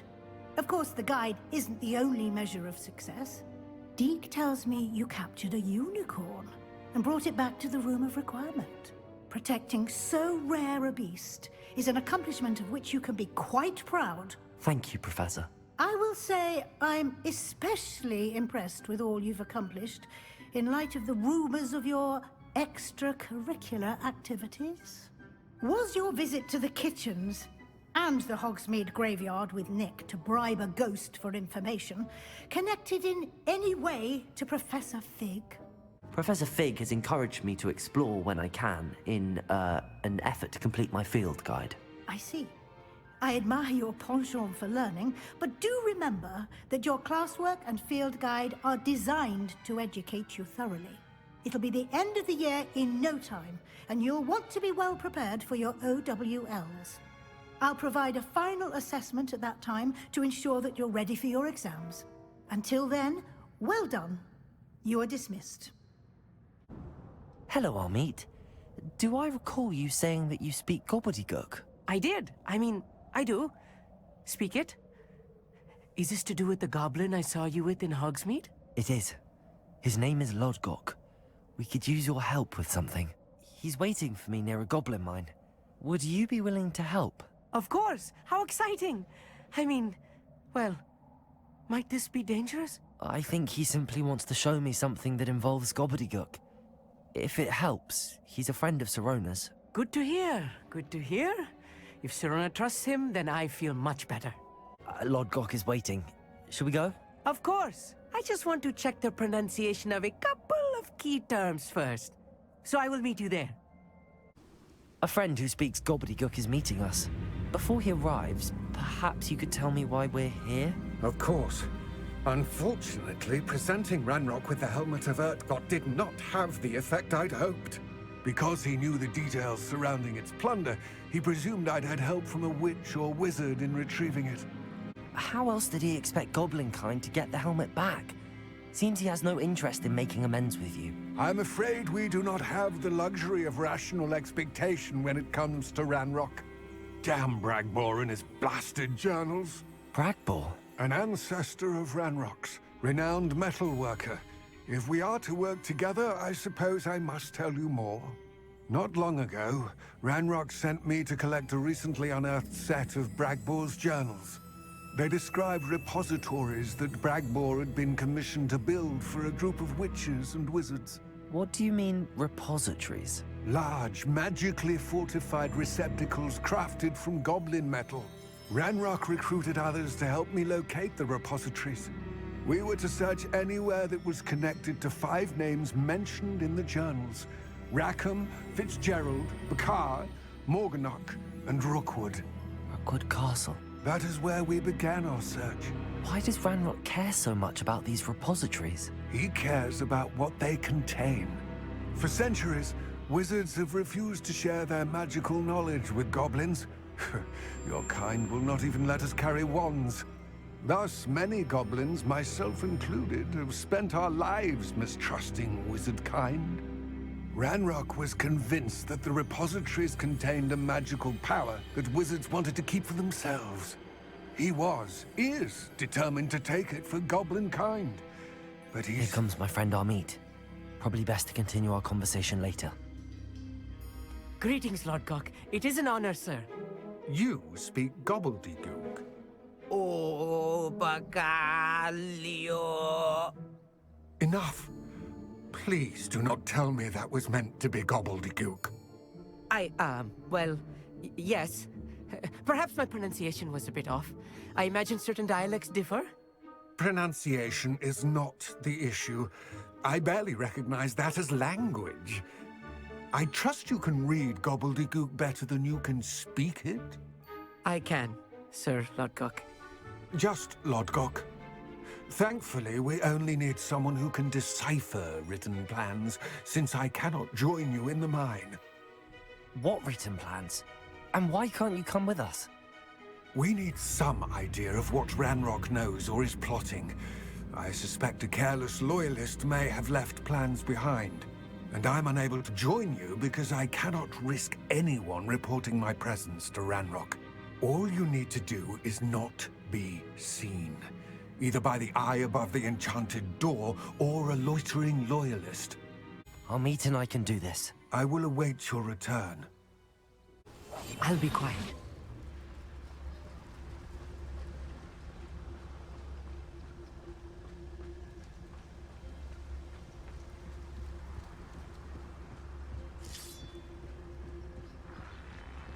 The door is looking at us.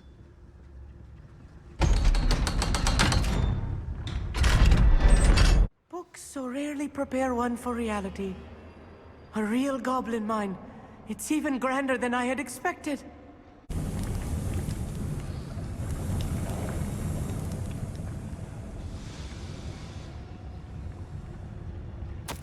This is not good. They're building enormous drills, bigger than this mine could contain. Let's get out of here and tell Lodgok what we found. That wasn't so bad, was it? It was. It really was. I'm afraid I've had enough adventure for one day. For a lifetime, perhaps. Thank you, Amit. I couldn't have done it without you. Now, if you don't mind, I'd like to have a word with Lodgok. Understood? I'll leave you to it. Your goblin secrets are safe with me, but I get to write the book about this escapade someday. They're building enormous drills. We found their plans. Ranrock must be searching for the repositories. I fear you are correct. Other than Rookwood Castle, however, I do not know where else he plans to search. I've been wondering about something else you said before we entered the mine. Yes? If you share Ranrock's views, then why are you helping me? I expected Rookwood Castle to be deserted when I arrived to begin my search. So was surprised to find a witch there who had set up a sort of improvised research site. She was studying something so intently that she almost didn't notice me. When she looked up, I thought she would react with fear or disdain. But instead she did something that I will never forget. Without a moment's hesitation, she smiled and asked me to sit with her. She told me that she was a researcher and showed me a small, oddly shaped container with a strange symbol on it. She was certain it was made of goblin metal, but was unable to open it. She wanted to work together. Miriam. Yes. But how did you... Professor Fig's wife. He told me of her research, and I know of the container. Ah. The reverence with which she talked of goblins and their intelligence and skill, it caught me entirely off guard. I'd never been treated with such respect by a witch or wizard. So, to my surprise, I let her study the container if she would allow me to search the castle on my own. We parted ways, with her promising to share what she'd learned. More of Ranrock's recruits arrived, and we began to dig, eventually locating the first repository. Ranrock was thrilled with our discovery, but furious when I told him about Miriam. Berated me for trusting a witch, and I heard she'd been killed. You think Ranrock murdered her? I don't want to believe it, but I don't know. After that, something shifted in me. I had seen how the power from the repositories was transforming Ranrock, transforming all of them. I could no longer remain a part of it. Thank you, Lodgok, for telling me this. I tell you all of this so that you understand what is at stake. Ranrock never found all of Bragbor's journals, but the ones he did find suggest that Bragbor at some point built a repository far greater in size than the one beneath Rookwood Castle. What you've discovered here today worries me deeply. If Ranrock learns of the location of that repository, I fear we shall be destined for a great war. I will find out what Ranrock knows. Watch for my owl.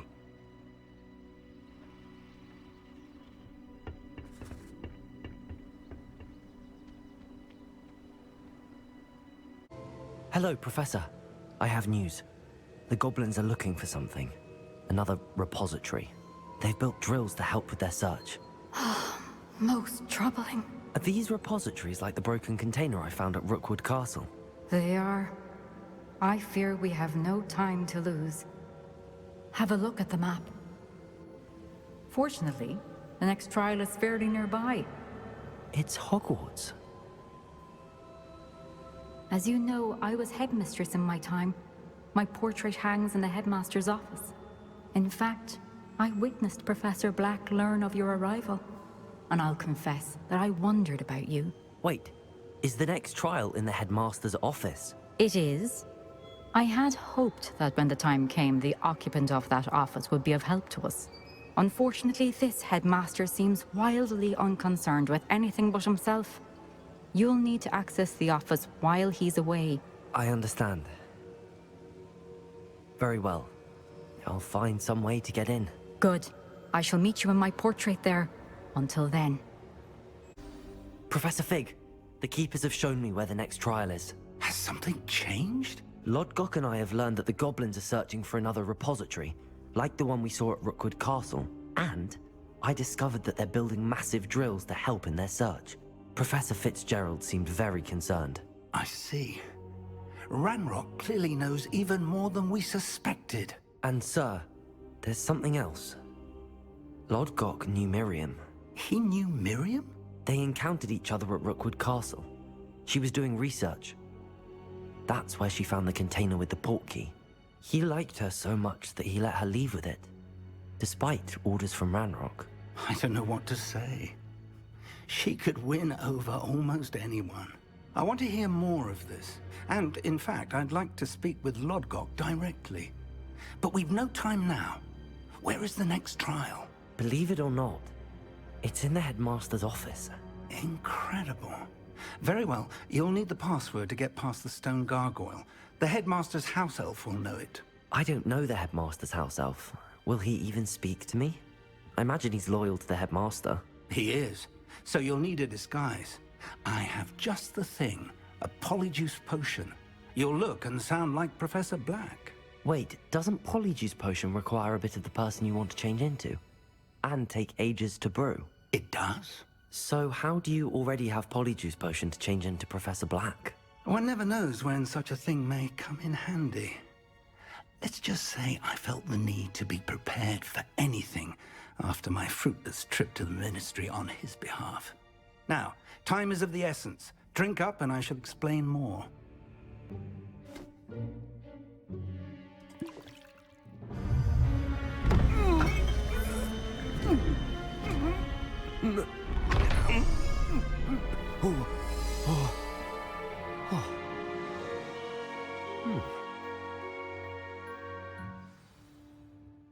How do you feel?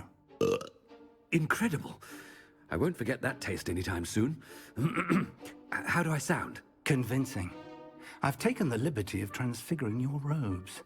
As we discussed, you'll need the password from Scrope, who could be anywhere in the castle. You might look for Professor Kagawa. She's taken to badgering the poor elf about Quidditch in the hopes that he can convince Black to change his mind. Thus far, unsuccessfully. I see. But what if Professor Black sees me? Leave him to me. I shall tell him where to meet a liaison from the Ministry in Hogsmeade. That should give you plenty of time. Thank you, Professor. I suppose we'll meet again in the map chamber. It's rather strange to hear gratitude coming from Professor Black. I'll see you there. Professor, a moment of your time, please. Professor, I was hoping to catch you. Places to be, Professor Sharp. Places to be. Of course, sir. Only, you'd asked me about a particular potion, and I did? I did, yes. Well, spit it out, Sharp. I don't have all day. Probably best not to discuss it here, sir. I assure you, Sharp, you may speak freely. Very well. I've brewed the cure for boils you wanted. I can drop it by your office when it's convenient. Of course, yes. No need for all the cloak and dagger. Simply have a student deliver it. A student. Very well, sir, if you insist. I do. And thank you, Sharp. I just hope you've brewed enough for all my boils. Professor, a word? Professor Black? Again. it is not too late to reconsider your decision regarding Quidditch. We could still have trials and a somewhat shortened season. It would be better than none at all. But the injury, Madam Kogawa. Professor, more than one student has taken a bludger to the head on our pitch. I dare say it knocked some sense into them.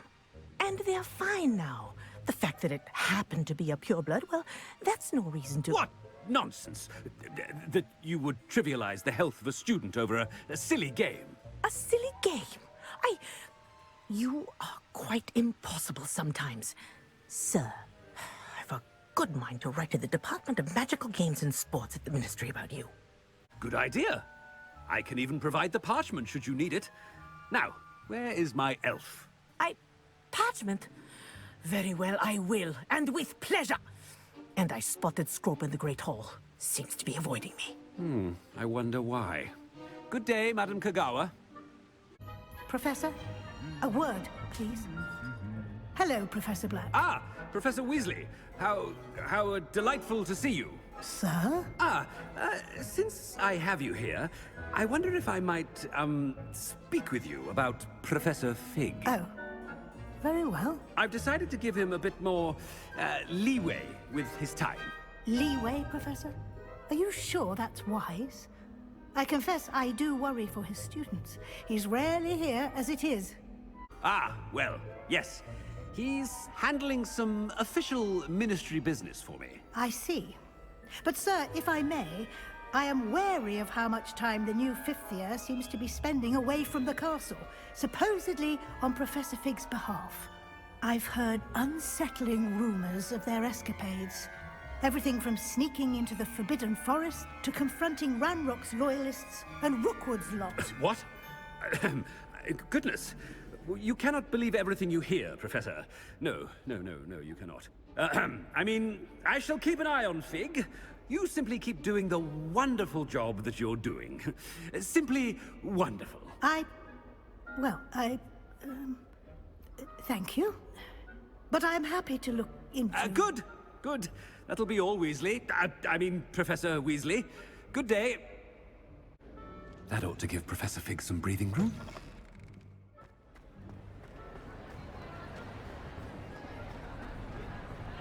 Wait until Master sees what a wonderful... Attention, students.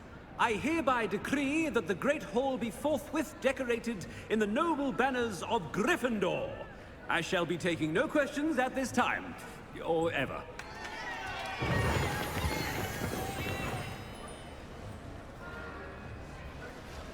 Scrope! Oh, greetings, Master. Remind me of the password to my office. Oh, but Master made Scrope swear never to tell anyone, even Master himself. How dare you question me? I've a mind to give you a matching set of ears. Yes, sir. Of course, sir. Scrope begs forgiveness. It is the Black family motto, Master. Right. Of course. Master does remember it. It's purebloods forever, isn't it? Close, Master. Scrope thinks Master is indeed testing Scrope. It is always pure. Obviously. And, of course, as Master knows, in French. Yes, of course. I order you to pronounce it for me. Oh, but Master knows that Scrope's French is most pitiful. Oh, very well. Toujours pur. Ha! Thank you. Never speak of this conversation with me or anyone else. Of course, sir. Scrope shall try his best to keep out of Master's way.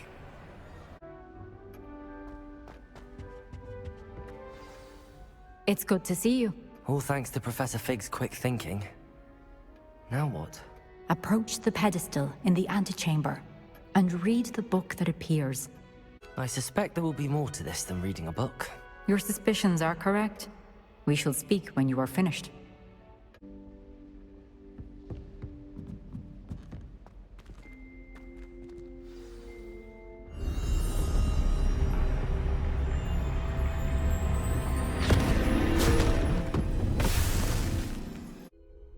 Where am I? Professor Fitzgerald? can you hear me? I am here. In this place, you may call me Neve. You shall be witness to a fable. Pay attention. Things are not always as they seem. You must move swiftly and cautiously. Use the tools you encounter to find me.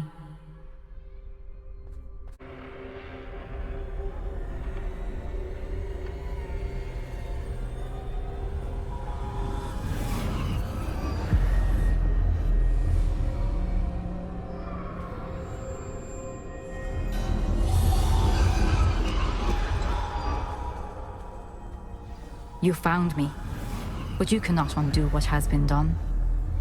The magic of the stone can only conjure a shadow of my former self.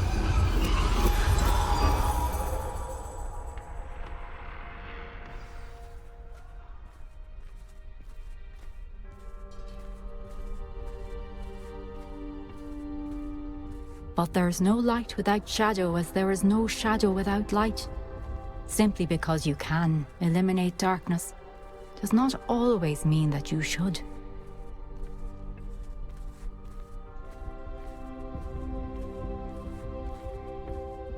Remember that as you witness my memory.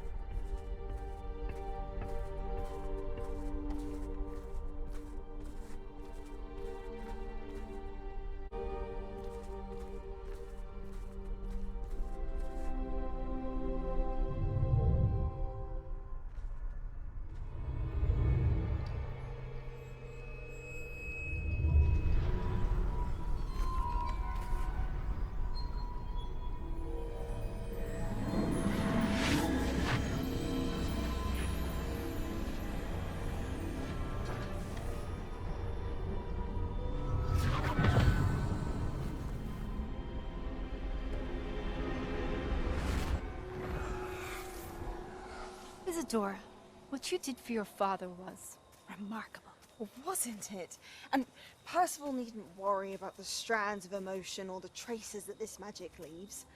I found a way to contain all of it. You haven't stopped. Goblin Silver. You spoke to a goblin about this. Don't worry, he has no idea what we're containing. We don't know what effect any of this may have. The emotions, the dark traits. You sound like Percival. And as it happens, I do know. It is a source of strength, of focus. Somehow it enhances my ability to wield magic. I don't follow, Isadora. I think we can harness it. Power like this is not to be toyed with. In the wrong hands. You saw what I did for my father. Neve, imagine the good we could do. Everyone is in some kind of pain.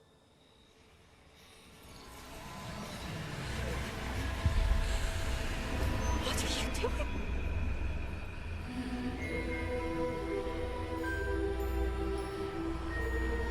Breathe it in.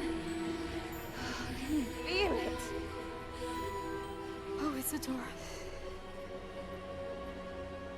This must stop. All of it.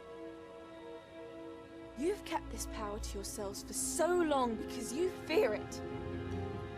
I choose to embrace it.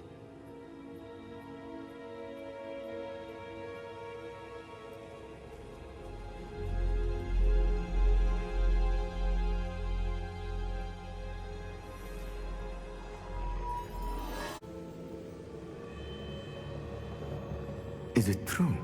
Has someone completed the first 3 trials?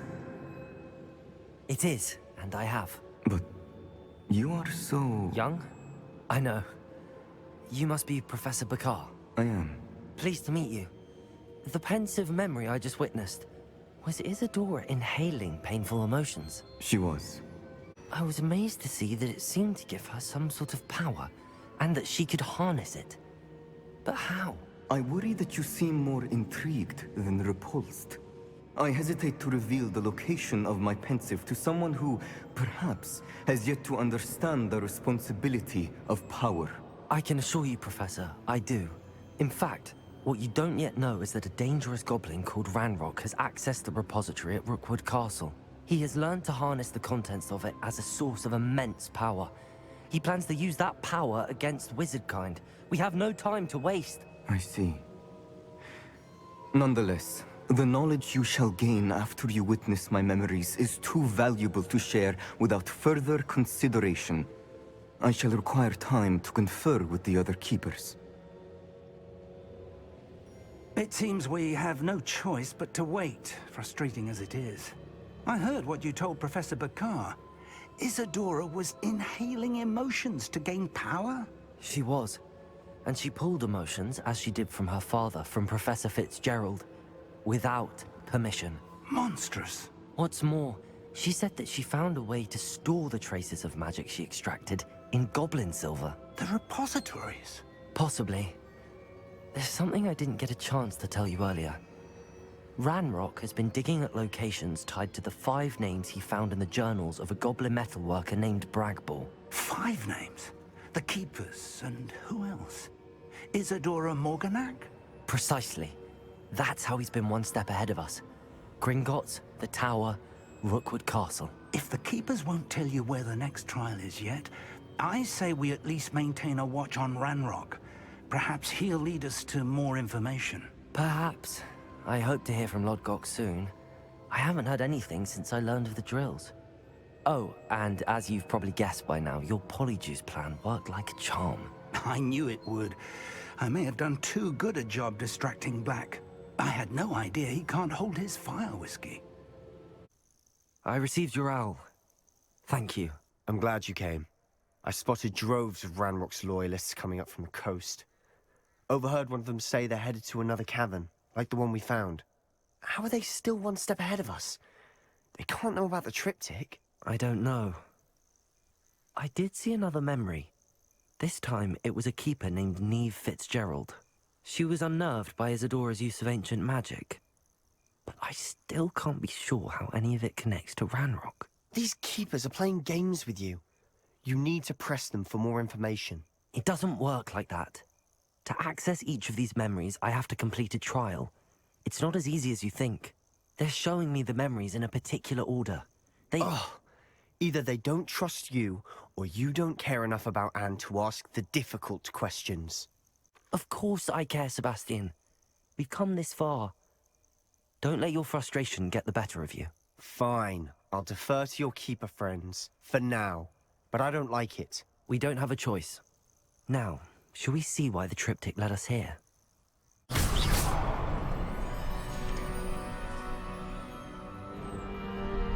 Could this be another area Isadora created? Isadora must have honed her skill with ancient magic here. The final canvas piece to the triptych. We've done it! Isadora should not have had to keep all this secret. I know from the memories I've seen that the Keepers and Isadora didn't see eye to eye on the use of ancient magic. But I don't understand why she seems to have gone to such great lengths to tell her story without their knowledge. I wish you could see one of her memories. So do I. I cannot believe the journey this triptych took us on. This is it. Don't keep me in suspense. Go on, place it.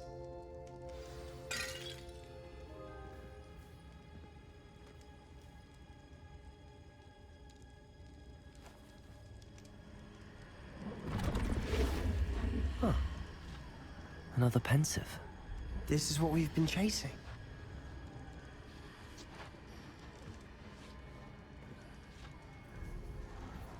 I wonder... What is it? Let's find out.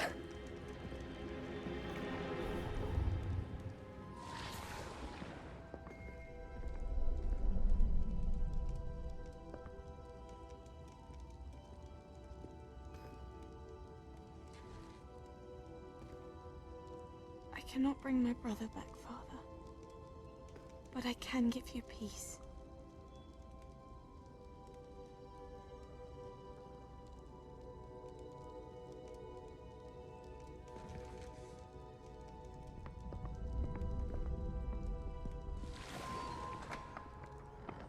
Please, have a seat.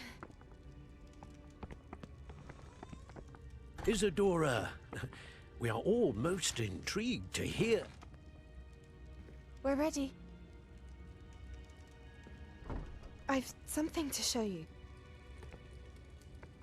Father, these are my colleagues from Hogwarts. Father hasn't spoken since my brother died. On my travels, I confirmed that which I've always believed. That we have the power to take away pain.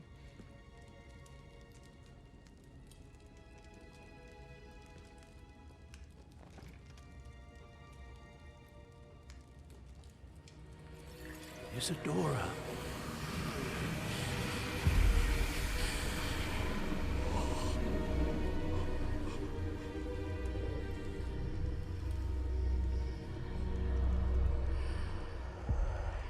What have you done? I took his pain.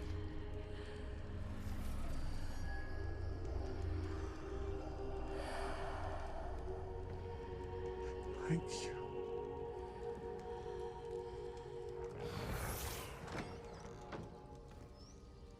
That worked? It did indeed. Of course it did. It's goblin silver. I need something much bigger. All right. It would help if you could tell me more about what it is you're storing.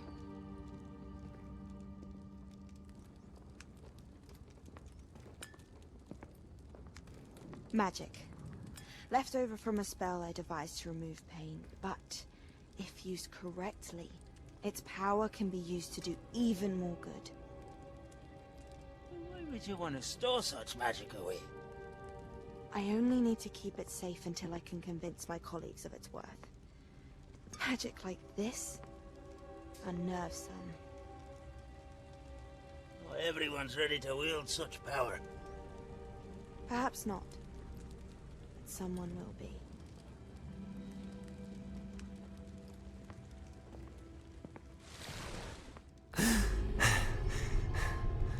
She took away the pain. I knew it. I knew there was a way to help Anne. Something isn't right, Sebastian. What do you mean? You saw what she did. No, not the memories, the portrait. I think the reason Isadora hasn't appeared is because she can't. I don't follow. We have seen that view before. The abandoned home in Feldcroft, the destroyed painting, it was her. So someone destroyed a bit of enchanted canvas, but we found the memory. Yes, you're right. We saw what she wanted us to see. We saw what she could do, what you can do. But I don't know how to do what Isadora did. Well, then you shall learn. The Keepers can teach you. I'm not sure that they would. The Keepers believe that removing someone's ability to feel pain, it's a highly complicated, unpredictable form of magic. One that should be wielded with great care. If at all. If at all? You've overcome all of their challenges. You've more than proven yourself.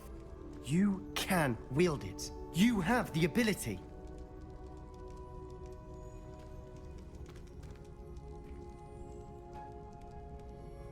Please, talk to the Keepers.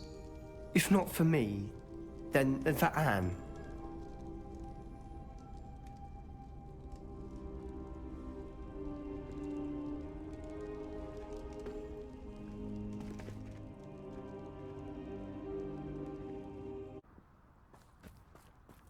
Sebastian, a lost relic from a catacomb which requires a dark sacrifice. I know how it sounds, but if this can help you, it's worth the risk. Does Ominous know about this? He helped find the scriptorium where we discovered Slytherin's spellbook. Very well. If Ominous will be there, I'll meet you. We don't have much time. Solomon wants to leave Feldcroft. What? Leave? Never mind. You need to stall him. Buy us time, Anne. Please. I shall do my best. I'll be in touch. Solomon can't take Anne from Feldcroft. Where would they go? When would I see her? Sebastian. I can't believe my uncle wants to leave Feldcroft. Anne's going to stall him. She must. We need time. Time? For what? I've learned more about the relic. I cross-referenced Slytherin's spellbook with everything in the library on relics and dark sacrifices. That's when I realized something. I believe the relic will only work inside the catacomb. So we have to get Anne to the catacomb and then conduct a sacrifice. Seems risky. It'll be worth the risk. Our biggest hurdle may be convincing Ominous. And we'll only give this a chance if he's on board. And we have to keep all of this from your uncle.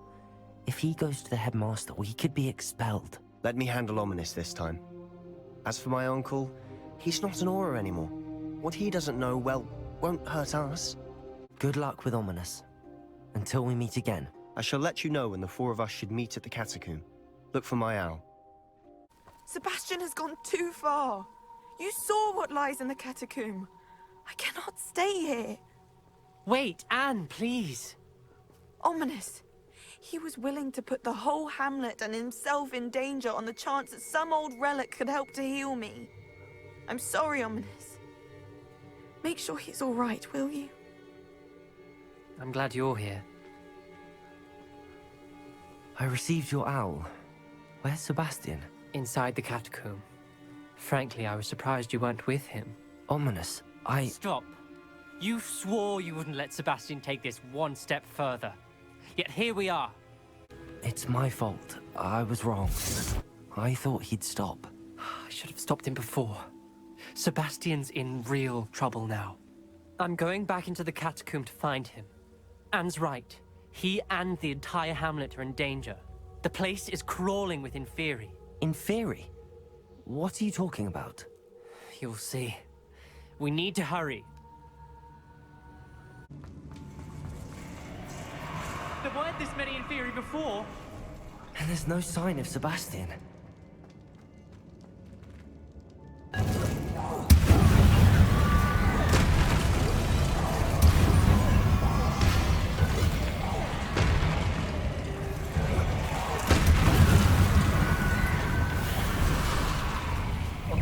Incendio! Confringo!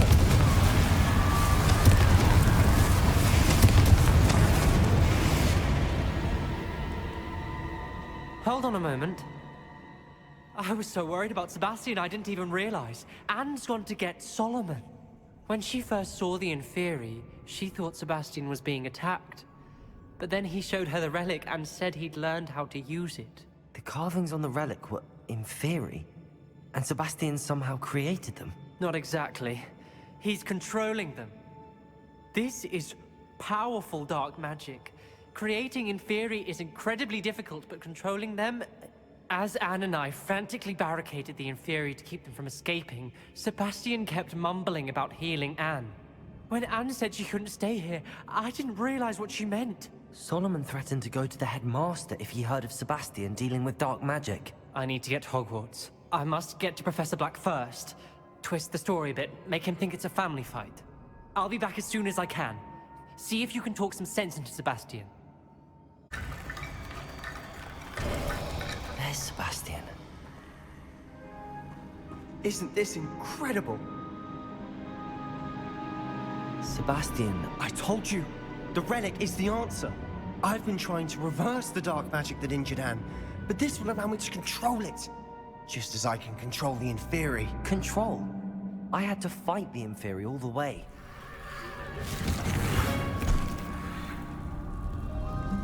What have the two of you done? Accio relic! Solomon, don't! The relic!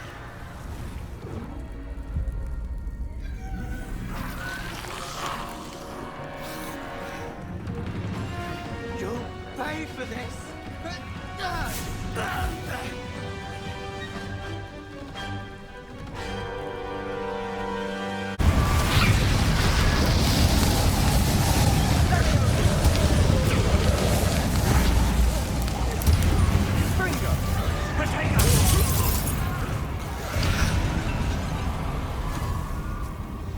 She cannot be healed, Sebastian! You must stop! I won't let her suffer! Avada Kedavra!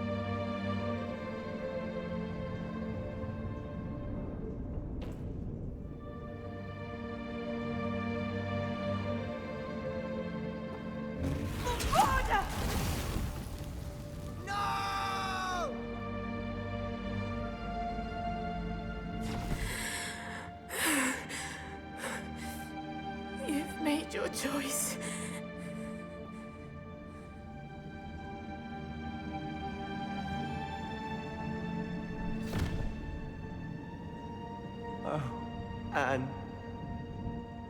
what have you done?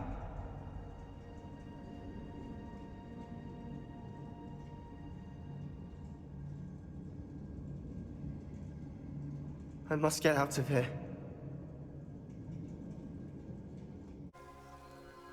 Why wouldn't you stop? I was calling after you. Anne won't survive this. She's withering away, inside and out.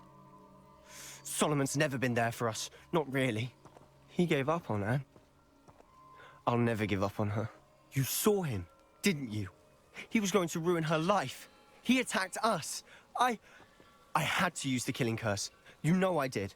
If I hadn't known how to cast it... You went too far, Sebastian. I can't think right now. I need to leave.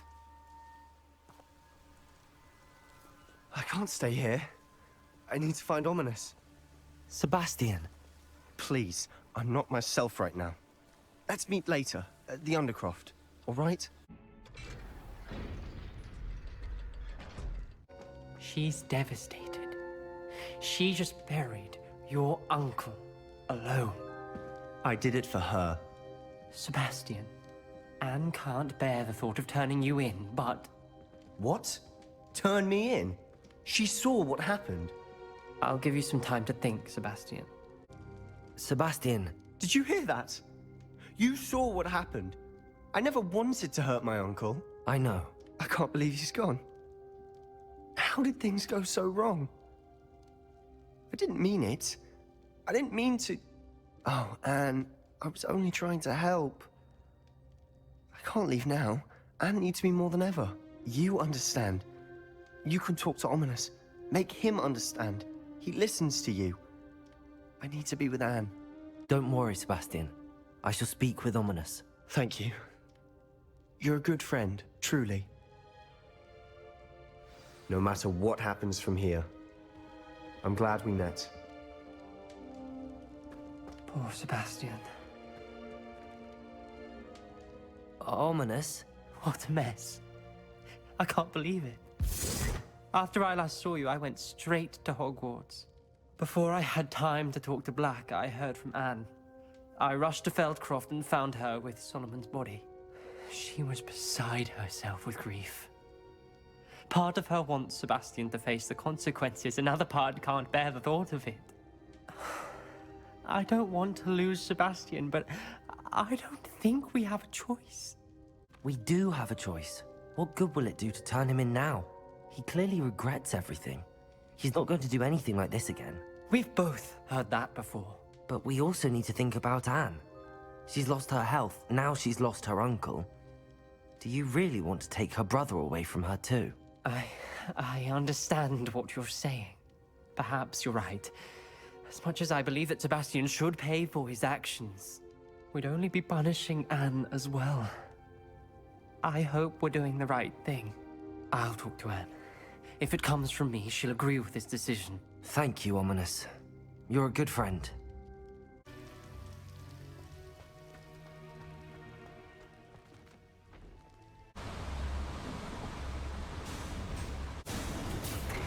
Just like Gringotts, but I'm in the driver's seat this time. Something seems wrong. How deep will this take? Ranrock's gonna be pleased with our progress. Who was on that car? Enjoy something with his car, will ya? That has to be the end up ahead. Another drill is complete. The wizarding world will crumble. I can end this right now. I have to destroy the drill and stop Ranrock's loyalists. You won't stop me.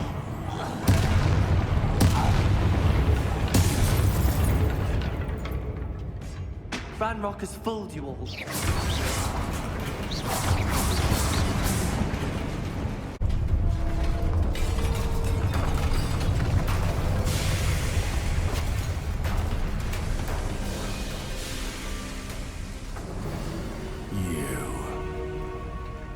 That is unfortunate. No matter, we will build another. I found this one lurking outside. Lord Gok. Come to make amends, little brother. I came to stop this. What is this you've brought me?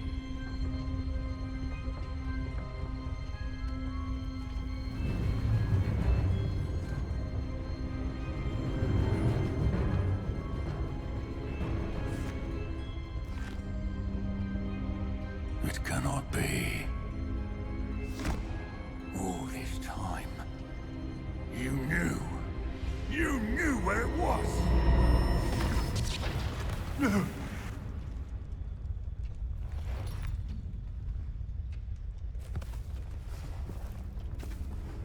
Are you all right? I'll never understand you, Lord Gok. So gullible. That witch did not consider you an equal. She, like all wizard kind, sought only to use you. You're wrong, Ranrock. The young ones are especially deceitful. They are taught to hide their disgust for us, as they exploit us. Astonishing that our ancestors ever trusted each other. All this time, looking everywhere for the final repository, searching in vain for Bragbor's last journal.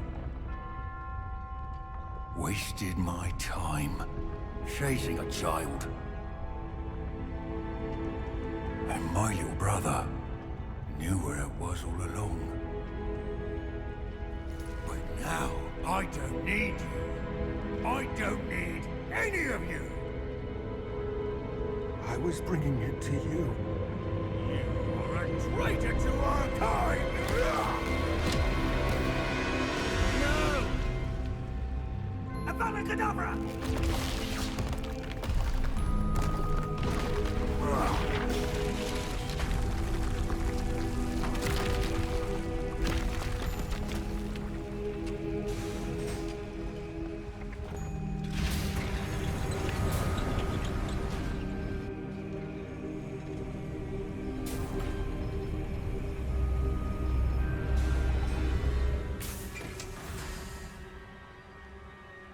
Poor Lord Gok.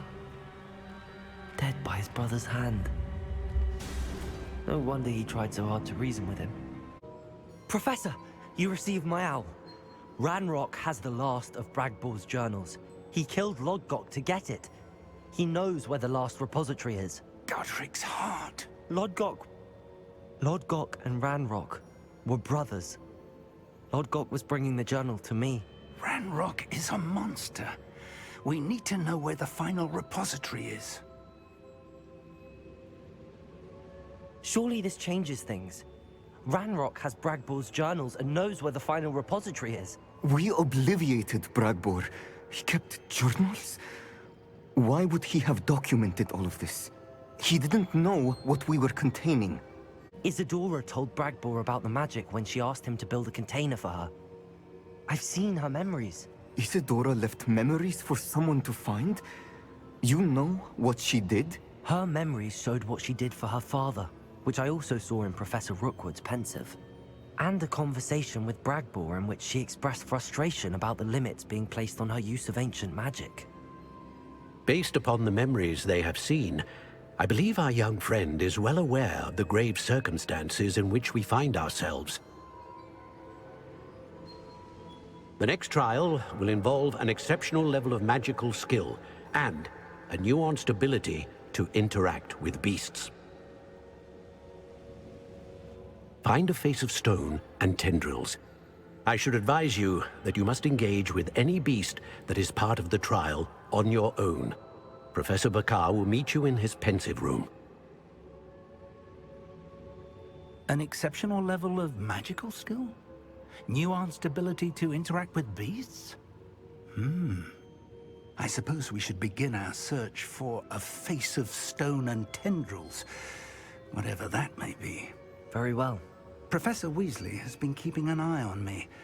Perhaps we should meet there, so she has no reason to raise concerns with Professor Black. I shall see you near the coast. Perhaps then you can tell me a little more about the memories of Isadora that you witnessed. You're here. Do you recognize the head sculpted there? That's a head. I can't say that I do. It appears to be a fearsome beast known as a graphorn. And the prints carved into the ground lead me to believe that a grap horn will somehow open the way forward. That's what Professor Rackham meant when he spoke of my needing an ability to interact with beasts. It would seem so. I do know that the last of a long dynasty of grap horns lives nearby. They call him the Lord of the Shore. I suspect you'll need to bring him here. What happens next, I can't say. If that's what must be done, I'll do it. Excellent. I know this area well enough. When you see the remains of a large sea creature, you're in the right place. Now, Professor Rackham made it clear that you must engage with any beast that is part of this trial on your own. So I shall wish you good luck and wait for your return in the map chamber.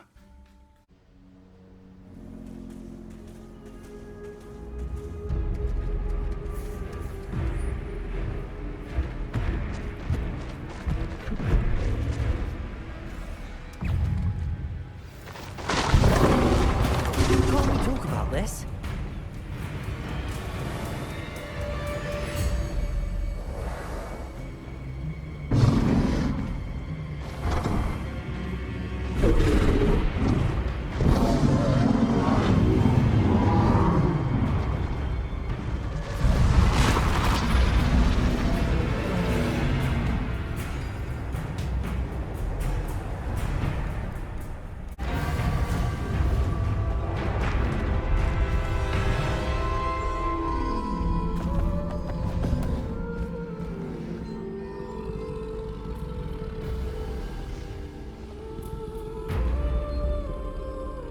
I need your help, friend.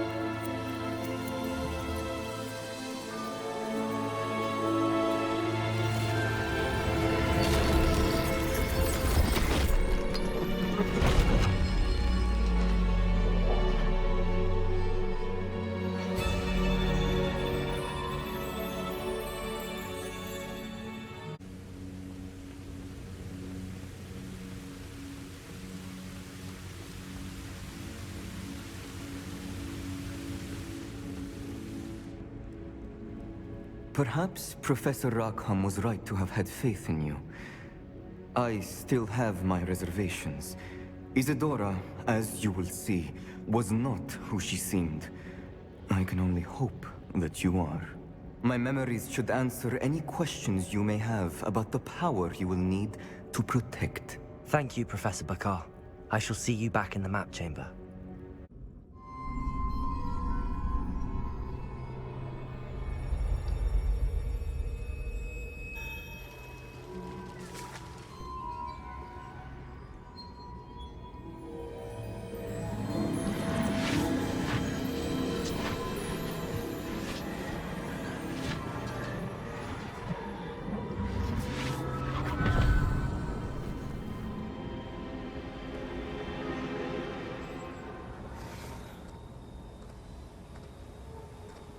Hello? Isadora? Isadora?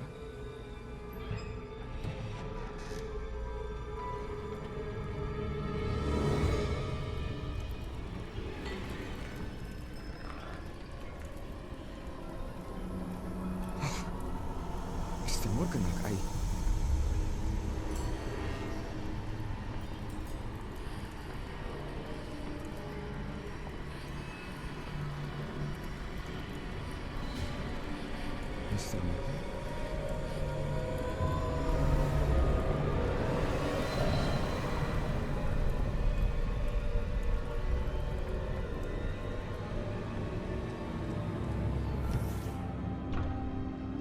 Son, I'm glad you're here. Isadora was not at her home. I know. Her father... Percival. What is it? It is as though he was stripped not only of his pain, but of all emotion. Everything is much worse than I feared. Neve was right. Isadora hasn't stopped. I've just learned that she has been wielding that magic on students. We must gather the others.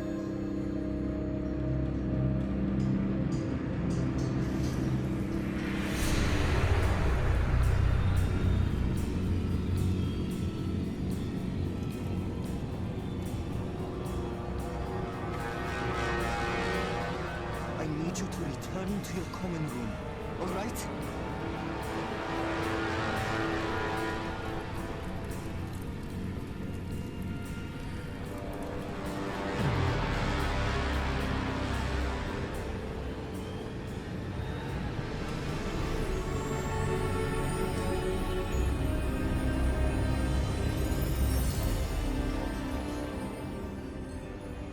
What have you done? Take a breath. Students, Isadora. Everyone feels pain. And why? Because of your arrogance? Your obsession with secrets? We won't suffer any longer. Not my father, not my students, no one. Isadora, set down your wand. Professor, you taught me to hone my power, not throw it away. I did not teach you this. Expelliarmus!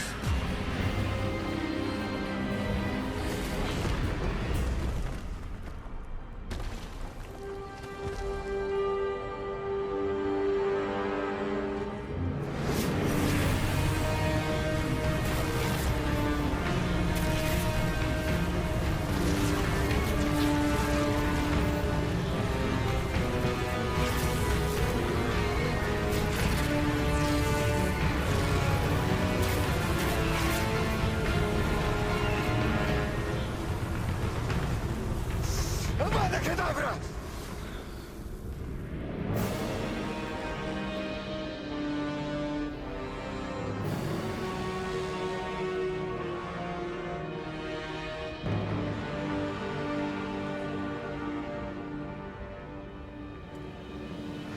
She's alive.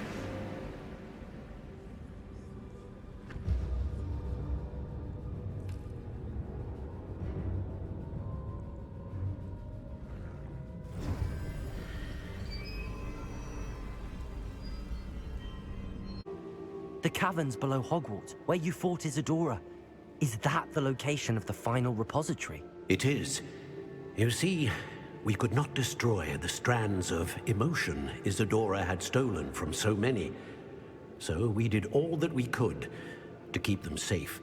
We also realized that until they could be destroyed, the magic used to create them was a danger to wizard kind. Hence, we became keepers. Keepers of an unfathomable secret. We knew that someday, one with the ability to see traces of ancient magic might be seduced by its power.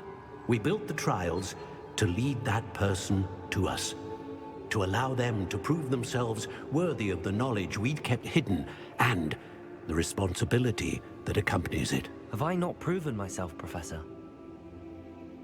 I need to get to that repository before Ranrock does. You have, and you will. But the repository is protected by powerful ancient magic. To enter, you must craft a special wand from the 4 artifacts you found above our pensives. So the repository is safe from Ranrock for now? If he is, as you suspect, capable of using the power of the other repository, I fear he will be able to breach our defenses. Then I must go now and craft this wand. Perhaps Mr. Ollivander will help me. Another Ollivander? I'm not surprised.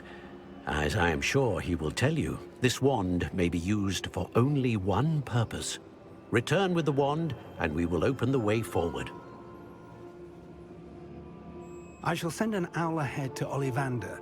Whilst you visit him, I'll reach out to Professor Weasley. Professor Weasley? Yes. I may have made an error in judgment by not informing her of Ranrock's intentions earlier. I only hope it's not too late. If Ranrock really is going to try to drill below Hogwarts, we'll need all the help we can get. All right, Professor. I'll see you soon. Hello, Mr. Ollivander. I wondered if you might be able to help me with something. Yes. Professor Fig sent an owl informing me that you'd be coming. He was a bit cryptic. Said you need to have a special wand crafted. That you'd bring me the materials. Yes, sir. I have them here. Oh, my. How extraordinary. Remarkable design. I will be honest, I have never crafted a wand in this fashion. Repaired broken wands, of course, but this is something else entirely. Keeping me on my toes, aren't you? I think I can work with what you've brought me. Let me see what I can do.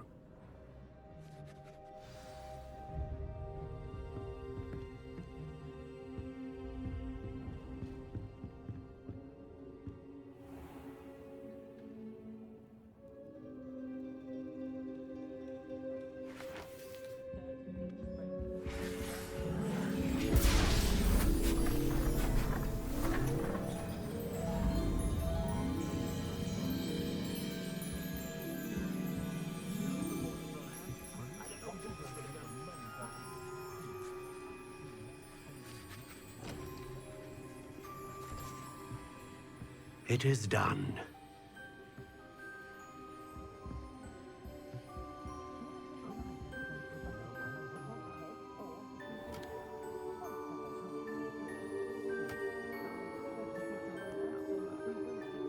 I should warn you, I've never seen a wand like this before.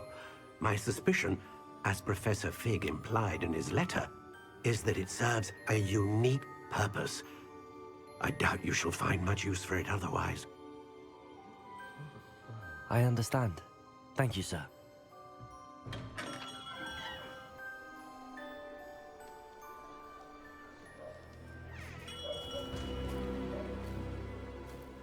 I'm afraid you're on your own. I've ensured that we have a moment to ourselves. Oh, come, come. No need for such theatrics. In light of what Ranrock now knows, you must agree that our interests are aligned. Our interests will never be aligned. You would let goblins take what is rightfully ours? The final repository belongs to wizard kind. We would be fools not to work together. What's that you've got there? Might this sudden visit to the Wand Maker have something to do with our mutual pursuit? I have no idea what you're talking about. That repository is my birthright! Charles Rookwood wouldn't have wanted you near it. The arrogance. Should have known better than to try and reason with a child. I've always said, children should be seen and not heard.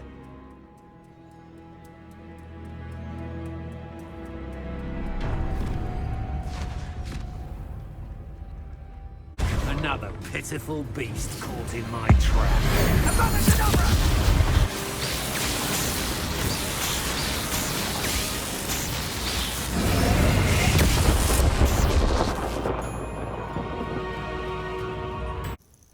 I'm ready to finish Harlow once and for all. What is your plan? Harlow intends to ambush us. But now we have the upper hand. We can prepare. We are stronger than Harlow, and he knows it. That's why he's resorting to this sort of trickery. We must go. Agreed.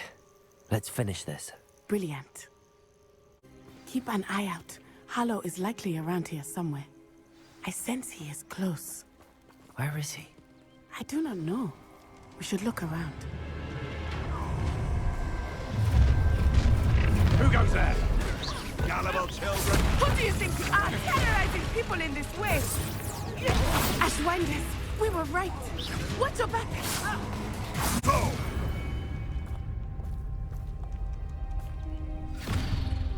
Little Nat Sione, innit? And her excruciatingly loyal companion. You two have done quite a bit of damage to my business interests. But I must grudgingly give you some credit.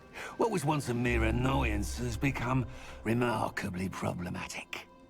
Fortunately, I pride myself on my problem-solving skills.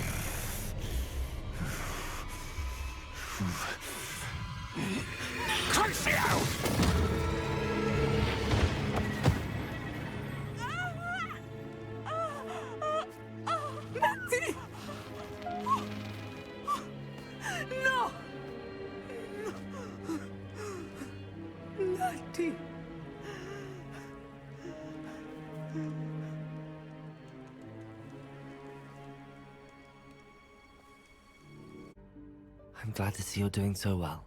I am doing better than it appears. I am only here because my mother insisted, just to be safe.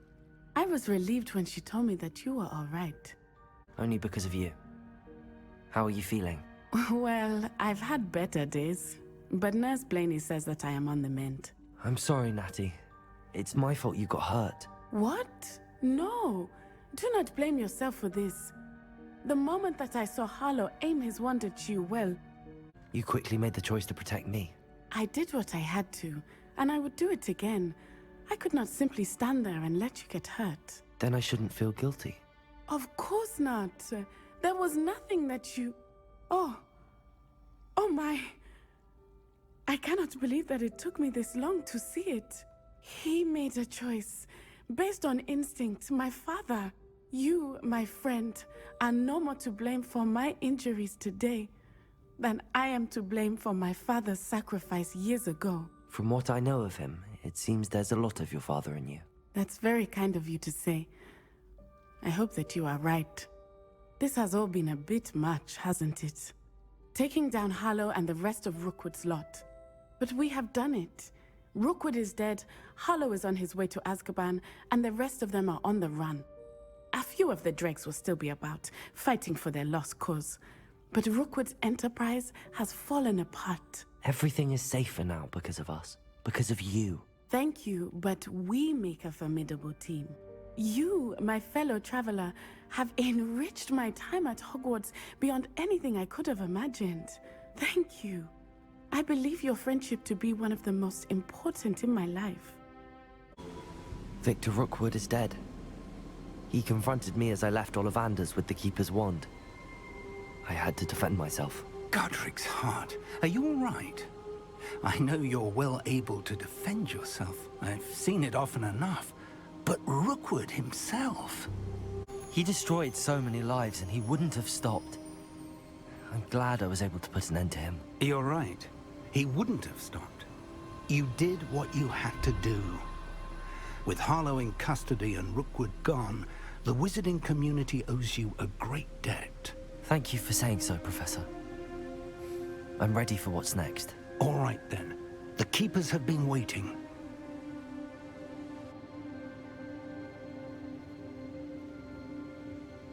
You have completed all of our trials, and you have done so under circumstances even I did not foresee.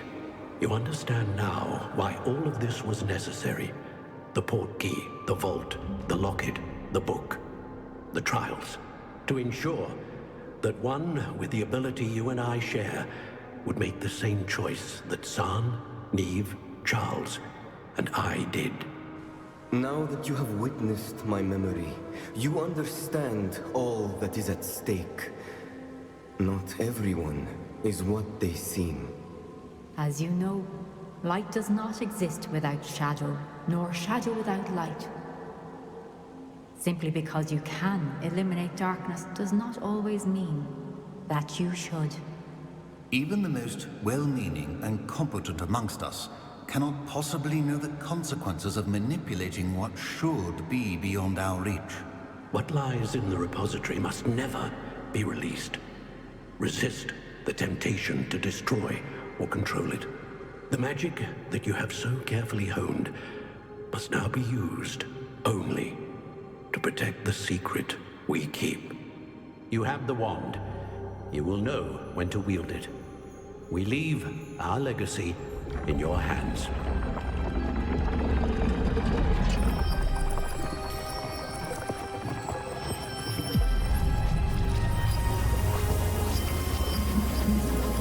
Astonishing.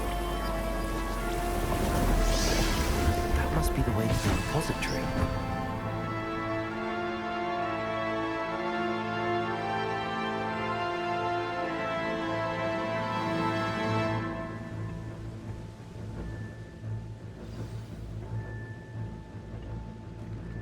We can only hope that we're not too late, and that we find nothing but a repository undisturbed beyond this door.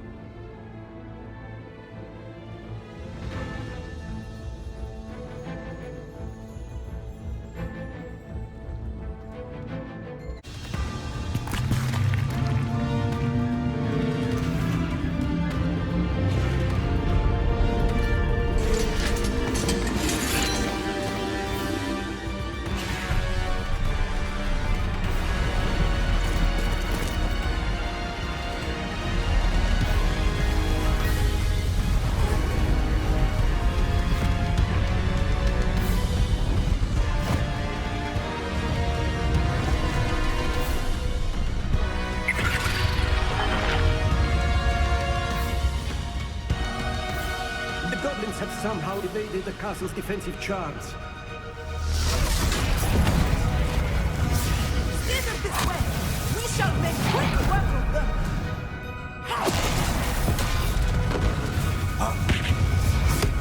They got this.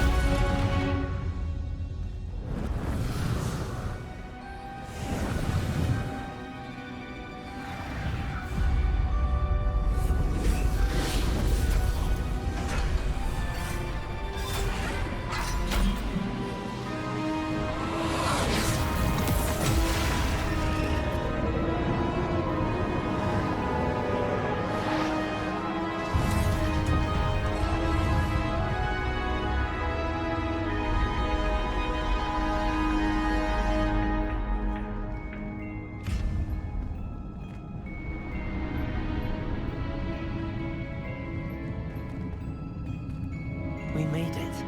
I'm relieved we got here before Ranrock.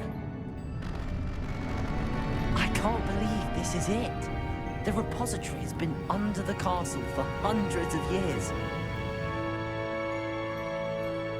Think of all the pain that created it. This is what Miriam, George, your friend Lodgok, and countless others died for. Miriam believed this forgotten magic could be used for such good. But she did not know the risks. She did not see what the Keepers have shown you. What Isadora showed you. You are now the Keeper of whatever power it holds. What do you intend to do with it? I plan to leave the repository as it is. I'm pleased to hear that. I've been thinking. What is it, Professor?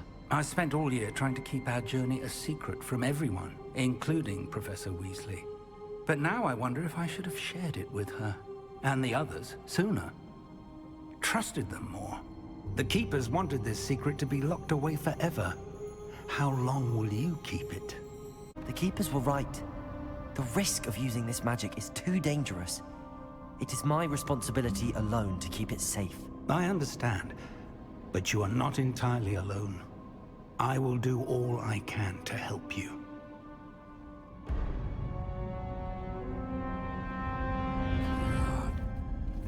The arrogance of wizard kind.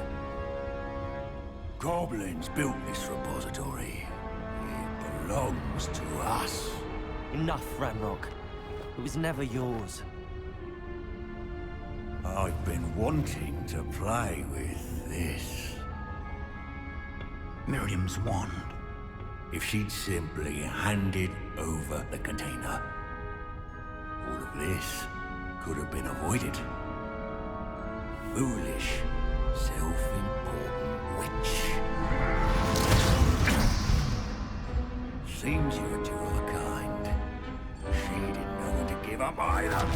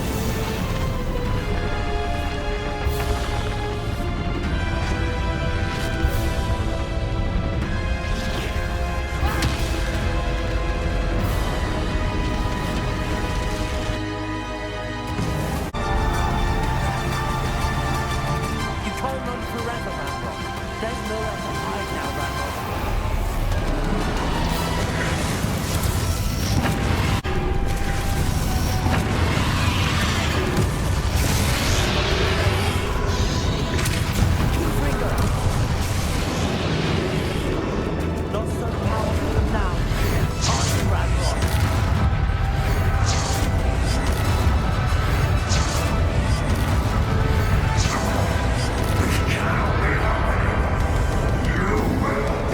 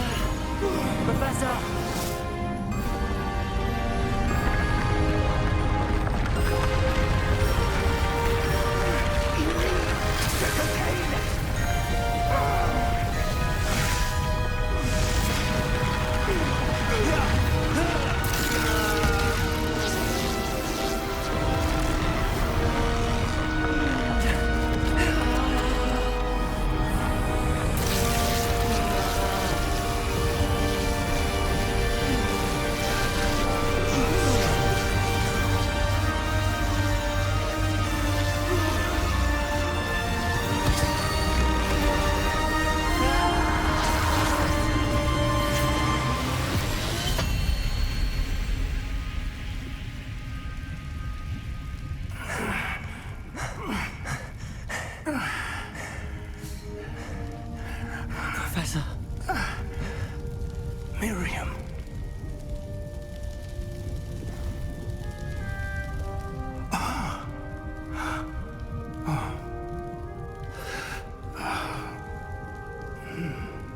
Miriam would have loved you, my young friend. The wizarding world could not be in more capable hands.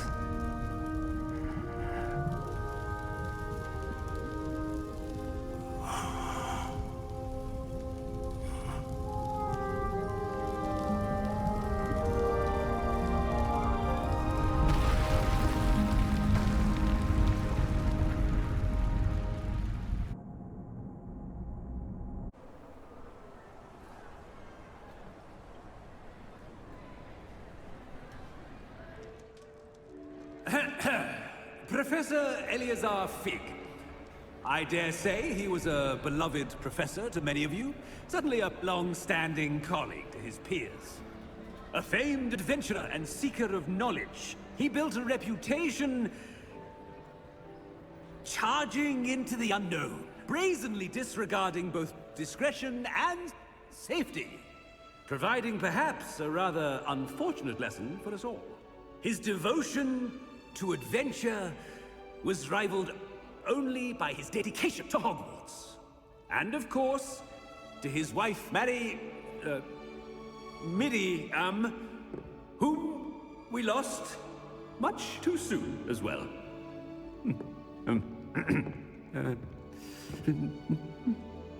Yeah.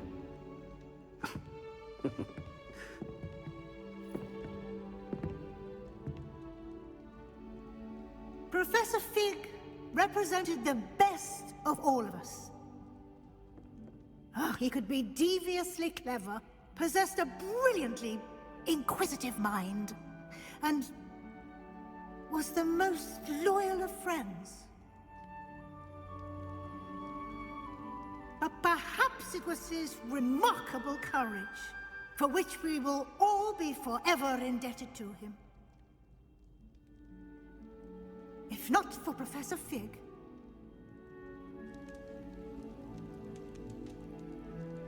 well, I can say with confidence that if not for him, many of us, let alone Hogwarts, would not be here today.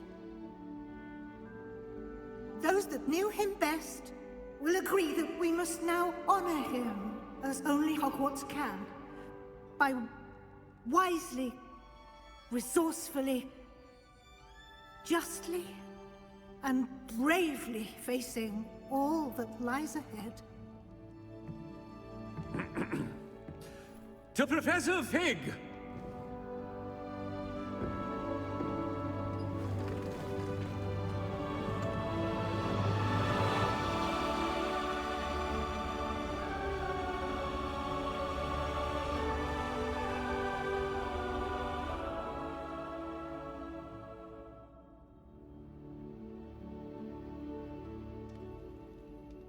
Can't believe we lost Fig.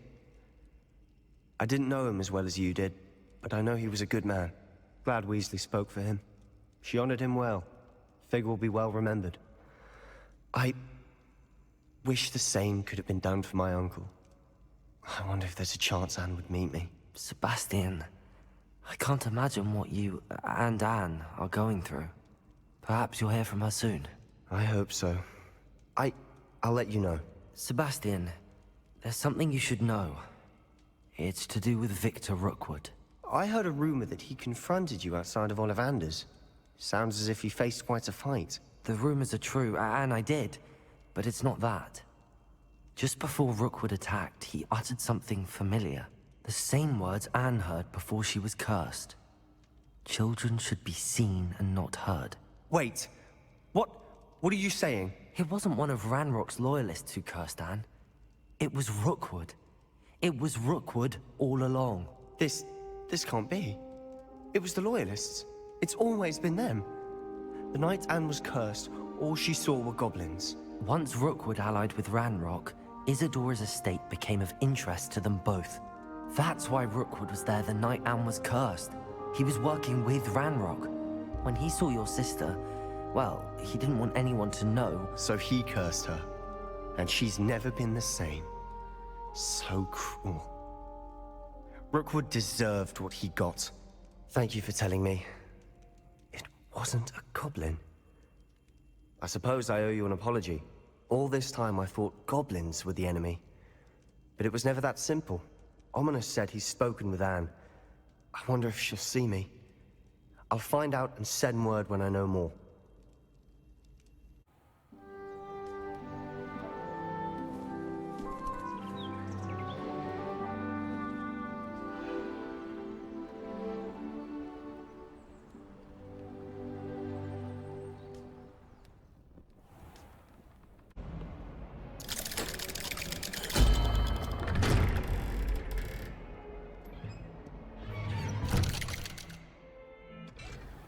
I'm glad you came.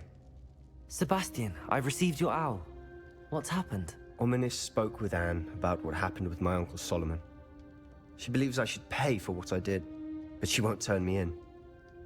She said the guilt I'll have to live with is punishment enough.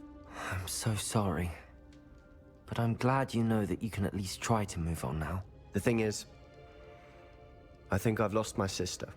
My twin. Forever. She refuses to even see me. I can't blame her. I couldn't really blame any of you if you gave up on me entirely. You all believed in me, and I let you all down. Anne may just need some time. Surely one day she'll be able to forgive you. I hope you're right. I realize I can't undo what's been done, but I can try every day to make up for it. I owe you and Ominous everything for standing by me. Well, it wasn't easy. But I believe in you, Sebastian. I've had a sense about you since that first day in Defense Against the Dark Arts. Seems so long ago. Thank you. I have no idea what's to come, but I'm grateful for your friendship. Professor Weasley, you wanted to see me? I did. We haven't had a chance to speak since I know you were quite close with Professor Fig. Hogwarts won't be the same without him. No, it won't. But I can assure you that he would want us to press on, and that he would rest easy knowing that the future of the wizarding world is in hands like yours. Thank you, Professor. You've had quite a year, both inside and outside of Hogwarts. I've heard all sorts of rumors.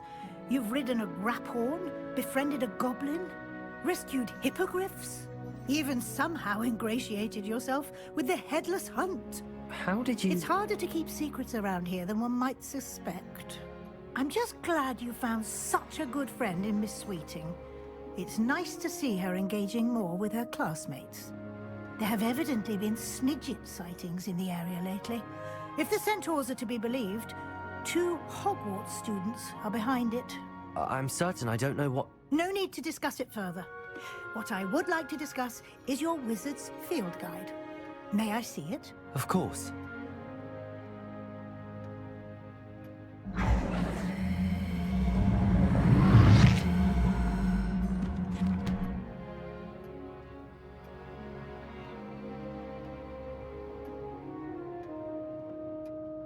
What do you think, Professor? I think you've been busy this year. I see some progress here, but quite a bit of your field guide has yet to be completed.